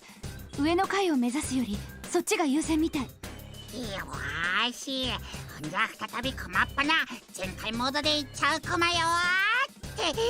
うわはうわきしょい。ああ、だからなんでこっち向いてくしゃみすんだてめえ。ダメクマ、この建物に入ってから赤い霧が濃くてクマの鼻が何も効かんばい。クマさん頑張って。でもゆきちゃんが熱いチッスしてくれたらまた頑張れるかも。つべこべ言ってねえでとっとと全開サーチしろや。クマの鼻はデリケートクマよ。この霧の中でサーチするとくしゃみが止まらんくなるクマ。大丈夫だよクマさん。ティッシュならたくさんあるから。ゆきちゃん、それわざとクマ。クマが欲しいのはティッシュじゃなくってチッスよ。大丈夫だよねクマさん。なんでもありませんクマ。クマっぱな全開サーチ。 Feeling the pressure from Yukiko Senpai's icy smile, Teddy starts twitching his nose every which way. I don't get how that counts as full-on searching, but I can tell it's desperate. Maybe that whole unconquerable snow black thing's got some truth to it? 感じることは感じるけど、来た来た来ちゃったクマよ。あっちからミスちゃんたちのものらしき匂いが一歩やしや。完全に鼻水ついてんじゃねえか。絶対わざとだろ。Well, all that is Teddy's nose is all we got to go on now. When we go in direction he pointed out, you can sort of barely see the door to the music room at the end of the hall. Nice, that means someone from Mitsuru-san's crew is there. Feeling better about this, I grab the door and pull it open with enough force to bust it down. I figured if there's a hostage there, there's gotta be a fake here too. And if that's the case, I'll give him a little fish sandwich as soon as I leave. ありゃ誰だ。貼り付けがアッキー発見クマ。しっかりするクマよ。真田さん、なんてひどいことを。Damn it, Akiko-san is up on the cross just like they showed on the Midnight Channel. His limb like he's unconscious and he seems pretty out of it. Damn, I remember this guy being pretty strong too. If they can do this to a guy like him, then whoever we're up against might be tougher than we thought. The gloomy mood from a second ago goes away in a snap. We start inching back while checking out our surroundings. That's when I notice there's another guy in the corner of the classroom. I've never seen him before, which means... おいおっさん、てめえが犯人かこら。おっさんって俺？たく最近の若いもんは失礼すぎるっつの。 The guy who comes out is some suspicious looking dude with a red bat and goatee. He should look shitty enough to be a culprit. 本当にこの人が事件の犯人？なんかちょっと頼りなさそう。俺っちどっちにしろけなされんのね。俺っちはシャドウワーカーのリーサルウェポン、伊織淳平様の偽物様だい。あ、偽物なんだ。ちゅうか、クマたち本人も知らんのにいきなり偽物って言われても反応に困るクマよ。アホだな、間違いねえ。 What the hell is this guy saying? I can tell if he's here to mess with us or make us laugh. What is doing mixed in with fake うっせえな。とにかくおめえらここでゲームセットだっつってんの。行くぜ、プレイボールだ。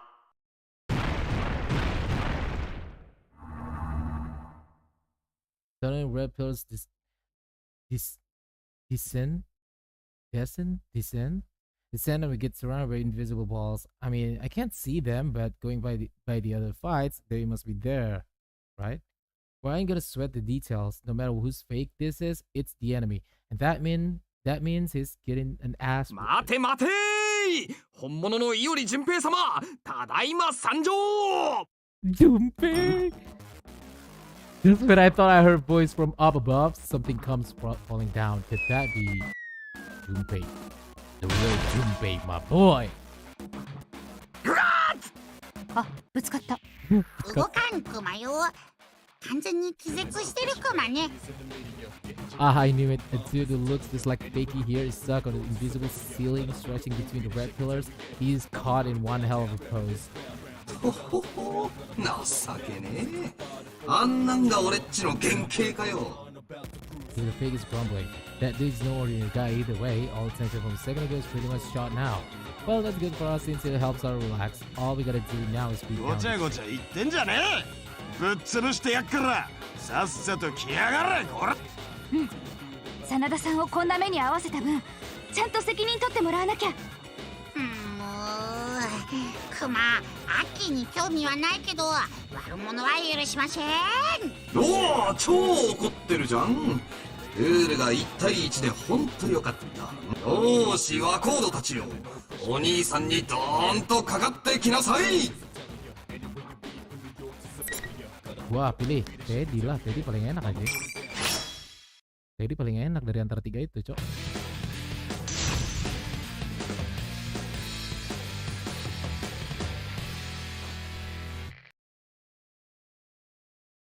Round final. Fight!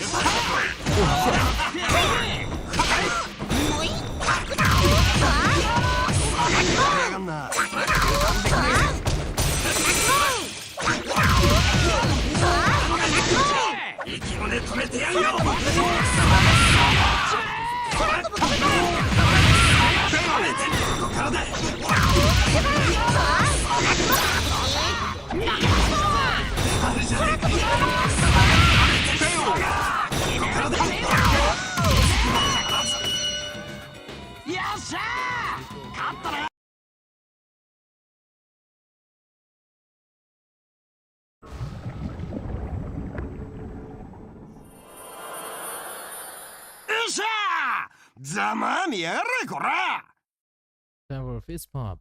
That fake seemed like an idiot, but it was pretty impressive. No wonder it's something operatives, little webbing. Something like that. I guess this means real one's pretty strong too.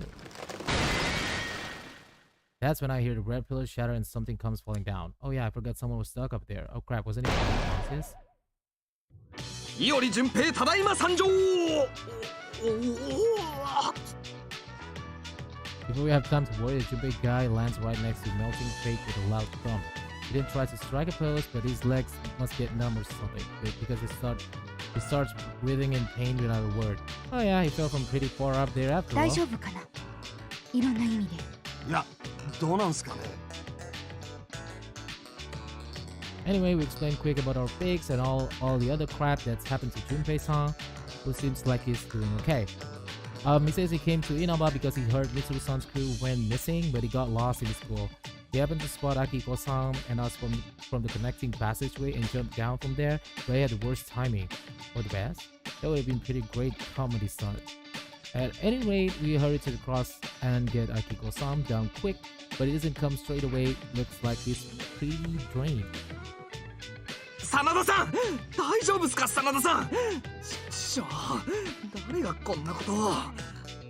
いおりさんってシャドウワーカーの人ですよね。そうだけど、そういや、なんで君らシャドウワーカーのことを知ってんの？てか、さっきペルソナ使ってたよね。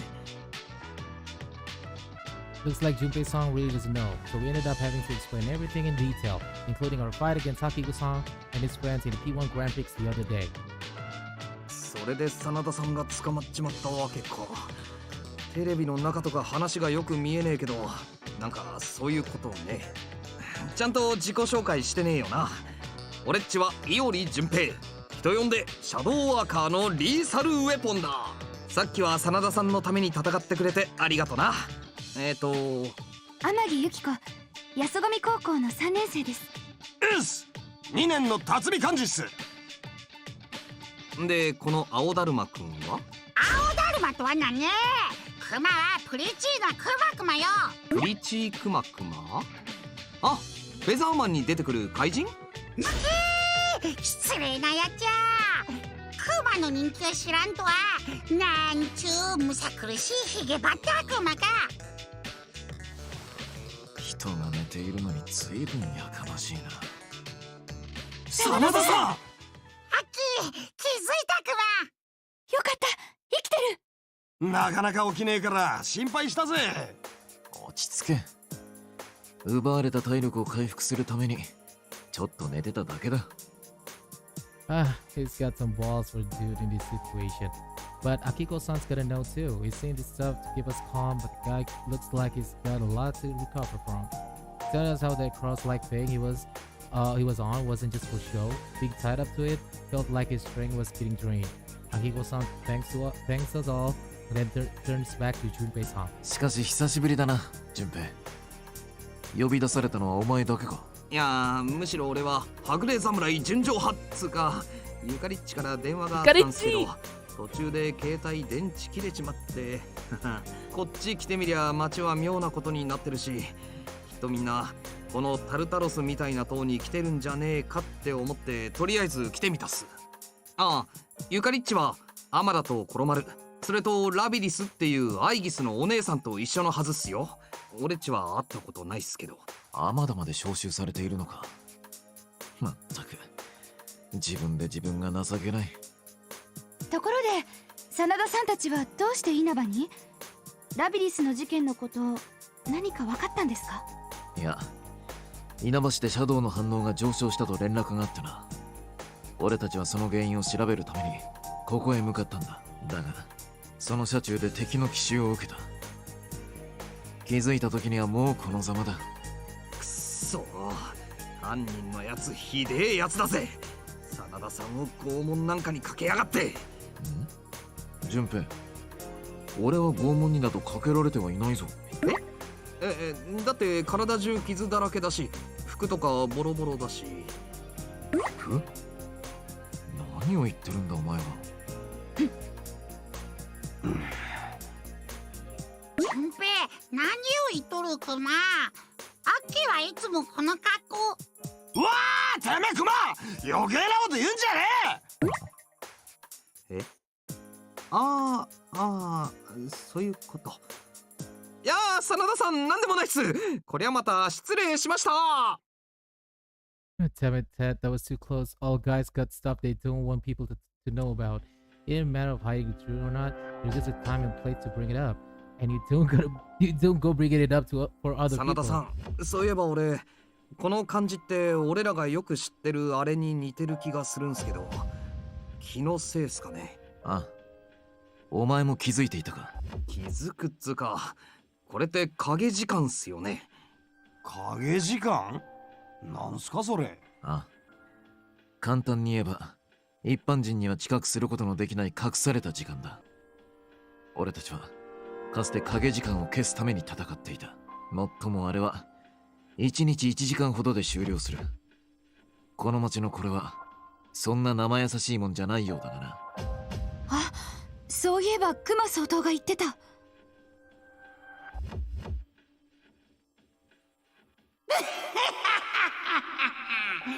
P1 クライマックス、それはクライマックスの名にふさわしい貼り付け怠慢世界滅亡ですムワッチ。なんと1時間のうちに怠慢勝負で勝ち上がんなきゃ世界が滅亡しちゃうクマよ。非常に厳しい。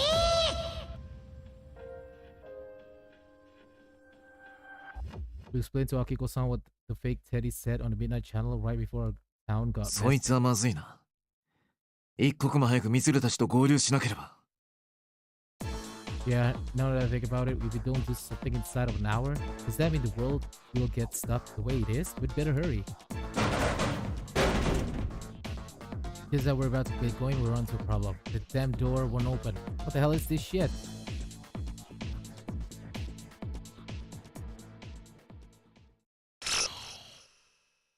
To be continued.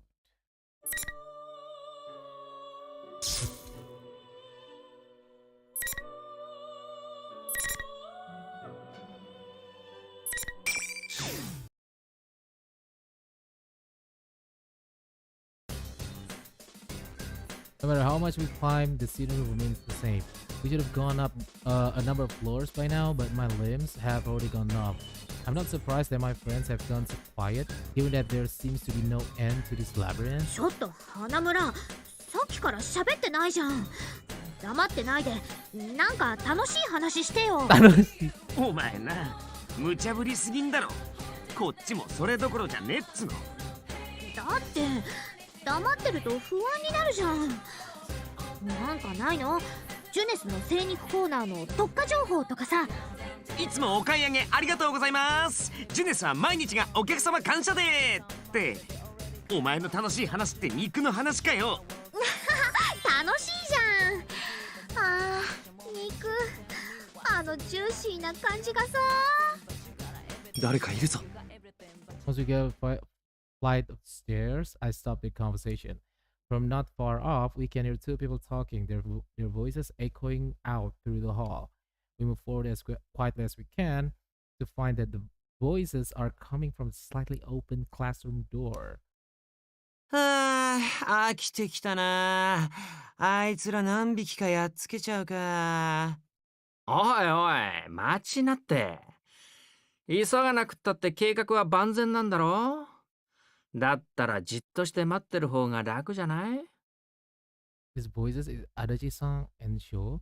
I signal to Yosuke and Chie with my eyes, and we quietly peek into the classroom the voices are coming from. どこここ？うちの教室にこんなとこあっ。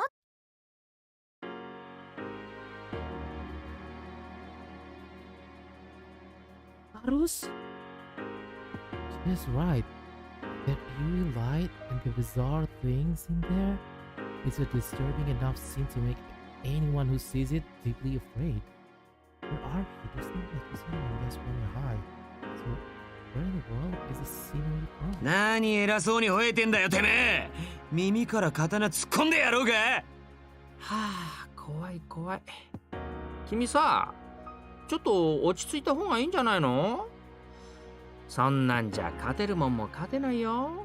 だいたい僕は必要だから呼ばれたわけでしょ。君一人が気に入らないからって僕のことを殺しちゃっていいわけ？うわ、めんどくせえ。ひょっとしてお前剣道部？面倒なんつって勘違いすんな。あいつのことは関係ねえ。僕は僕の意志がありゃそれだけで殺せんだ。It's fast. The young man draws sword smoothly and holds it to Adachi-san's throat. The blade reflects strange light in the unfamiliar room, making the scene even more eerie. What should I do? Adachi-san in danger. Do I give him a じゃあやりなよ。簡単なんだろ。君、人を殺したことはあるわけ？ Massive chill runs down my spine. Adachi-san's a low tone Stone, the dull gaze that expels all hope. It's like the mud at the bottom of lightless river. The same gaze deflected all our pleas back then, and now it's brushing aside even shows the rest. こいつマジでイラつくぜ。Seems sense of darkness within Adachi-san. Shows chef his blade. Gua nggak tahu cara pronounce it. He seems very irritated. Having someone get the upper hand must really offend him. おい、あの水無月ってやつ、マジでイカれてんのか？ヘラヘラしてたと思ったらいきなり刀抜きやがったぞ。っていうか仲間割れしてない。それに今あいつって言ったよね。First same thing. We thought up to now that everything with face was all she was doing. But it seems he had at least one accomplice. Not only that, but they summoned Adachi-san here as someone with talents important to their plan. だいたいさ、君が戦う必要なんてないでしょう。もうすぐあれが降臨して世界は全部なくなっちゃうんだから、何もわざわざ相手しなくたってほっといたらいいじゃない。ああ、そういう問題じゃねえんだよな。僕さ、あの連中見てると吐き気が止まんねえの。俺たち仲良しとかすぐ群れちゃってなんか勘違いして調子乗ってさ。だからさ、完全にぶちのめしてボッコボコにしてすげえ声で泣かしたいわけ。わかるかな？なあ！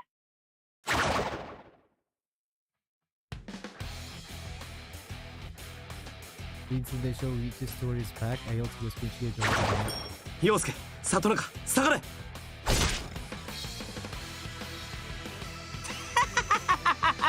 ダセんだよおめえら。目障りで目障りで目障りだ。徹底的にぶっ壊してやりたくなんだよ。 Doesn't sense hiding any longer. I gave Yosuke and Shia a look before slowly stepping into the classroom. They followed close behind me and we facially blocked the classroom between. 水無月翔、お前は何をする気だ？あ？聞いてなかった？お前らみたいな気持ち悪いゴミ虫を消毒して品のいい快適な世界にしてやんだよ。快適な世界だ？ふざけないでよ。そんなの身勝手なあんただけの都合じゃん。は？だから何？僕の都合に決まってんだろ。僕が気持ち悪いからてめえら死ねっつってんだよ。ふざけやがって。やっぱイカれてやがる。お前さえよきゃ他はどうだっていいっつのかよ。当たり前だろゴミ虫が。仲間だ、絆だ。てめえらのやってんのはただの慣れ合いと傷の舐め合いだろうが。クソみてえな世界のクソみてえな虫けらがクソ生意気に僕と口聞いてんじゃねえ。全部まとめてこの僕が消してやるっつってんだよ。てめえ救いようがねえクズだな。お前にそんな権利はねえっつんだよ。世界はもうすぐ静かになる。ここみたいに素敵で最高な誰もいねえ僕だけの世界だ。誰もいない世界って。なあ、うるせえうるせえうるせえうるせえ。いいから潰れちまえクソ虫どもが。ちょっと何やる気出してんのさ。やめときなって。てめえも黙れクソゴミが。かかってこいよ。徹底的にぶちのめしてごめんなさいって言わせてやんぜ。 Red colors are four corners of the room light up and show ready to two swords and scent I've never seen before. It is preposterous at first glance, but then I see it's actually very efficient and focused entirely on offense. It isn't some amateur style. It's the art of murder installed into him and guaranteed kill. 絶対に負けない。こんなやつに私たちの街をめちゃくちゃにされて絶対黙ってなんかいらんないよ。へっ、同感だぜ。守るものがあるっつうのがどんだけ強いかお前の体で教えてやるぜ。油断するな、水無月は強いぞ。 Iyalah, ini anjing. Tuh bangsat.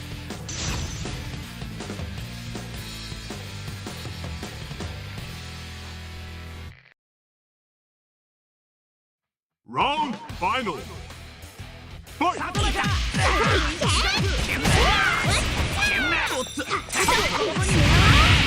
こ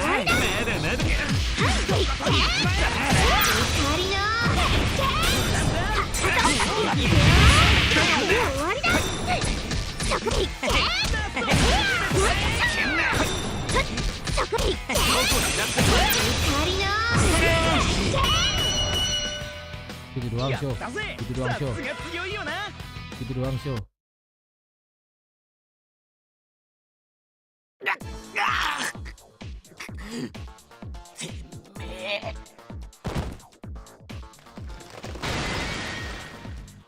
With the final strike, show collapses. Shining right across the corners of the room all shatter at once, and the invisible walls surrounding us seem to go with them. Joe had us beat on everything from power, speed, and physical stamina, but we managed to win because he never used his persona. We were all worried about the power of those red glowing eyes that kept us paralyzed, but Joe didn't use it even once during the battle. No, could it be that he actually couldn't use it? ああだからやめとけって言ったのにあの変な力も乱発してたからこうなるんだよ次の相手は足立さんですか冗談じゃないよなんでそんなめんどくさいことしなきゃなんないのさめんどくさいってあんた水無月の仲間じゃないの？仲間ねそういうの勘弁してよだいたいほら僕なんかよりもっと他に警戒すべき相手がいるんじゃないの？警戒すべき相手水無月の言ってたあいつかくそやっぱ仲間が嫌がんのかよ No, something tells me that's not it. Araji-san's still looking at Sho, collapsed on the ground. What is he so interested in? I'm about to ask, but before I can, it starts to move. Persona. The voice is very similar to Sho's, but it's obvious not him. Only Sho slips up a silhouette I've never seen before approaches me from behind him. Is this a persona? I can't dodge this, but no sooner does the thought flash into my mind than Yosuke and Tia run over, positioning themselves between me and the approaching silhouette to shield me. No, if they do that...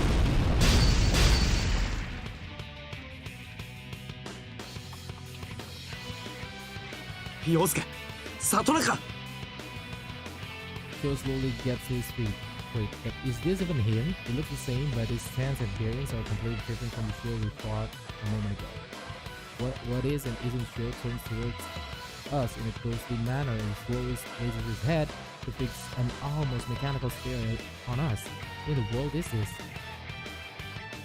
Persona lebih Sho yang kedua, bla bla bla, udah tahu gue anjing.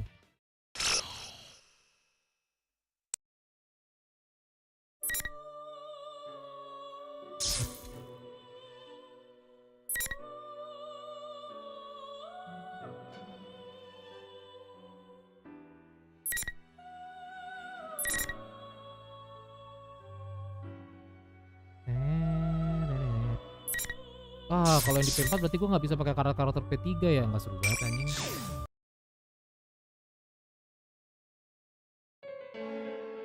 Nani yo kore? Mama telebi no naka to issho janai. I don't have the words to describe how much the school has changed. The building itself looks about the same, but on top of it is this weird tower. Now that I'm seeing it up close, it's really creepy. P1 クライマックス。現実でこの前と同じようなイベントやってるってこと？ It was fine last time since I wasn't participating, but I bet I'm in the same boat as everyone else now. Jeez, I hope I don't get stuck in a weird name like theirs. It's hard to see near the top because the fog is so thick, but I wonder if everyone's already inside the school building. I fully opened my consciousness, concentrating my efforts on the inside of school. I had expected the interference to be this bad. Still, I'm sure I can do this now. As I concentrate harder, almost like I'm praying, a faint voice echoes in my mind.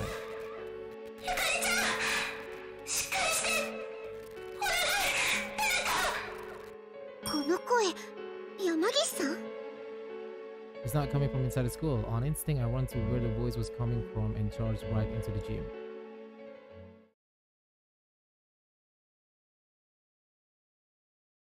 No, it's a total mess in here. Kelsey plays filming equipment and folding chairs stacked up to the ceiling, you name it. I look towards the stage in the midst of creeping red fog, where I see an even more shocking sight.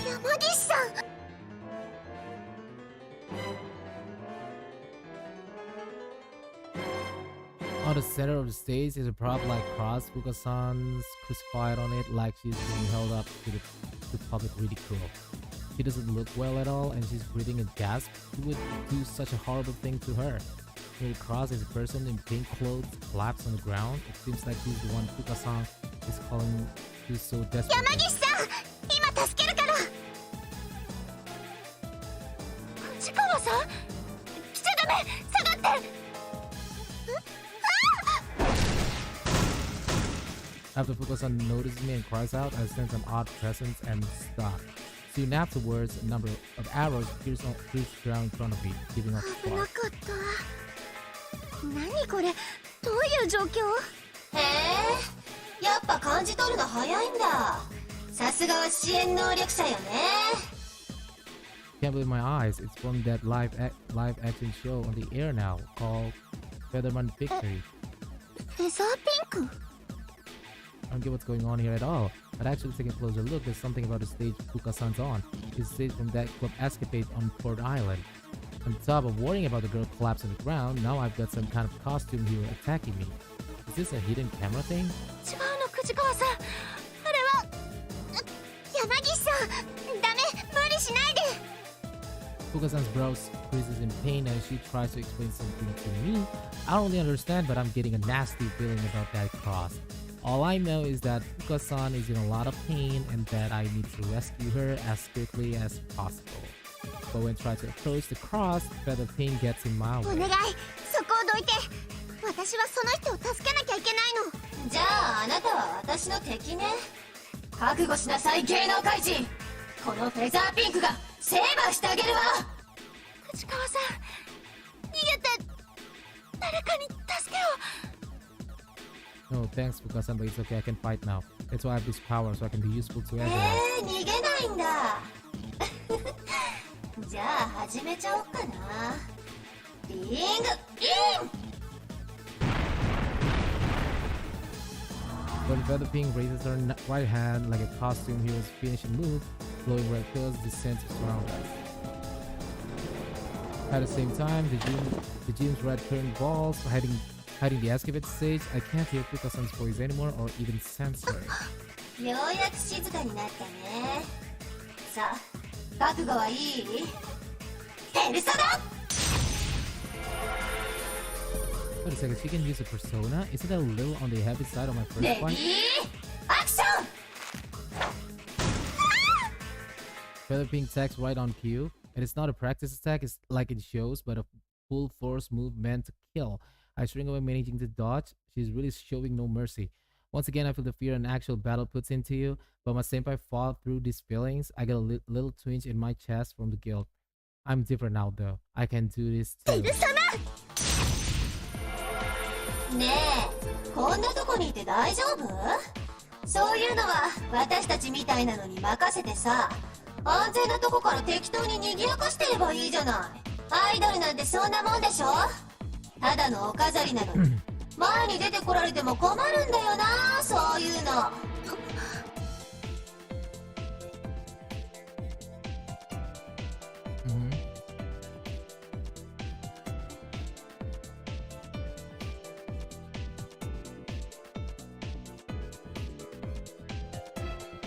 言い訳なんかしないよ。あなたの言ってる通りだから。でも私、何言われても負けるつもりなんてない。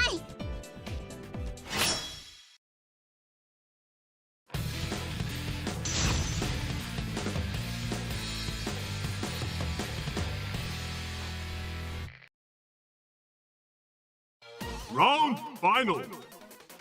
Fight! 不思議なこれだよ。全力でいく。このままだ。覚悟して。私に乗るな。まだまだ。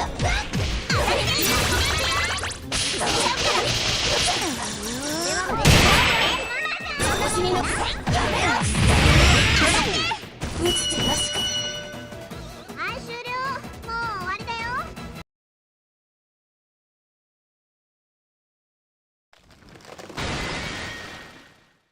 The battle ends and Featherpink collapses to the gymnasium floor. Red pills surrounding us shatter as well.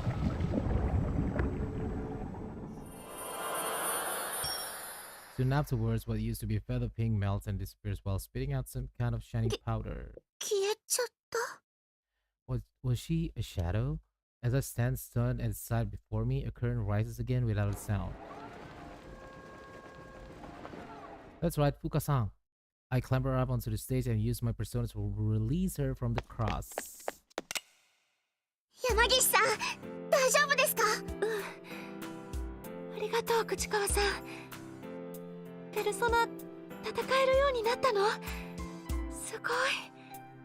そうだ、ゆかりちゃん、口川さん、私よりゆかりちゃんお願い。ゆかりちゃんは私をかばって。あのピンクの服の人？わかりました。ちょっと待ってて。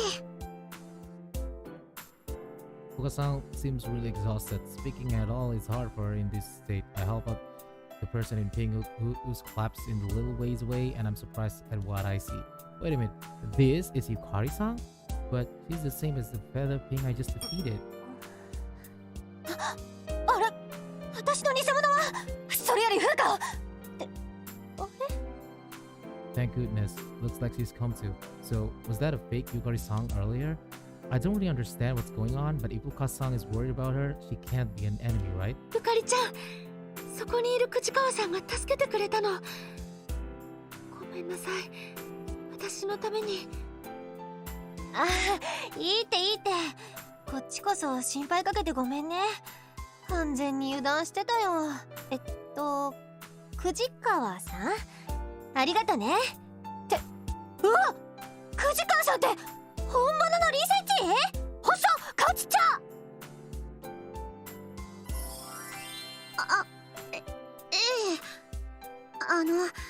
私まだ全然状況がわからなくて。After we introduce ourselves, Yukari-san, whose full name is Yukari Takeba, and Fuka-san tell me everything leading up to this point. It seems Fuka-san's group was on the move to Inaba after picking up an abnormal shadow reading here, but the enemy ambushed them and they were captured. Yukari-san is shadow operative too, so she rushed to Inaba with Labyrinth and some others to rescue Mitsuru-san's group. It sounds like the enemy is using shadows to make fake versions of us and forcing us to fight them. They also mentioned that what's happening in Inaba right now is a lot like something called the Dark Hour, a phenomenon Yukari-san and Fuka-san dealt with once. I'm starting to get a grasp on what's going on, but it's happening so quickly that I feel like my head is going to burst. What should I do now? Fuka-san says her power was being drained while she was crucified, so she's exhausted. I'm worried about Yukari-san's wounds too, and I'm feeling a little lightheaded from the constant fighting. After a brief gap in the conversation, Fuka-san innocently speaks up. ところでゆかりちゃんはどうしてその格好をしてるの？それすごくよくできてるね。え？ああ、今頃？まあ、これにはいろいろと事情がね。私もいろんな衣装着たけど、そういうのもかっこいいかも。ピンク色かわいいし、ライブで着てみようかな。変身！フェザーメイクアップとか？さすがアイドル、仕事に貪欲だね。そういえば復帰するって聞いたよ。大変でしょ、レッスンとか学校も行かなきゃなんないしさ。そうですね。でもどれも楽しいから大丈夫です。偉いなあ。やっぱ現役女子高生はバイタリティ溢れてるよね。若いっていいわ。ゆかりちゃんだってすごく頑張ってるじゃない。いや、私はちょこっとモデルやってるだけ。フェザーピンクだってたまたまオーディションでさ。え、モデルさんなんですか？っていうか本物のフェザーピンク？すっごい！完全にテンション上がっちゃった。スタイルとかすっごく良くて羨ましいです。やっぱり食事とか気を使ってるんですか？まあ一応ね。あ、そうそう、食事といえばこの前美味しいランチの店見つけてさ。って違う、こんな話してる場合じゃないでしょ。